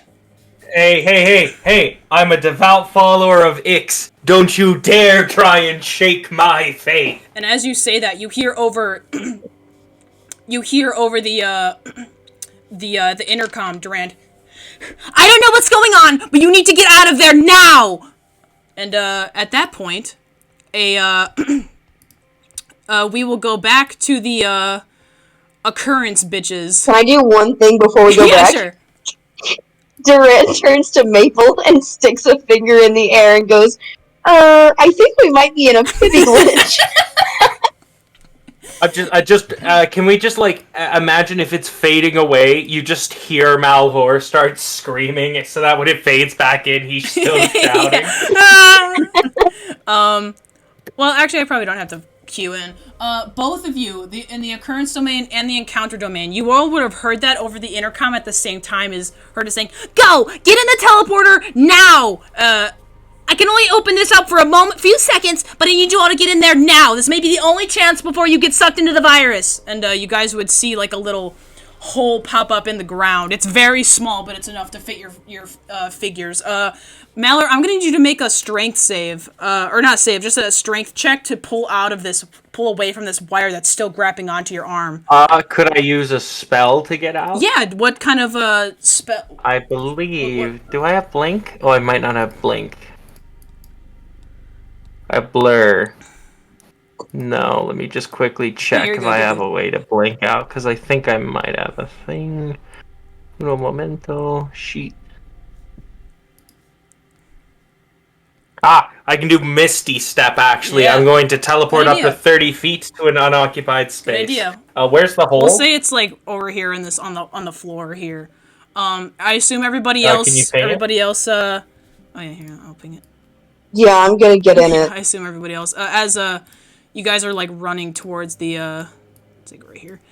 Everybody's like running towards okay. the. These like. As I blink away. Oh. I was gonna say, as I misty step, can I tell Jim? I look over to Jim and say, "It was fun while it lasted, bestie. Godspeed." You misty I can't step away. Bring Jim with me. You misty step away, and you see that the little familiar coming to follow you, and everybody else, you kind of just like jump in. Toto's like having a panic attack. He uses his teleport to get away. Maple, you're jumping in as well, I assume.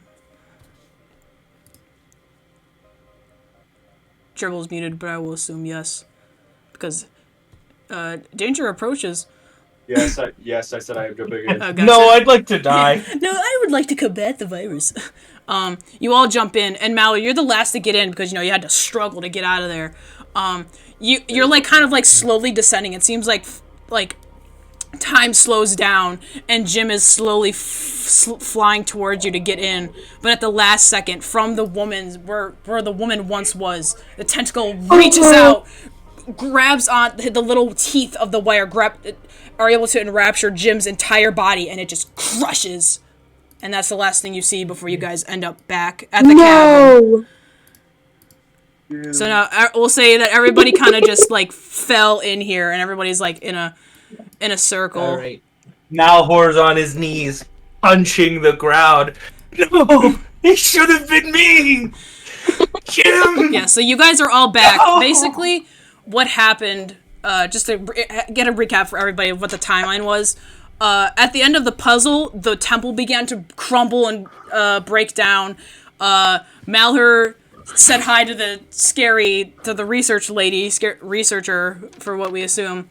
And then the bar melted, and then Herta put you all guys through the same portal. She gave you guys the same message. So now you guys are all just like in random spots in the little respite domain. And Herta immediately runs up. She's like, "Okay, is that everyone? I swear to God, No. someone got left behind." Jim didn't make it. You mean vile? The callousness of the Genius Society. Jim had a name. Fine. Poor Jim. It, unfortunately, unless you summon the Curio again, there isn't really a way for me to give it to Do you. you think Jim hated me in its last moments? Oh, certainly. He's programmed to hate you. That's Jim for you. Classic Jim. The cat like kind of wobbles a little bit, and like a little hologram of Run May, like actually her actual body kind of comes in. She's like, "Sorry, I feel like that would have ruined the moment. This is very serious. I shouldn't be taking those kinds of forms." That was who was that? I'm guessing something to do with destruction. Kind of fucked of you to let that in your system. Well, I told this to Herta already, and he motions his head towards her. Yes. But she was wearing the uniform of... Yeah, sorry, my cat just jumped in my face. He was wearing one of you guys' uniforms. I'm assuming that was the researcher once upon a time. Unless it just goes to mimic a similar body. That was definitely my researcher's clothes, but whoever that was is definitely not who I was looking for. If anything, that was... We'll have to do more research on it. I'll have to think on this later. For now, what matters is that you all are here, and I didn't leave anyone behind, which, other than Jim, I will prepare a funeral after this. Goddamn right you will. Don't boss me around. I'm the leader here. Anyways, Screwlum intervenes, and he says, well, that definitely means that the simulated universe is in a much more unstable state than we have expected. Neither of those occurrences ended as the way they were coded. Ruin May speaks up. She's kind of eyeing Toto's behavior. It seems like this one even sensed the disturbance in the code. Interesting. And Toto is still looks like really scared. He looks really sad and like he's like his like ears are curled down so and he just looks really scared right now. I feel Durand terrible puts her for you, hand on his head. Toto. If only I knew that was the head motion for "Don't speak to that lady." I wouldn't have spoken to her. We're rip Jim. I'm a biologist, not a detective, but remind me, you said you don't know the cause for this weird graffiti we've been seeing around either, right? Herta speaks up. No, I have no idea. It doesn't seem like it matches with any kind of Antimatter Legion MO, and well, it's clearly another glitch in the system then, and it's probably related. Is all. Yes, but we don't know the source of it. It's everything that is coming from the virus seems to be a remnant of the Antimatter Legion, whether it be their soldiers, their monsters, something that they would rather have happen. This is extremely foreign to me. Do you have any files on previous employees, perhaps fired, you could search through? Maybe disgruntled ex-employee works for destruction, comes in, just fucks with your system and tries to kill me and kills Jim. Screwlum speaks up. He's like, I didn't know this issue would have spread to as high of the rank of the Eons, but if that mystery woman, uttered the name of destruction, then the Eon Nanook is surely, might be, a culprit in this. David... I've taken a lot of big bounties, and Aeon isn't one of them. David, I need you to make me an intelligence saving throw, please. Okay, I wish I was less stupid, but it's okay. I believe in you. I don't. What? Sorry, that was the inner Jim. Everybody would notice this. Farthe, as soon as Screwlum said that, oh my god, I keep belching. He says, I didn't know as soon as this would spread to the Aeon Nanook, if he's a culprit in this. And as soon as that you feel your headache come back, the headache from when you were waking up from your dream, you feel it come back. It's not as debilitating to you. You feel sound mentally, but your headache returns, and everybody would kind of see Farthe react to this. How does Farthe respond to this headache that comes back suddenly? He rubs his head with both his hands. He starts to hit knees buckle just a little bit, but he's not like going on the ground kind of, but it like really hurts. He's like, oh, someone please give me some medicine or some tea. I like tea as well. Please give that. Okay, well... As you guys are talking, Topaz will step outside for a second. You don't really know why, but she does. Is everything okay, Grandpa? Herta says to you, David. My head just really hurts. It's like I woke up just now. And the girl with the weird hair wasn't there to play an instrument for me. That sucks, doesn't it? Ruin May speaks up. I could play it once we leave the simulated universe. Unfortunately, I did not, This is merely a hologram. I wouldn't be able to project, music through this, means of communication. Oh my gosh. Just kill me at this point. Oh my goodness. Grandpa, you have more to live for. You stop asking to die. Toto walks up to you, Farthe, and puts like a little, his little paw on your like leg, and he looks up at you and he's like, meep. Oh, thank you, little guy. He tries to lift him up, meep. And then he slips and then he falls on his head again. Grandpa, I can't lose you. I've already lost Jim the robot who hates me. Don't worry, I'll put you on the wheel for all my money.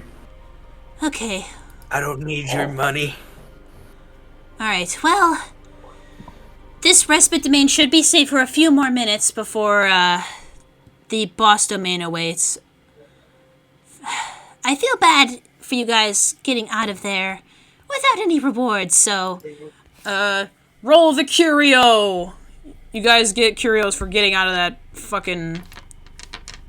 scary. Awesome. So everybody, Is it D70, D70. 70. Come on, no! I didn't get him back.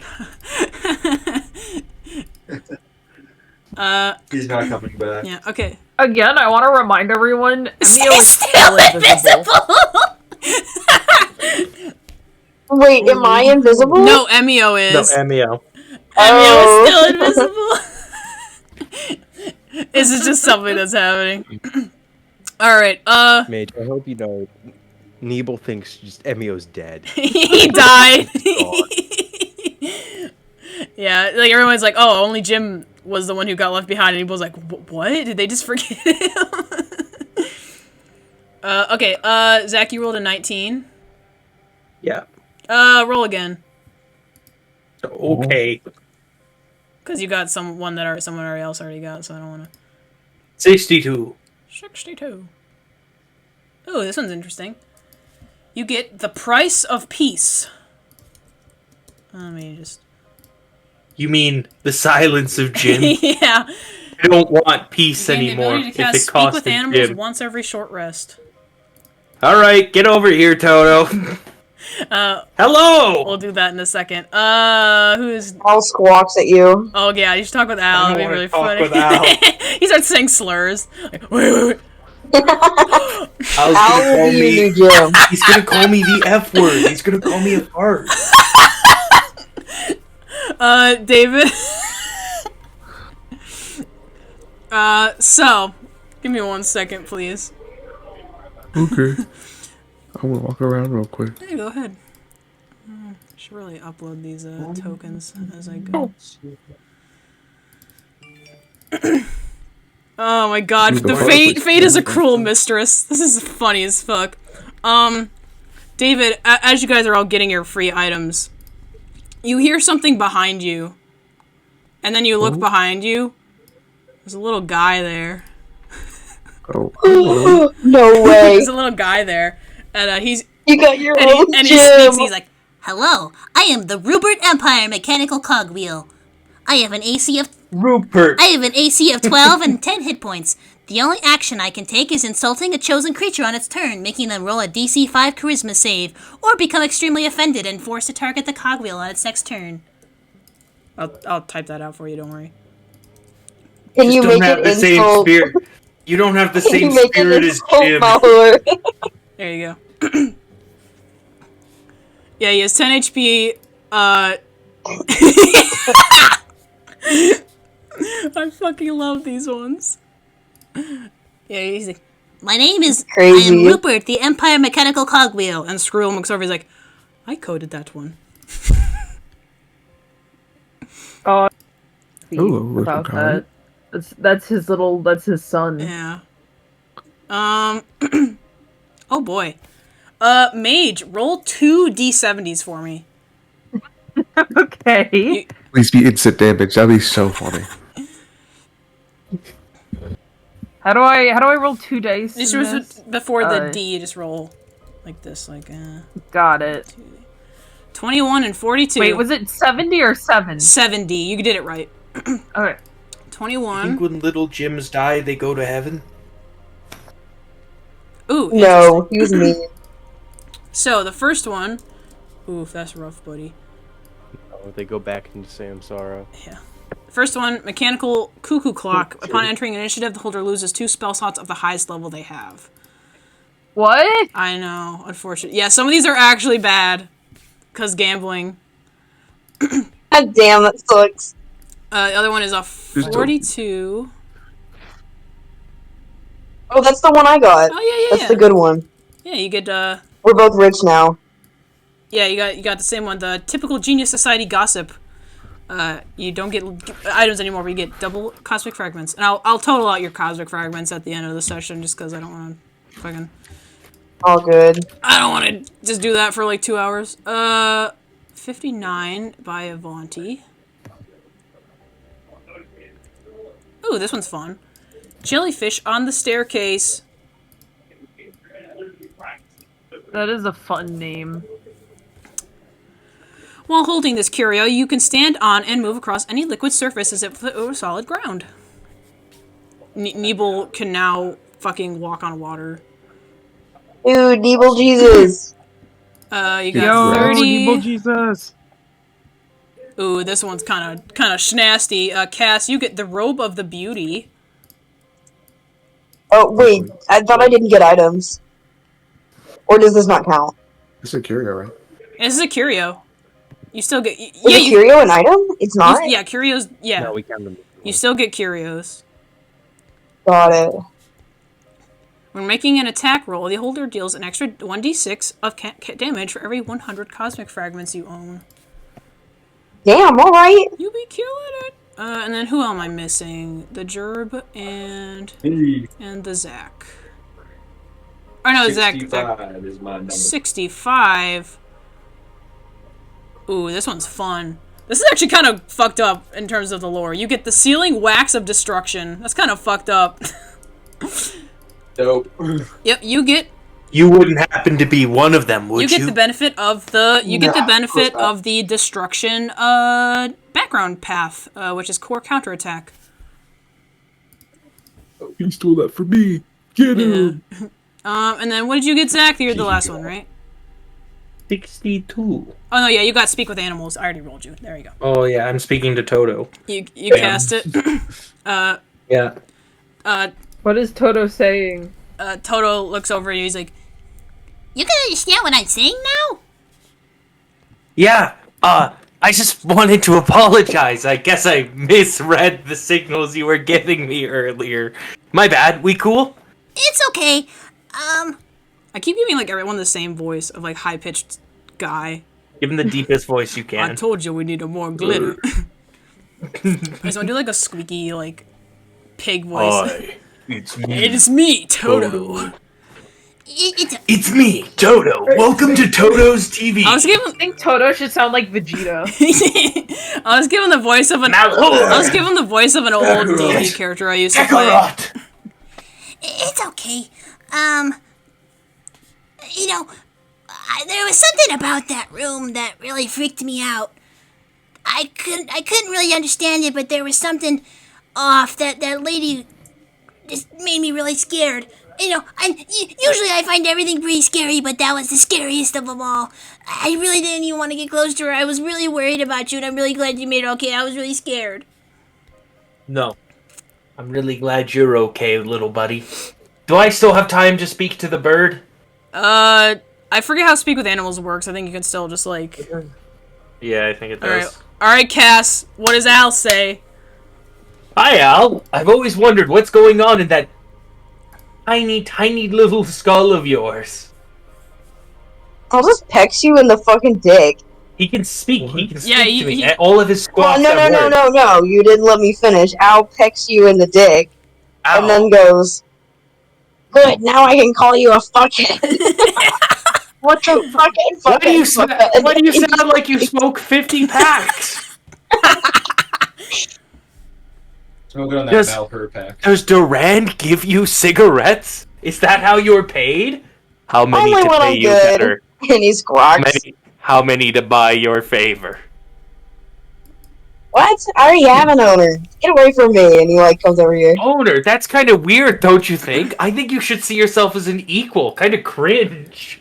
I'm a bird. What do you want from me? You're if we see each a other as friend. equals, he's not gonna feed me anymore. I'm a, And as Toto is talking, all you guys hear is meep, meep, meep, but... Yeah, I'm just talking to animals. Yeah. I look insane. Yeah, and Toto... I know, Durand's like, what the And fuck? Toto says, I don't really know what I am. You're our friend, Toto. That's all you need to know. Hey, what's he saying? What's my bird saying? Is he complimenting me? Hey, do you want me to pass a message on to Durand? This is one of your only chances. Oh, Ah, can you tell Durand? tell him I said hi, fuckhead. Maybe a thank you for all the hard work after all this time? I mean, Hell no. Tell him hi, fuckhead. I wish I would say that. Durand, I wish I could say that to Durand, everybody. your bird wants you to know it values and appreciates everything you've ever done for it. It appreciates not just the feeding, but the friendship you give it. Durand, Frankly, this bird eyeballs would be out. lost without you. Durand eyeballs Al and then shoves him over and starts laughing. He's like, "You didn't say that shit." And Al just starts He beating did up say on that. Durand. He so cute. absolutely said that. Toto, nod your head up and down if he did. You get extra servings next dinner if you do. Yeah, he totally said that. See? He They're totally too said that. busy. Toto They're too heard it. busy Toto heard it. horse playing. They don't even notice you. Okay. As you guys are all Toto, talking, anything you want me to tell him? as you guys are all talking, you guys hear the door open, and Topaz is like, guys, Boss, I'm saluting. okay, enough with the salutes. We got a present, and her to like speak. She's like, A present? What are you talking about? No one should be able to enter this. For me? Nothing should be able to enter through here. and he's like, Topaz is like, this is as good as a question. I'm just as confused. And as she's like, she like steps out again, and then she starts wheeling in, like starts wheeling in a giant snowmobile with Numby helping. And she's like, there is one for each of you here. I don't know who gave you guys this, but the only message that was attached to these were, you're gonna need them. I don't know who did this, and I don't know how, but... Wait a minute. What shape is the box the present's in? It didn't even come in a box. Like, these were just laying outside. What day is it today? It's, 7th of January. Damn it, I thought it was Santa Claus. At this point, we could just say it was, because... Yeah, and she, like, leaves the door open. You guys are all able to go outside, like, around the front, door, like, entrance of the house. There are... How many of you are here? There's one for each of you. They're, like, giant, like, those big snow motorcycles. You know what I'm talking about, right? Those big, like, snow ski things. And, 3 of them have, like, those little side compartments where you can, like, there's, like, a second person that can sit in the little compartment for the animals and Toto. And, they're just, like, laying out, laying out there in the snow, and Topaz is like, I checked them for, like, traps or anything, and there's nothing, like, magical about them or anything. Like, these check out. I had my license seized from me after failing to show up to court for multiple speeding tickets. I haven't driven in years. I can't wait. Herta comes over and she kind of investigates this a little bit. She's like, There's a lot of things that are going wrong with my universe, but this is one of the few things that I can accept being changed. You know what? Let it slide. These are all free for you to use. Take them into the next... I'm doing donuts! Take them into the next domain, which I believe will be the boss. I hope it's not limited on fuel. Alright. Look at me go, Farthe. I'm doing wheelies. Yeah. So, before we enter the next boss domain, I'm just going to quickly explain the rules of vehicles. It's really simple. I just want to... There's really not much to... So basically... once during your movement, you can enter an unlocked vehicle that is within 5 feet of you or exit it. Doing so costs amount of movement equal to half of your speed. So it takes half of your speed to mount a vehicle. Then, sitting at the... Yeah, some vehicles such as boats and with decks and buses can be boarded simply by moving onto them, but sitting at the controls or in another seat of the vehicle will require half of your movement. The driver of a vehicle can grant their action, bonus action, and reaction to have the vehicle use a respective action. That usually matters if the car has, like, a gun on it or something, but these are just normal bikes, so they don't really matter with that. A vehicle can only take the attack, disengage, or ready actions. This means a vehicle cannot use the dash action. However, for example, let's say I have 40 feet of movement, and I run, there's a bike 40 feet away from me. I can use all of my movement to run run over to the bike, mount it, and then the bike still has its own stat block. It has a speed of 140 feet, I believe, 140 feet. You can still use the bike's movement after you mount it, even no matter how much speed you have. That makes sense. Okay. Crashing. If when a vehicle crashes into another target, roll 1d4 for every 10 feet of the vehicle moved in a straight line before the crash. So, if you move, so if you move 20 feet, we roll 2d4s for the crash. That's mostly shit for me. So just the crash occurs when a vehicle attempts to move into a space already inhabited by another object, vehicle, or creature. So you just keep in mind when you're on the vehicle, you can't go through other people or else you're gonna fucking crash or run them over. And then I think that's it. I could just ask questions for the rest of it. Someone feel free to go all the way across an open field and then ram into the boss, and Al is gonna be running beside my bike, and you can get in my mini bike. So the thing is, what is Al's walking speed?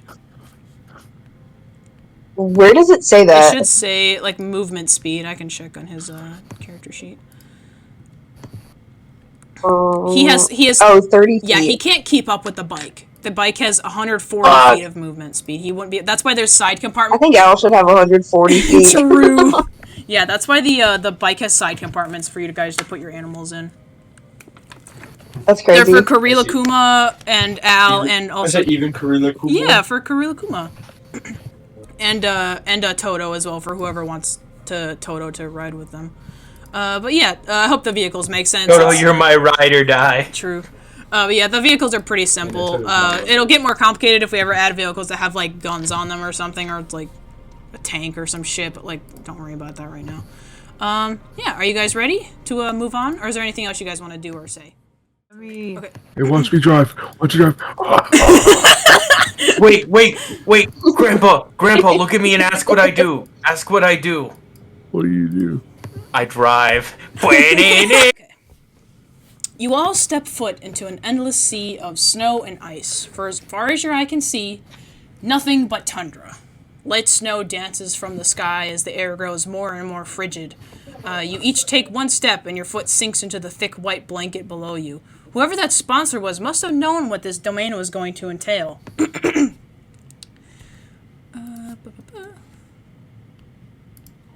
Riding upon your snowmobiles, the snowstorm grows heavier by the second.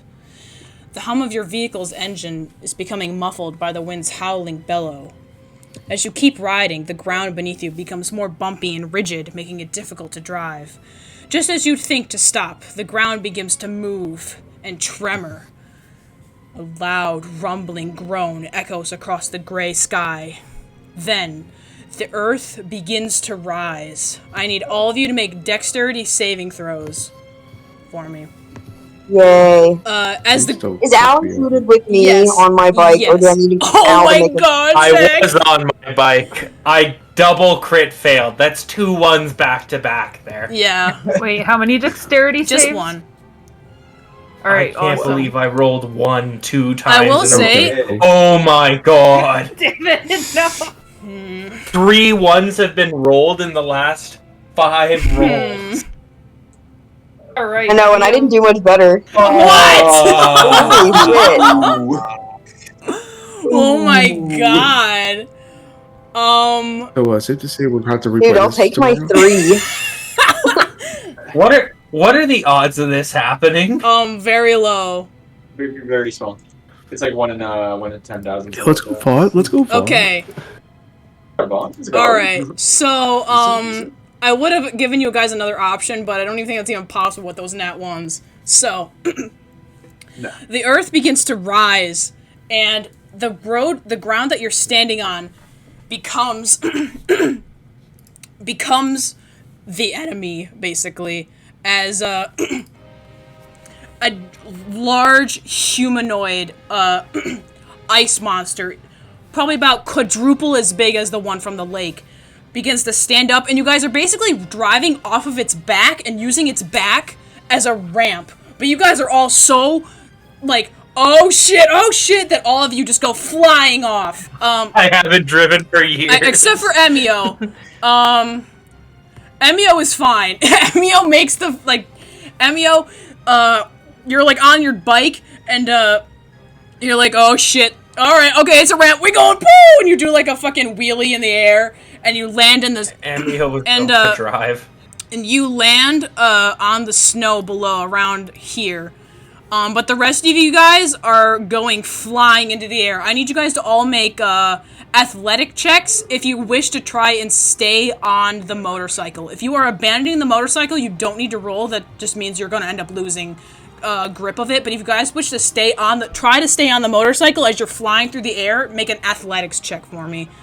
We got. Can I get- Oh shit, hold on, I just Can I use reset this my... chance to hop in my Yeah. phone and avoid the damage from the fall? And just accept the motorcycle's going on without Yeah, if me? you want to just give up on the motorcycle, that is fine. Alright, well maybe the motorcycle will hit him. I hop in my We'll phone. see. I have a question. Let's fucking Yeah, what's go. up, what's up, watching. David? Can I use an acrobatics one to try and flip onto it? Yeah, when it yeah, falls go down? ahead. You guys can use acrobatics as well if you want to. Let's go. Okay. I did Alright. backflip. Okay. So, is anybody I think else I'm who gonna- failed trying to stay on the motorcycle? Yeah, I'm gonna Try try. it. Can I? Okay. I'm going to use. Yeah, I'm using acrobatics too. All right, that's pretty bad, but whatever. What's the order? Alright, so. What am I? Yeah. Okay, so. Nibel, you're able to stay on the, the motorcycle with the, athletics. Durand, you're also on, you're fine. Farthe, you're fine. Maple, unfortunately, you're like go flying through the air and you're like, no, Karila Kuma, oh shit, the bike! And the bike is like already like fucking flying through the air and you're like, oh no. Yeah. Can Gorilla Kuma catch me? Well, Karila Kuma's gonna take the fall damage first. We're gonna say... That's what I was saying. If he can like break my fall. Yeah, we'll see. Ooh, okay, Vaunt's procking an ability. Save those, avoid fall. No, that's just for personal reference. Oh, I'm all good. Gotcha. Okay. I mean, it would have been pretty damn helpful, so... I mean, I'm still on the bike. Yeah, you're on the so bike. we're all Yeah. good. The only person who fell off the bike He's is, chilling. So everybody is fine on the bike. You guys land. You guys do the Akira slide as you guys land back on, but Maple, you're gonna end up taking a bit of Nice. fall damage. I'm sorry, Bae. My cell phone is in the snow now. How much is fall damage? Is a d6 for every how many feet? I fucking forget this shit. Let me see if I have it on my cheat sheet here. Just do 1,000.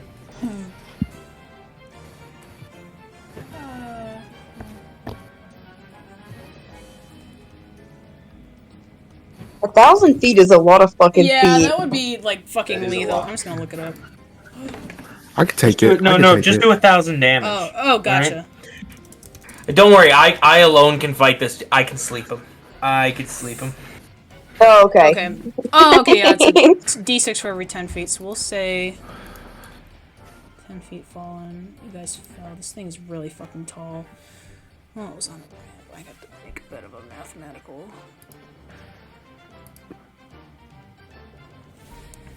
I'll roll this.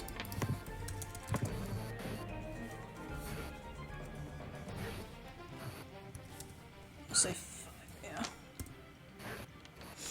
Gerbil, you take 21 bludgeoning damage as you crash into the snow. Jeez. Karila Kuma will also 21? take the same amount.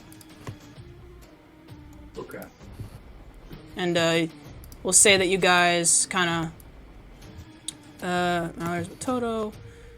And we'll say you guys are like kind of all spread out like this.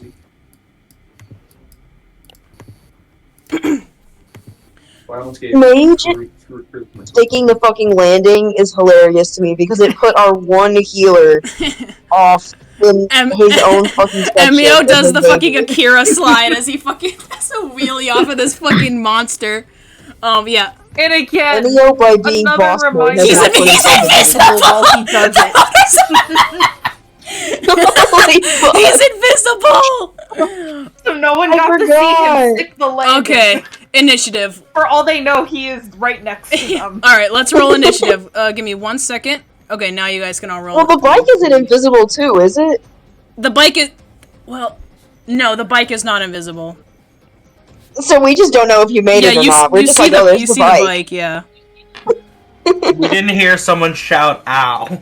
Yeah. Wait, anything the target is wearing or carrying is invisible You- as long as it is on the target's Are you person. wearing You're the not bike? carrying... But I'm carrying the bike. You're riding the bike, you're not carrying it. Interesting, got Yeah. it. So yeah, no. For all you know, Emio fell into the snow. You don't know where he and is. died. I feel like Emio would have made a noise. Hey, all I gotta say, R.I.P. the goat. You're upset. R.I.P. Yeah. Oh, that's so fun. I'm having a lot of fun this session. This is Yeah, coming no, out even more fun Awesome. than I originally wrote it to be. I'm like, I know, this shit's Oh my funny. God. I'm still laughing at my own pibby glitch joke. meow. I told you we needed more glitter. All right. Oh, Is glitter. that everyone's initiative? I think I'm missing one from Gerbil. Oh, sorry. I thought I did. Silly.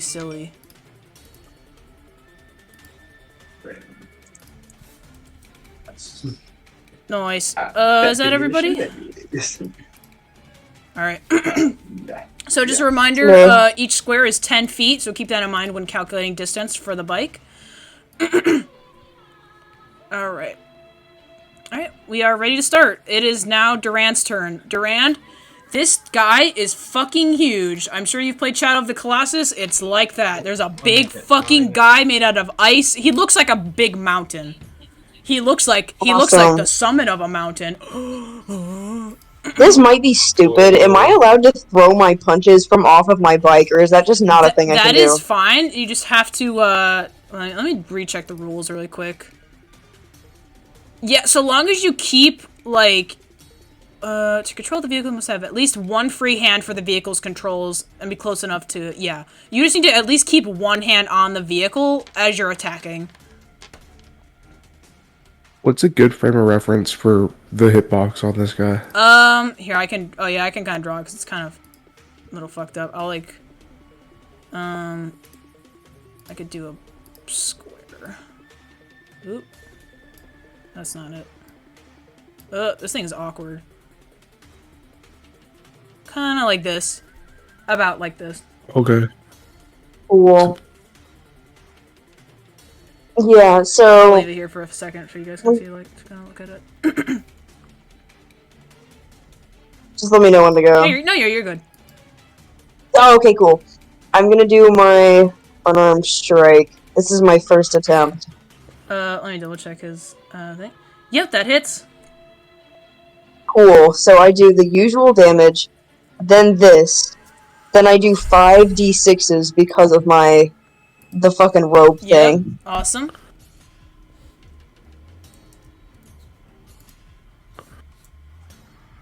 Cool. Okay. Damn. Damn, holy shit, Oh that my roll! god! Zay. Okay, let me Damn. double check something really quick. Holy Jesus shit! Christ! Break his fucking My knee. fucking sleigh. Alright. I gotta say, y'all better aim for him. I'm just kidding. This is for Jim. Yeah. This is for Jim. This is for Jim. Okay, let me double check something really quick. Okay. Durand, as you're riding your motorcycle, you kind of turn in and you try to land a few punches against this guy as you're, like, kind of circling it around. And it seems like your punches aren't really doing as much damage as you would think you would. This guy has a even thicker hide than the monster from the lake. And I also need you to, let me see. Alright, and as you're like, oh, this thing's tough, you try to roll your motorcycle back, and the glacial aura of this monster, it is so freezingly cold and huge that just standing near it is harmful. You're going to take 5 cold damage for ending your turn within 5 feet of this monster. Is that my turn? That's it? No, you can still go, but just since you attacked it within 5 feet of it, you take that damage. Okay, cool. That's totally fine. I had 5 temporary hit points anyways. Alright, Cool. is that your first attack? Yeah. That is my first Okay. one. I'm gonna go again. That hits. Cool. The huge. Let me do the robe. Okay. That one's less fun, but whatever. Alright. Yeah, it still seems a bit... He's like... He's hurt, but it's like... Oof, your fists are definitely, not hitting as hard as they usually do. Right. I'm gonna spend a key point to do Flurry of Blows. Sounds good. I haven't spent any this session. Gotta start being not useless. Yay. Yay! Okay, so first one. Ooh, that's Shit, gonna miss, okay. unfortunately. Okay. Next one. Okay! That's gonna hit! Oh, I think you hit. I think you Alright, hit. double that damage. Let's fucking go. 1, 2, then... There we go. Fucking awesome. Yeah, you, yeah, as you're driving past, you like keep punching into this guy, and you're like, oh shit, this is cold as hell, and you kind of notice there's like, from the kind of crater that you punched into this guy is like a bit of smoother like snow, and you're like, all right, there's the weak point, bam, and you smack it right with your gauntlets, and this guy lets out a deafening roar. This thing is huge, but he looks pretty hurt. Let's go. Is that it for your turn? That is All right, it. Al is on your motorcycle as well. He can get a hit in if he wishes. Oh, for some reason it has me at the bottom of the turn order, by Does the it? way. That's so weird. Yeah. Oh, there, now it's you're a good. 22. Now you're good. I think I just hit it too late. Maybe. Al is not gonna do anything right now because I don't trust Al around big-ass creatures who can deal a lot of damage just yet. All right, So, and he's already got to be near me, so we're not gonna make him deal the 5 damage. Alright, sounds good. Alright. Zack, it's your turn. I'm imagining my phone falling in the snow, me just popping my head out and seeing this giant thing, lowering it back in for a second, calling someone, popping back out and going, alright, I'll try my sure best to kill it if that's what I gotta do. Say, can I get another approval? Yeah, I need to expand this credit card. It doesn't have a high enough limit. We good? Okay. Crippling gambling addiction. Spell save is actually 20, not 19. Gotcha. Is it, what? On.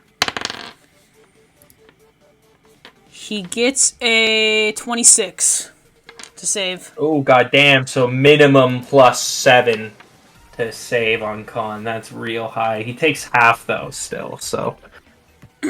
Let's roll big. He takes half of 31, so it's 60 I think players it's paper. 15 because it rounds down. No players paper. Alright. Oh, hate us. All right, that's my turn. Okay. Emio, it's your turn. You are fucking styling on this bike right now. So I'm finally going to do a spell which will make me uninvisible. Emio appears! I'm going... He suddenly Nibel's mind is appears, blown. and he bestows bad vibes on the creature. Oh shit. Damn. Okay. Bro failed the side check. And I had to choose the nature of the curse from the following options. While cursed, I'm going to choose that middle one. While cursed, the target must make a wisdom saving throw at the start of each of its turns. Ooh. If it fails, it wastes its action that turn doing nothing. Interesting. Sounds good. Alright. Sounds good. Yeah, you fucking ride up to this thing, and you bestow the bad vibes, and it kind of turns and looks at you a little bit, like it's looking at an ant. Is that it for your turn? Yes. Alright, sounds good. It's gonna use one of its legendary actions. me see.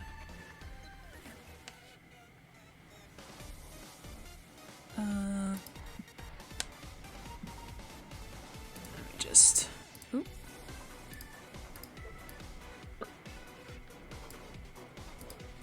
Oh wait, can I? Oh, I wish I could change it to say one cell is 10 feet, but it's whatever.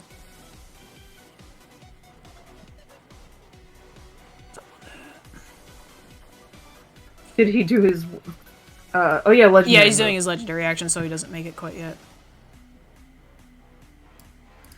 He's not gonna do that.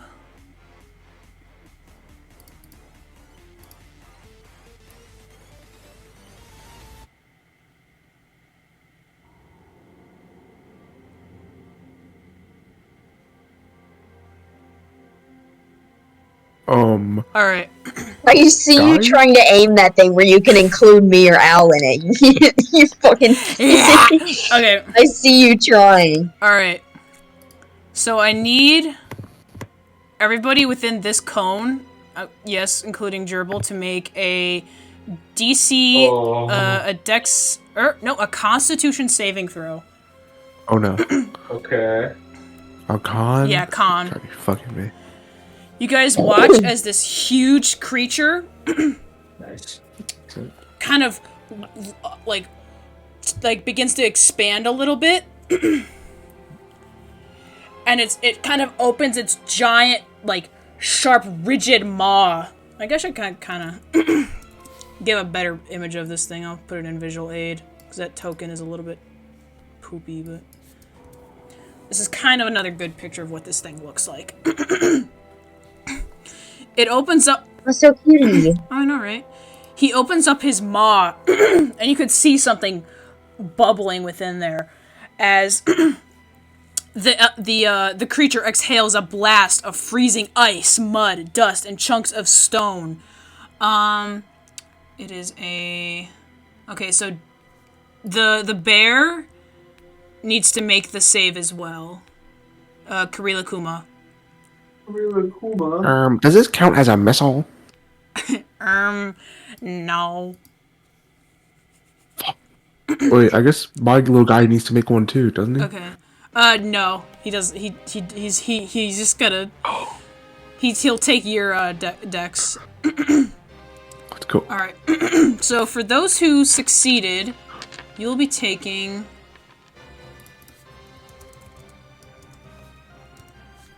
Half of that, which is 15. Okay.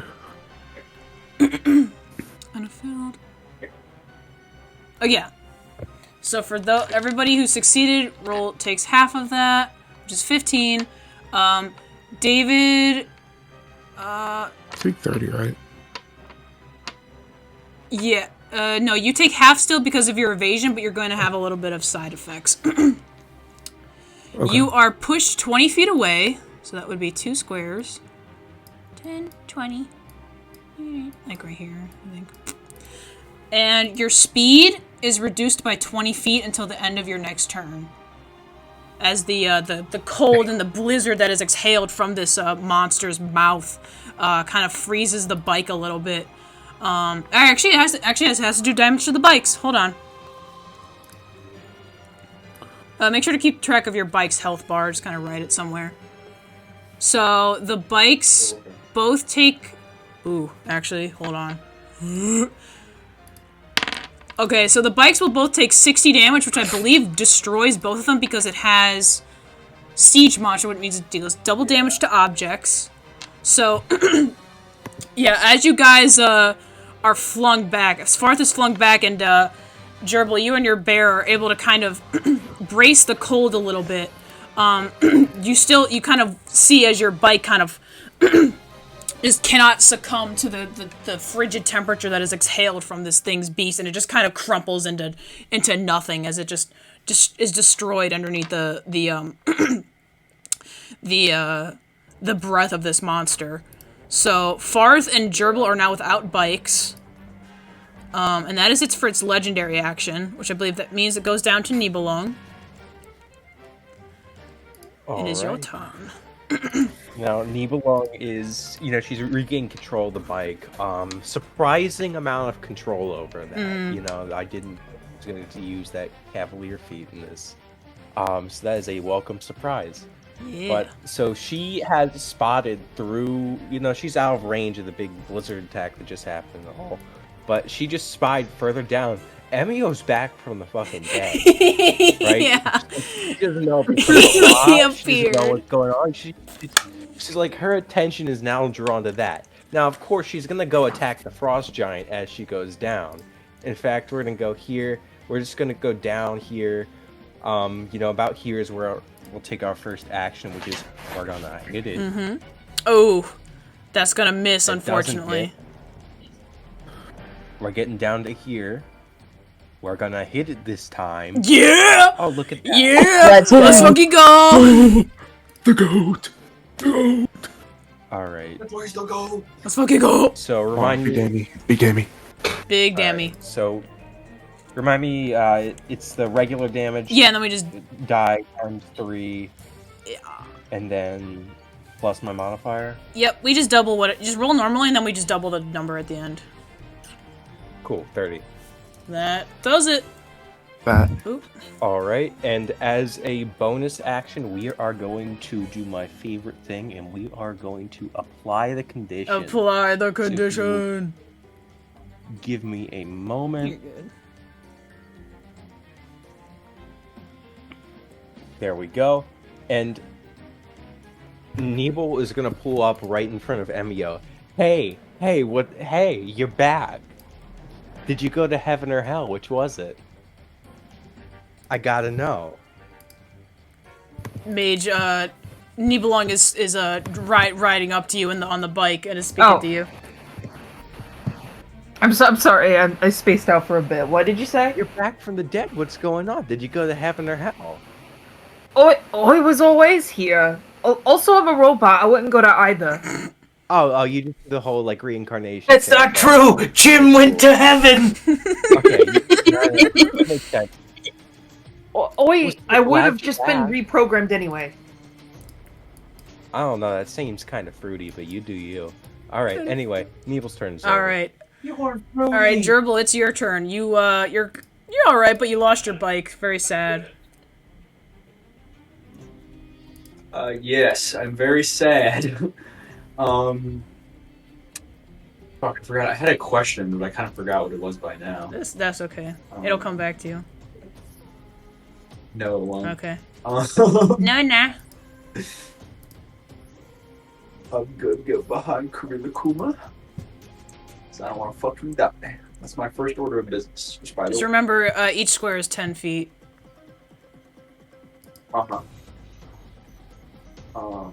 I moved through, so I moved within my movement. Gotcha. That's what I'm saying.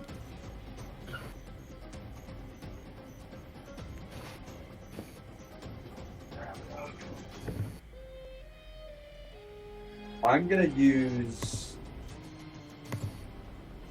mending on my Kurila Kuma. Kuma. Actually, wait, no, not mending. Actually, yes, I can. It can physically repair a magic item or construct. It doesn't have a dice though. I think I'll just post the thing for you, and you can decide whether or not that'll work. I know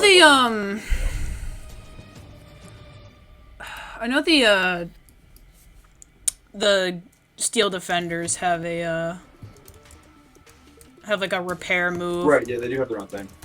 Yeah, instead I'm just gonna cast Ward in the bottom on Kurila. Gotcha. So you're doing that to the bear? +1 AC Yes. and resistance to all damage.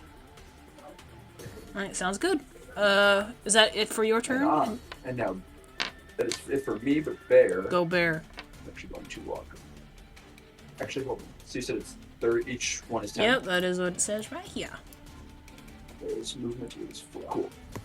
1, 2, 3, 4. Actually, I want to keep it here because that's there we go. Yeah. And it's going to use of course, the classic. Fucking Bear attack. big rain. Bear attack. There it is. Force and power with rain. That is unfortunately going to miss for poor Bear. There you go. This guy is Um, strong. can I use bonus action to attack again? The bear does not have a bonus action. Right. Okay. That's my turn. Okay. Farthe, it's your turn. Here, 1 second. You're good.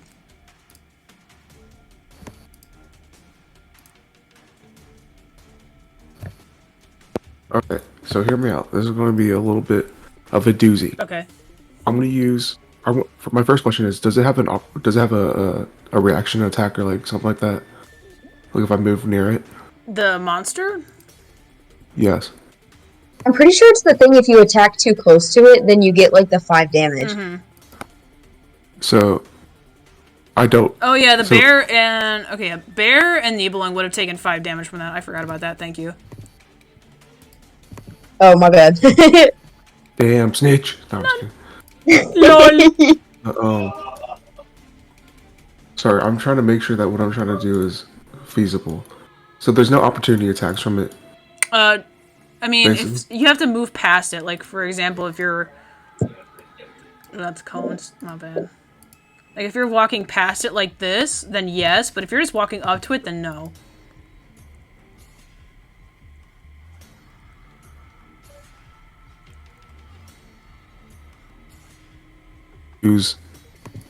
I want to use Step of the Wind. I'm setting a key point so I can use disengage, and my jump distance is doubled. Okay. Nice. So if I were to jump over here to 45 feet-ish, That is that would doubled work, because would one it? square is so that is 45 doubled. So 'Cause so my movement speed is 45, and if my jump distance is doubled, then wouldn't that be 90? jump distance is based off of your dex, I think, right? Yes. I think. I don't know.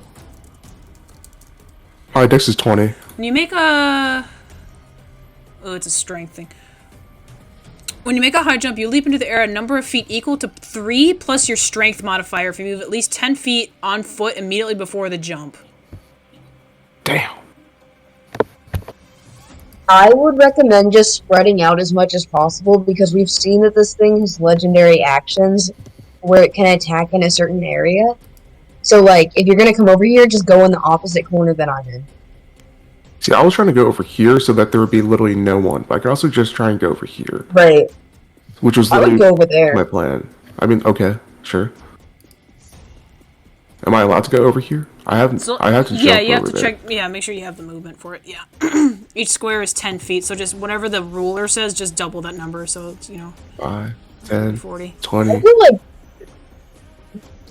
30, I'm sure there's a way. Can I? 35. Is there a way for me to change each cell? I believe so. If you I open up see- the map and then go to yes! settings. Okay, now the ruler should be accurate. I would now. do like one of these two if I were you, David, Yes, if it's possible. accurate now. Let's fucking go. Because he may still be able to do a cone like right here. So I Okay, would go hear like that. I hear right that, here. but I also just don't know if I have enough movement straight up. Okay, now that you use the ruler, it should be accurate to 10 feet. I changed it. Yay! Because I can't like overshoot it by like 5 feet unless I jumped. That's fair. I keep forgetting you're not on your bike anymore. My bad. You can like erase that shit now. I don't know how you erase it yourself. Yeah? Oh. But can I throw my pinch of bearded gunpowder at it? Yeah. It's not on. It's not. You have to set it on fire first, or else you're just kind of throwing it at this thing. I was going to use my thumper, which is an explosive grenade launcher, Oh yeah, of course. Sure, go ahead. and see if that hits. All right. So I'm gonna throw that, and I'm gonna unequip it. Do I have to roll for it? Yeah, make the range. If you're using your thumper for it, then just roll with the thumper, and then we'll go from there. Okay. Please, God, please, please, come on, please, please, please. Let's go. Suck my All money. right, so. Sorry. Farthe, you run over and you put the curio inside of your your thumper, and then you're like, what does Farthe say as you like fire this? I sure hope this works. You hit fire, it goes boom, and it fires off, and it fucking causes a giant explosion on this thing, and it catches flame a little bit. The fire kind of dies out quickly, but you could tell this the summit takes a bit more damage than expected, and it is you can tell that its icy armor has kind of melted a little bit from that. Alright, I'm good. Alright. Unless I have another action, but I don't think so. No, that would have done your full action. Alright. Cool. Thank you. Yeah. Alright, so it is now its turn. This thing... He has to do his wisdom saving throw. Oh, he does. What's the DC on that? I don't know if the original... spell save DC 19. He got... What the fuck did he get? I have to look at his modifier. He gets a 21, so he passes for now.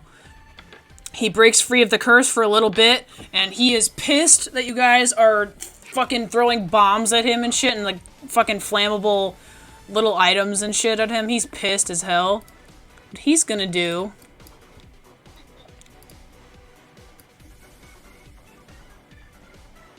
Yeah, let's do that. Sorry, I had to leave for a moment there. Did I get hit? No, not yet, but you're about to. No, I won't. But so you guys watch as this thing's legs are like connected to the ground that it like sprung up from, and it suddenly moves one leg, and boom, it moves it back on the ground very slowly until it takes another step. Boom. Its body begins to crumble down, and you're like, oh, it's dying! But then you're like, oh, fuck! It's absorbing into the ground again! And you see this thing, it crumbles into the, It separates into a rolling cloud of icy boulders and muddy snow and swirling dust, freezing wind, and it's going to move in a straight line.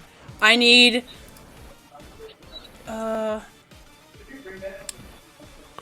it needs, I need everybody... He was around here. I'm gonna need Toto, Malheur, Farthe, to make dex saving throws for me, and the bear. Actually, I am going to use my reaction to use my Tomb of Levistus, entombing myself in ice, which melts away at the end of my next turn. For now, I have 90 temporary HP. Sorry, can you repeat that last thing? I had to feed Kazzy. Oh, you're fine, but basically the guy, he separated into a rolling cloud of icy boulders and moved past you, moved in a direction, and now, Farthe, Toto, and the bear, and need to make dex saving throws, but Zack is doing some crazy anime shit. Continue. Zack, what was the ability that you're using? Tomb of Levistus. So I use my, I think about the frustration I have with the Aeon of Destruction. I call upon Ix to grant me a bit of, like, unbreakable nihilism, and I entomb myself in ice. I have 90 temporary HP, vulnerability to ice damage, and I'm stuck until the end of my next turn. You have vulnerability to cold damage, you said? To fire. Fire. Gotcha. But yeah, I have 90 temp HP right now. Alright, so that means you're probably gonna fail the dex save then. Instant fail. Okay, so I need... So, okay. Maple and Karila Kuma made that. Okay, so... Yikes for David-chan. Oh, okay. So...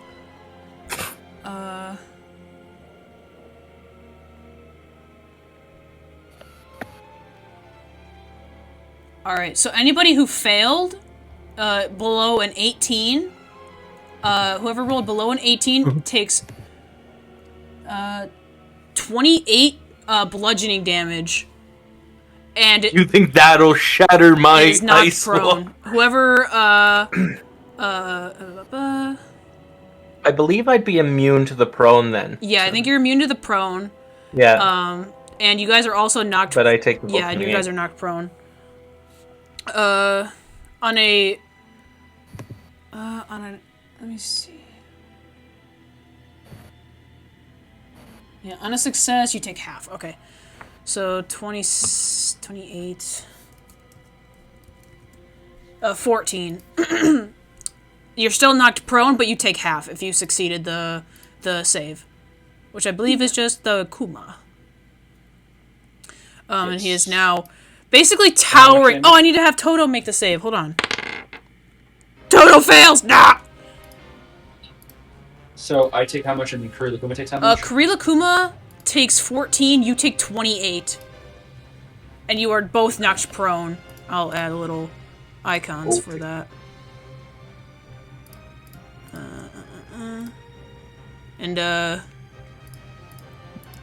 Fucking, I don't know what the hell Malheur's doing. He's being goofy. I also had a little blue icon. 1 second. I think, let me find the GIF to show what I'm I doing. think you're good. Where's the thing? Oh yeah, and No, Rupert it's fine. fucking implodes, I guess. Because he only had 10 hit points. And Toto takes 28. Owie. Alright. I am at 18 HP. Oh no. Alright. That is the guy's turn. It's now Toto's turn. Toto was attacked by this thing, so he needs to make a wisdom saving throw. He fails, so he is now frightened of the creature. He's now frightened of the, guy. Where's the frightened,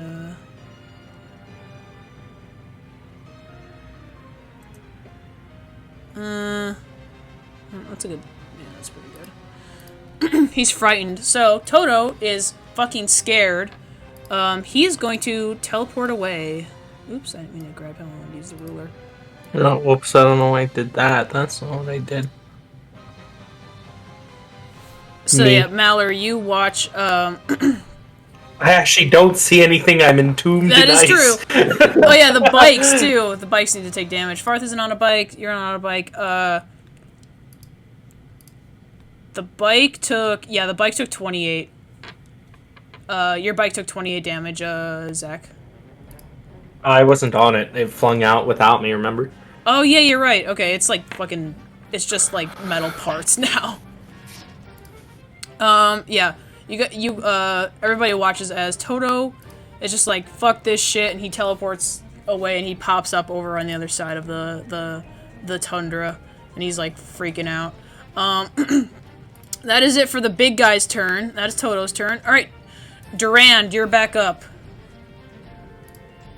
Cool. Down here. There we go. Me and my awesome bike are gonna come. Oh shit, I'm still using the ruler. We're gonna come.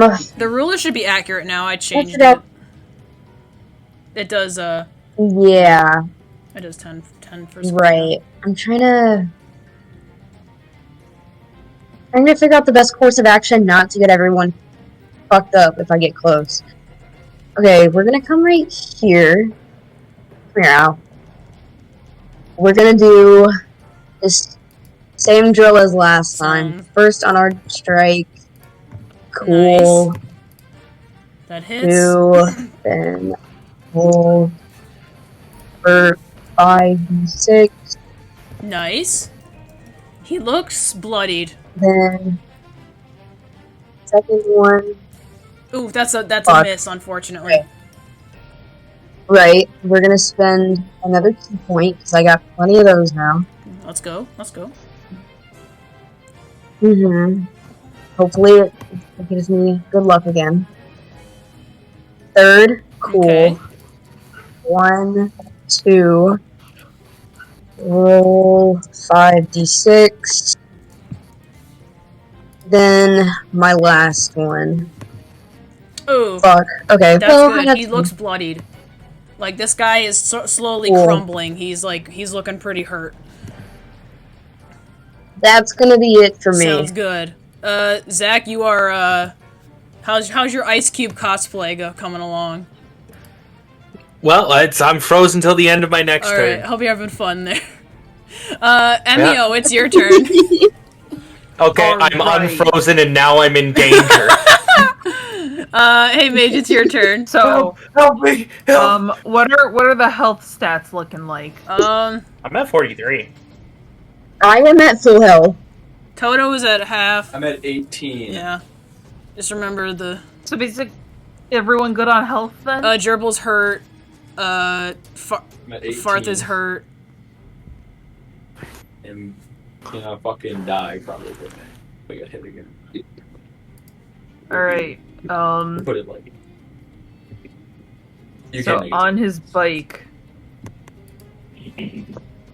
Oh, are you? Emio's gonna ride up, and we're gonna do Can you make it to me? on the bike range says 150 Yep, feet, you can make it. Oh, and this particular spell Then, yeah. I'm about to do requires a radius of like 60 feet anyway. So okay, cool. So you're in range. Dope.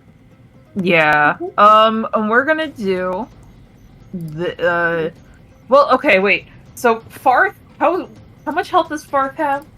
I'm 27. Okay, and so this spell affects 5 people. So just give this to like the people with the lowest health. Yeah, in range that would probably be Farthe. Let's do a circle. Oh, actually, you could probably get everybody in there. All right, then yeah, 5 lowest health individuals. Heal. They gain 5 temporary hit points and advantage on wisdom saving throws. Advantage on the next attack roll it makes. Nice. Alright, so everybody. I don't know who the 5 lowest are, It would but be. Owl doesn't have a lot of HP to start with, so if It's, there's not 5 injured let me people, then I'll give count. him 1, 5. 2, 3, 4. Yeah, we can count Al in there. Hey, Sham.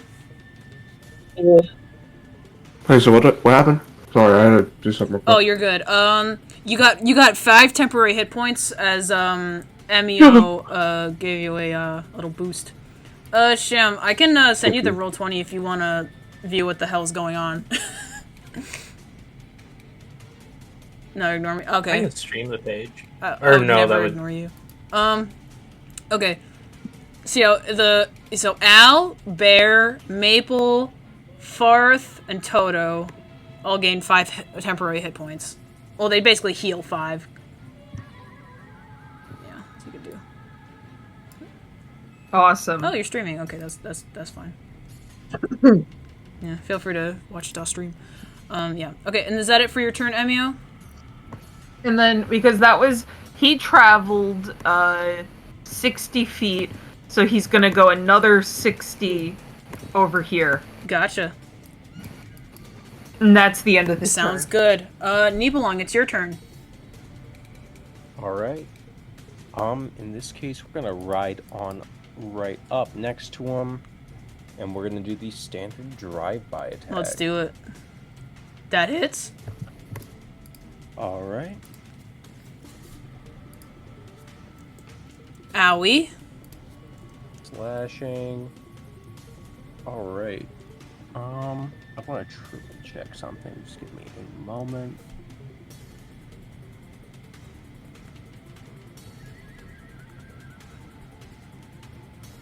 All right, and due to having the condition afflicted, The condition. you have the advantage on the attack. I'll put it in chat. Yeah. Holy Advantage on cow. the attack roll. It hits the attack's weapon. Extra damage to the target equal to half your fighter level. So that's going to be, if we round up, it's an extra 5 damage. All right, sounds good. Awesome. And then we're going to attack it again. Okay. Let's The go. good old Vaunty fucking slammer. Okay. Please kill. Please kill. That'd be so sick. Please kill. This guy's pretty tanky. It is unfortunately not gonna be enough to take him out, but you did do a sizable chunk into his ankle there, and he's not very happy about it. And I reapply that condition. Reapply the condition. Sounds good. After your turn, he's going to take a legendary action. He sees there's some little ants underneath him on his feet, and he's like, that's not good. So what he's going to do is he's going to perform a multi-attack for his legendary action. So he's going to attack Farthe for his first one. Please don't hurt me. I'm sorry. I hid away from you. I became you. Okay, that's a lot. Okay, that's definitely going to hit you. Please, no. You take 21 bludgeoning damage as his giant fist just comes right down, boom, right on you. And you're like, owie! And I need you to make... Oh, you're already knocked prone. Doesn't matter. His second attack is going to go towards Malheur. He gets a 28. So that is another 21 bludgeoning damage to you. As he just slams down. Ouchie. Boom! He's just like fucking punching the ground as if he's trying to like pick you guys up. He's fucking pummeling at you guys. And he only has 2 attacks. Okay, that's it. That's for his turn. Gerbil, it's your turn. You have to use half of your movement to get back up. You're knocked prone. I'm going to do that because I don't want to be prone. Yeah. Get up! Get up! Get up! It might as well be all of my movement on this map. I am going to... I think I'm just going to lay down some fucking cover.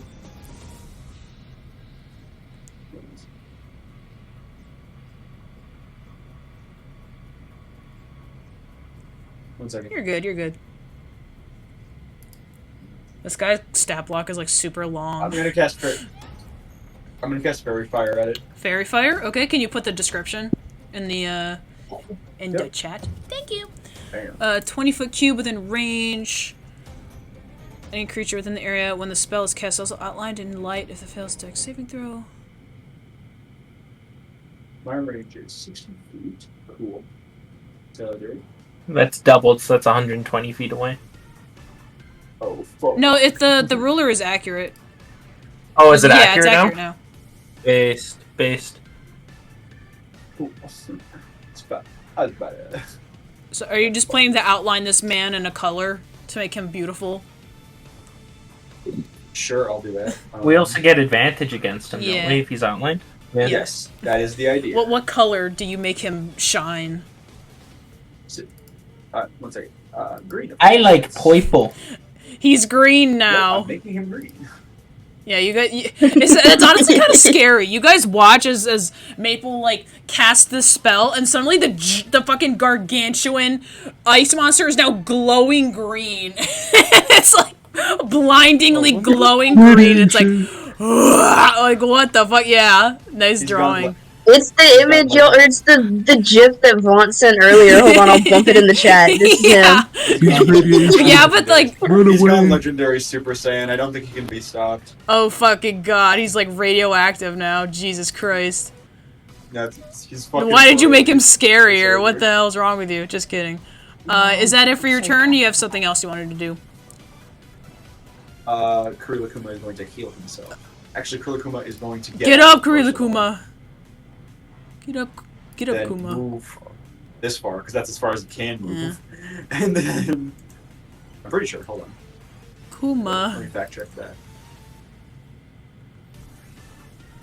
No, he can move 2 spaces, cool. But he's actually going to move here. And then he's going to heal himself. Yay!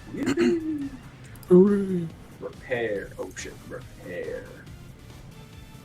Yay! 2d8 plus dice proficiency bonus is +4, I believe.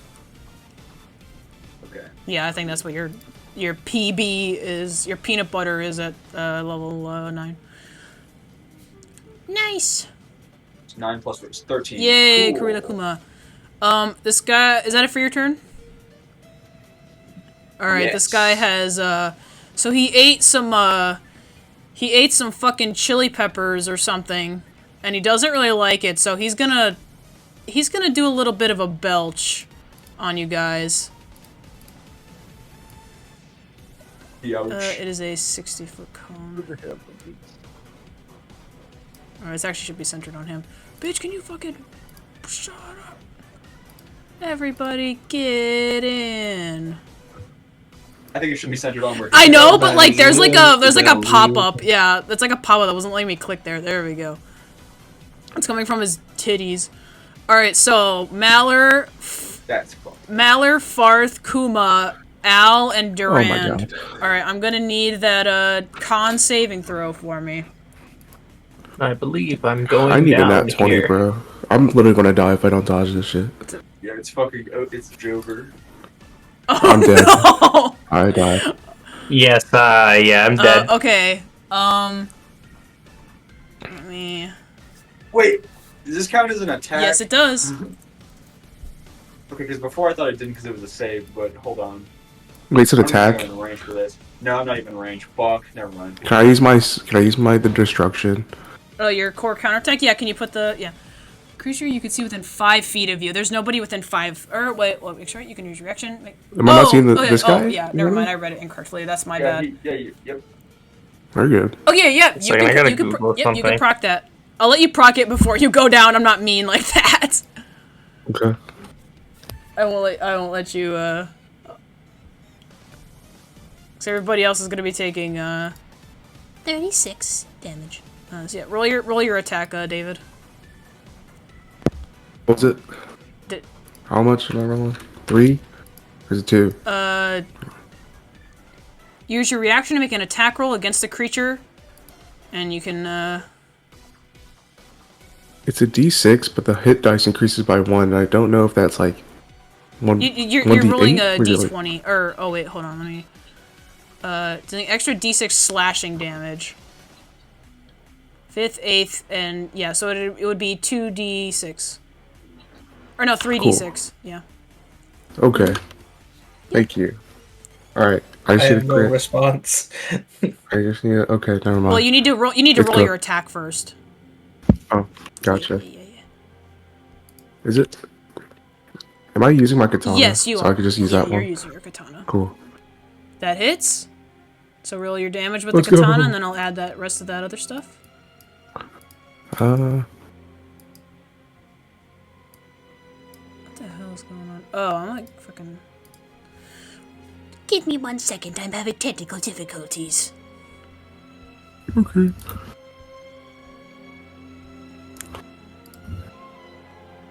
I sure hope I don't die of radiation. Fire blazer! I was gonna say, you just look sucked into his leg. It looks like you got glued there. Like, Bro, I funny. hope- Yeah. I hope I did more than just 12 damage, turn to ice, and then get fucking pummeled. Okay, yep, you did a fucking... That's a lot of damage. That's a lot of damage. He looks really hurt. However, anybody who got below an 18 Constitution saving throw must take 36 bludgeoning damage. I'm down. And you are pushed 20 feet away. However, with That's evasion, everybody with evasion takes half. So that is 18. Say Everybody that number again? everybody who has evasion, aka our monks, will take 18 damage instead of 36. Which I believe means Farthe is still up, unless I'm mistaken. Okay. I think I still failed the other one. The first little putt thing, but I still took damage from it. I think I was actually like generally stuck at 11, so I think I just died anyways. Gotcha. I think so at least. Okay. Yeah.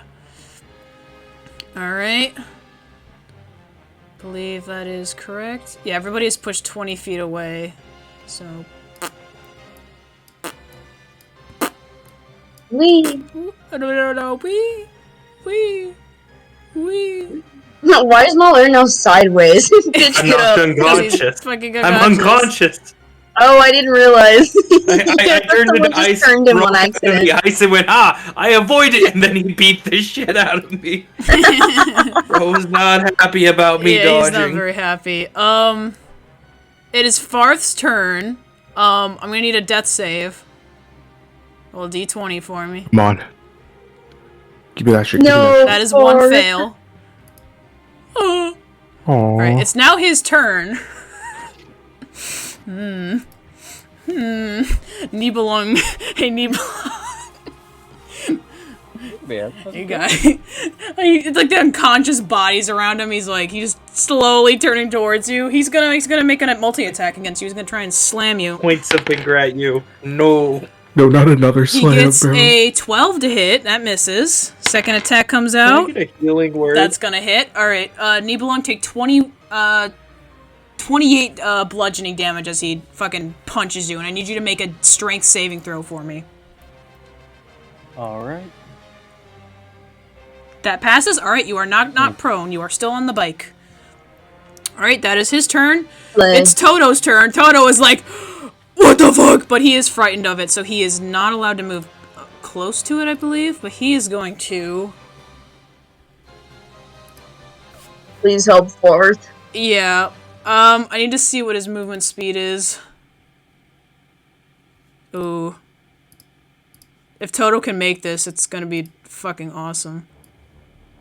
Toto can make it if he dashes. Well, you said that he can't move closer to the guy anyways, Yeah, that is right? true.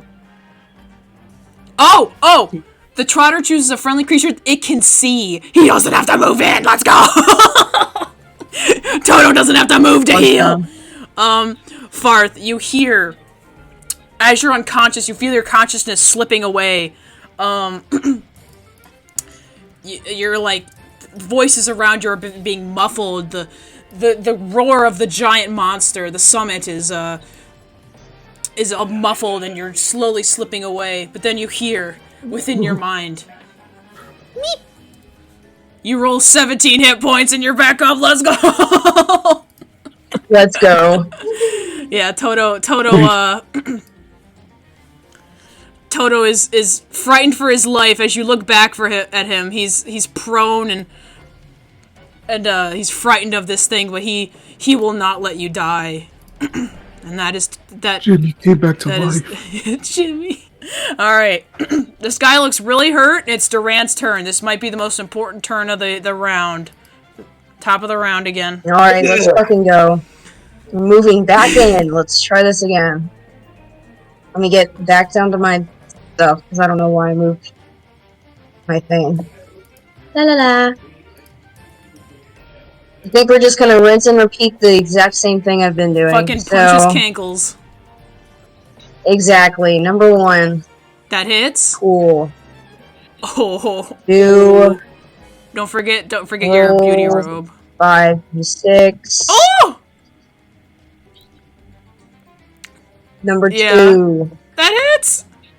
Cool. All right. Finish him off, Durand. How you doing this?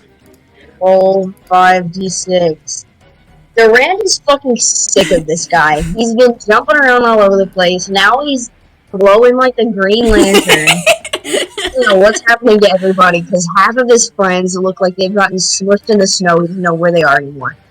He's just gonna ride this fucking bike around this dude's ankles, and eventually he's gonna come up between his legs on the inner ankle of one of his legs, and he's gonna go, "Hey, big guy, look down here!" And this guy's gonna bend over to look down, and he's just gonna slam him right in the fucking foot and make him land on top of his own head. Alright, yeah, you topple this giant beast, and as you do that, he begins to crumble, and he just... almost like he was when he was moving throughout the snow, but this time he lets out a deafening roar as he begins to crumble and waste away into the mass. I spit all over my computer screen. Okay. And you watch as he fades away, but his aura is still there. I'm gonna leave that there because it's funny. Alright. Alright, as the monster crumbles away, you watch from the ground as combat doesn't seem to be over yet, as black and crimson tentacles creep up from the snow and they begin to attach themselves to the remnants of the colossal beast, beginning to puppeteer it like strings. It looks like the tentacles are beginning to try and piece the beast back together. I'll just make a little bit of a drawing, just go like this, we'll say there's 3 of them. 3 big ones. And they're trying... Monster That Utters a Praise Domain expansion! Alright, so, we're still not out of initiative. There are 3 tentacles that are trying to piece back the monster. Durand, that's the end of your turn. It is now Al's turn. Is he still doing anything? Ooh. No, Al's not doing All right. shit. That's one fail for I Zack. fail my death save. Fun guy. Yeah. Fun Emio, And time to shine. go even further beyond. I was gonna say, I did still have one unarmed strike Oh. left, but I don't know if I can use that, because the other guy If you died. still have some movement left, you can attack the 3 tentacles. Yeah, I'll sure. just say that they end up sharing his initiative. They'll share the guy's initiative at 7. My bad, I literally have Oh, one no, you're left, good, you're so good. let me just get this out That of the way. hits. What's this thing's AC? You don't know, but that hits. Cool. All right, you bloody one of the tentacles. You kind of like snap it, and it goes like it lets out a really hard screech. It's like this thing is huge, by the way. Like the tentacles are like almost as big as the beast, but they're like 3 of them. They're just like trying to pick up pieces of the snow and the rock, and they're trying to like build up this monster again, and they're trying to build the guy back up. But you smack one of them right in the face. And it goes and hisses, and it flings back and drops one of the rocks as you kind of interrupt it from its movement. We'll go back down. Emio, it's your turn. Shit is going down. It's your time to shine. Alright. Malheur is unconscious, and Farthe is unconscious. Well, Oh no, Farthe is back up. Never I mind. do- Farthe is back up. So just Malheur is unconscious. if I do another, because I have one more level 3 spell left, if I do another motivational song, will that help them get back up? Yes. If you heal Malheur in any way, that will bring him back up. Yeah, as long as I get 1 hit point, I'm back Yes. up. Alright, we're gonna do another motivational song then. All right, Malheur, you hear a motivational I song. don't know if temp hit points bring me up. I can check. I believe they do.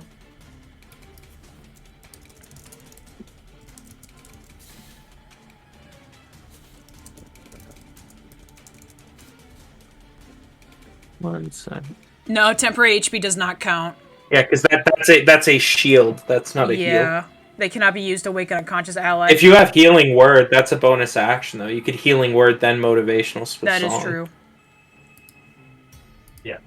Is that what you want to do, Mage? Do healing word and then motivational Yeah. song? Yeah, because the healing word brings me up, and then motivational gives us some temp hit. Then yes. Okay, we will do that. All right, Malheur, you hear what song does Emio play in this dire moment? Oh! I will survive. Let's go. Oh, and then I will come up singing, "I'm still standing." I'm still standing. Standing better than I ever did. Just a few cracks. All right, so that's Emio's turn. Nibelung, it's your turn. There are 3 of those big tentacles that are. How much should I get from healing word? Oh yeah. Let's roll that. My bad.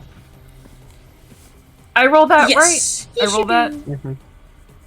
Alright, that's 1, but So I have add 1 my- hit point, and well, then wait, it's plus 1, so it's 2. I have 2 hit points and 5 Your temp spellcasting HP. ability modifier, should be plus your wisdom. Should be way higher than plus Yeah. 1.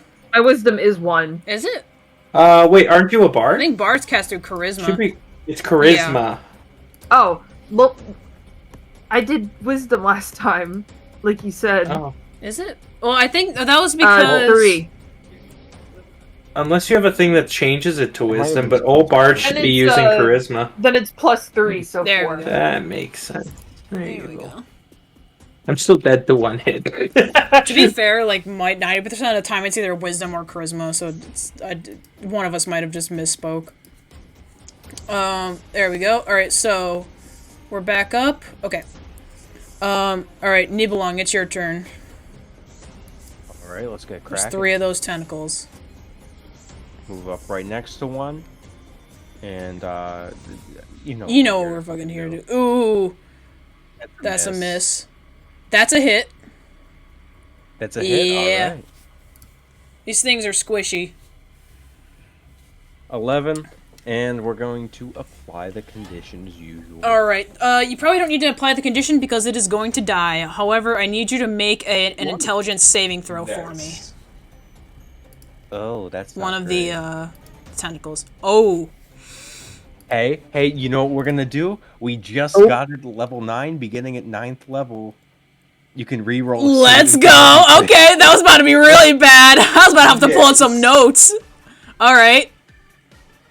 Okay, you're 17. fine. Yeah. So you slice through the tentacle and it splits in half and it lets out a screech as it begins to wriggle on the ground and scream and writhe in pain, and a bit of its dark crimson blood splashes onto you, and you begin to feel a headache coming on, like something is trying to pull you in and make you forget what you're doing. And you're like, oh, hell nah. You basically just power through it. You're able to just power through the pain, and despite the blood being on you, you are not infected by the virus. You're fine. We have a single brain cell. We do not have enough RAM in order to support this mind Exactly, virus. yeah. Nothing to expect. It's like that one episode of the Pokemon anime where, like, Team Rocket was like, hey, why aren't we being possessed? And then it was like, idiots cannot be possessed, or something like that. Exactly. Yeah, But, yep, that is that, and then, do you have another attack? That's I have a bonus action, but we're good. We're just gonna pull next to Farthe in case these things start doing a range attack.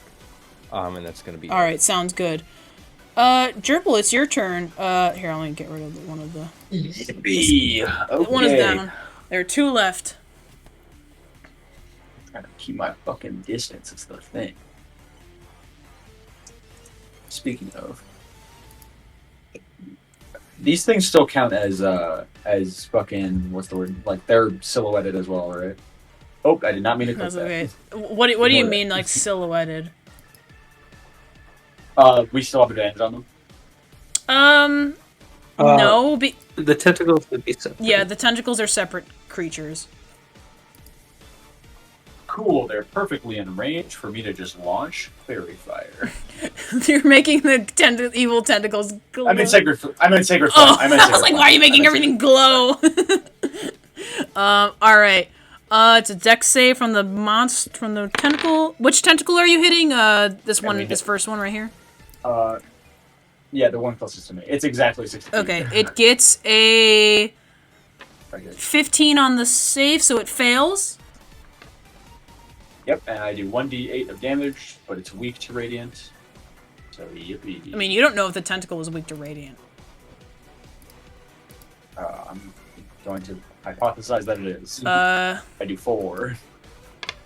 It takes a bit of damage, but it lets out a hiss of pain, but you can't really tell any kind of properties from this thing. This thing is strange. Okay. And now Kurilakuma's turn. Go, Kurilakuma. I'm gonna move these things into, like, the actual grid, so it's actually easier to see. Here. Oh, Kurilakuma's just out of range. Fuck. The Kurilakuma's gonna stop right here. Gotcha. Alright. Because I have something he can do on reaction, but only within things that are, like, within 5 feet. So everything is always so far away, so, like, no. fuck. Oh, he's gonna repair that. Okay. He's just gonna repair again. What a strong bear. He could repair himself. Let's go. Let's go, bear. Let's go, bear. That plus 4. Let's fucking go. So, 18. Oh, I forgot to add the health box. Fuck. Let me do that. I forgot I'm tracking it, not you. You go ahead. Alright. That's my turn. Alright, Farthe, it is your turn. You have been brought back to life by the power of Toto and his little meeps.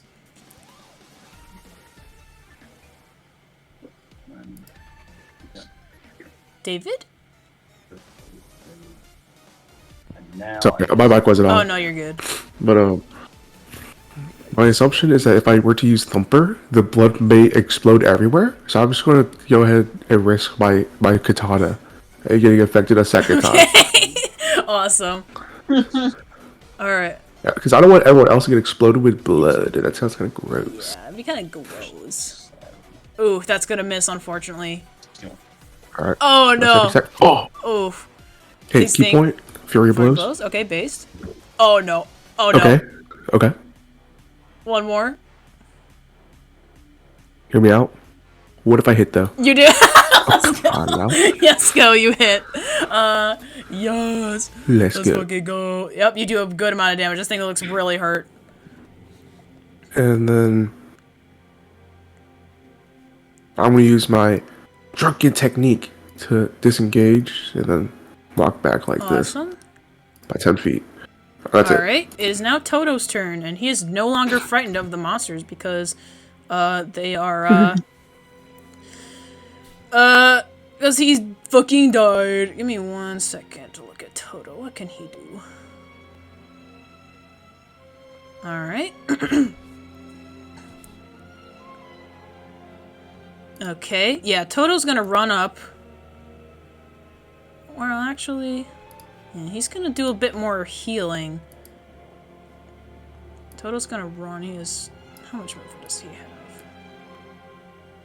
He can go right here. Toto goes right here. Malheur, from behind, you hear, as if you were still speaking with Toto, his adorable little voice brings you motivation. That's so Heal poggers. 10 hit points. Oh, fuck yeah. I'm feeling juiced. Alright. Top of the round. Or no, it's the Noodles' turn. They are not very happy that people are trying to interrupt its dinner time or whatever they're doing. There's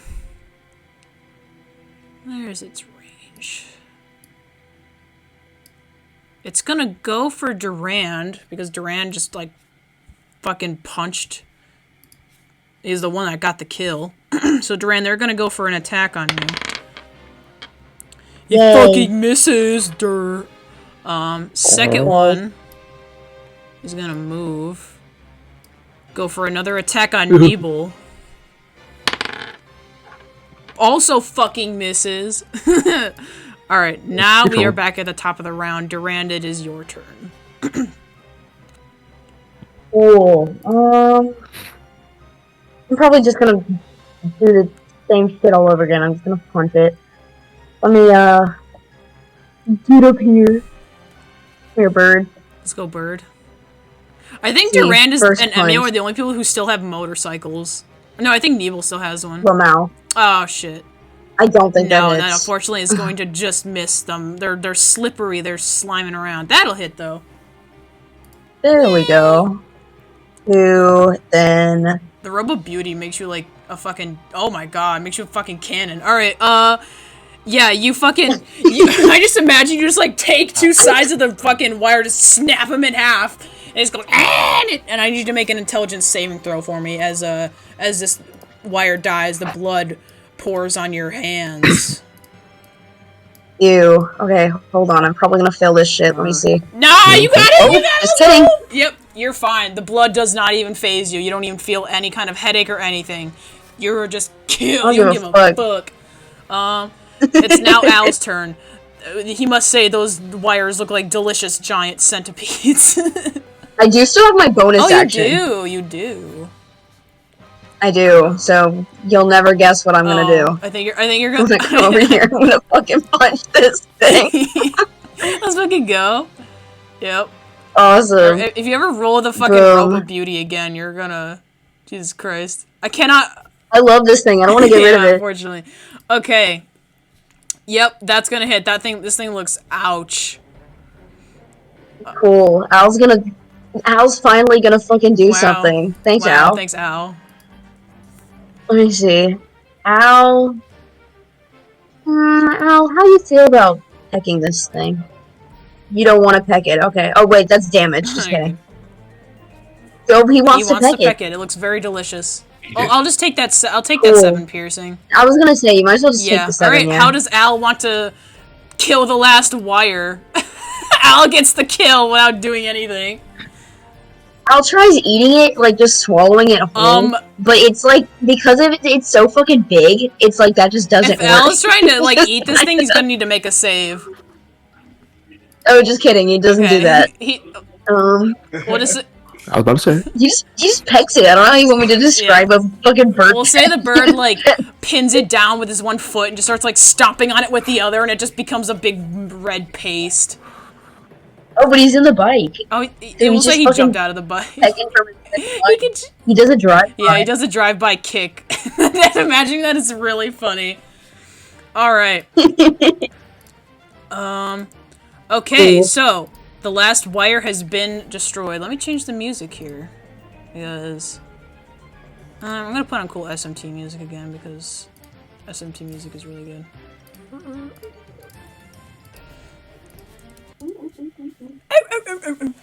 Okay. So, as the remains of the mush and the paste of these wires are just laying upon the now stained snow, what are you guys all doing? Do you guys want to try and meet up? What are you all doing? I'm calling the boss. You're calling Topaz or I'm going her? over my bear. Yeah. Calling Topaz. Topaz. Yeah, you ring her up. She answers, and she's like, "Hey, yeah, we've been watching. We don't know what happened there at the end, but good job. Herta's gonna try and get you guys out of there. Just stay tight." Cool. I guess I won't say anything. I'm gonna hang. Bye. I look over at everyone and go, I think that went well. You've got to get better at talking to girls. I gotta get better at talking to what? Shut up. Eat my ass. Damn. He's been very unlucky with women today, huh? Yeah. Without the help of Jim, how will I do it? Uh, He was my wingman. Or it was my wingman. Apologies. Toto seems reluctant to even approach the wires. He's like staying back from you guys. Let's not touch these. Farthe, they're not big spaghetti noodles. Step back. I'm going to Toto with my bear. I'm just trying to recoup with the animals. Yeah. So much What is pain. Nebel doing? Is she just making? She's doing donuts. Go. Dude, I want to do Go do donuts. donuts. You still have your bike. Go do it. I'm just gonna run in circles to simulate it. Did anybody make snow angels? Yay! We almost died. Yay! It's a Christmas miracle, Charlie Hey, Brown. Yeah, hey, really. Durand. You smell. Let me on the bike. Let me on the bike, Durand. Durand like runs me on his the bike. bike right by you and like snow, I'm getting on the bike. No. I run my bike Now right by yours. you because I catch up with you as you're running to Nebel and I just fucking plow you with the snow. No, that's Nebel's this not my. island. Here's the thing: you get. I hop in my phone. I dodge it. I'm in my cell phone. Well, You now can't your find me, I'm phone is covered in snow. like 8 feet of snow. Yeah, well, you know what? Put it in Fine, rice. I'll die. Put it in rice. Where's Farthe going? Put it in rice. Let me get out of the turn order really quick. Farthe's gone. Yeah. Where did Farthe go? He went off into the Oh, he's pool. going for a swim, I see. The pool. Okay. Farthe in the pool. The poo! Yeah, okay, so, as you guys are waiting for, Herta to, get you guys out of there, you see a, portal open up. I'm just gonna draw it really quick. Looks like this, like a big circle. Yep, I say as I draw a triangle, yep, it's a big circle. It's a big giant triangle that opens up. And do you all drive in? Or, well, move in? What? Toto's gonna immediately jump in. He doesn't want anything to do with that. I have to go catch Toto then. Um, I'm just gonna piggyback out right on Karila. as you guys are leaving, make a perception check for me, everybody. Okay. Ooh. 16. Interesting. Okay. Everybody who's going to roll above a 15 will see this. Oh, no. Durand doesn't see Durand shit. is like, Where's- Durand's like, Elder. fuck this shit, I'm out of here. I'm blind. Where's perception? There it Yes, is. okay, everybody who rolled above a 15 or higher. Ooh, taking a drink. As you guys are No. My bird keeps showing me up. as you guys are jumping into the portal and you can feel your matter slowly moving, your matter slowly moving out of the simulated world. You take one turn back, and where the blood and the guts of the wires, they're gone, and all that you see is a big giant piece of graffiti. Oh, Silver And with that, Emio thinks that's some really cool yes, art. he does. All right, now you guys are out of the. That thing is really cool. Topaz, I saw Madame Bronya.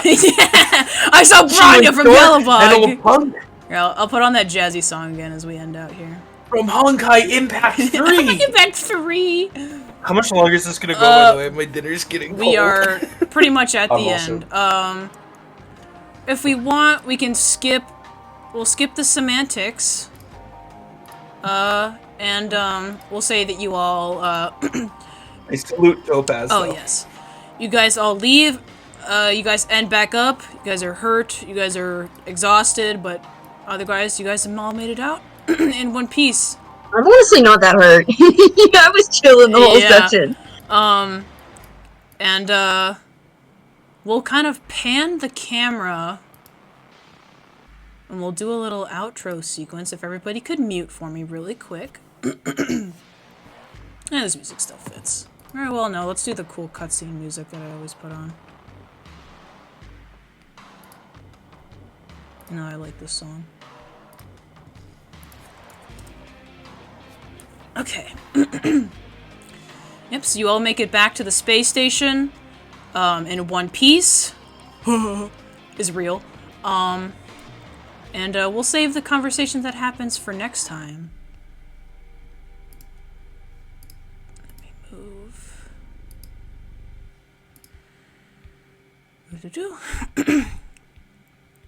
Somewhere unknown, the party's victory is shown on the screen of a small handheld device. The screen dims and shuts off as a girl with gray lavender hair lets out a scoff. They definitely needed those vehicles or they'd have died. They owe us. A taller woman with a deeper voice responds. It certainly made things more interesting to watch. Do you think they'll catch up to us? Not at the pace they're at. Some of them are already infected. Plus, the simulated universe is totally screwed. Then perhaps we should intervene. You really want to help them out? Yes and no. I simply want to test the limits of this universe. If they end up helping us in the meantime, then that's fine. I like the sound of that. Playing from the sidelines is boring anyway. You want to see just how much I can hack in while the universe is unstable? Impress me, Silverwolf. And that's where we will end tonight.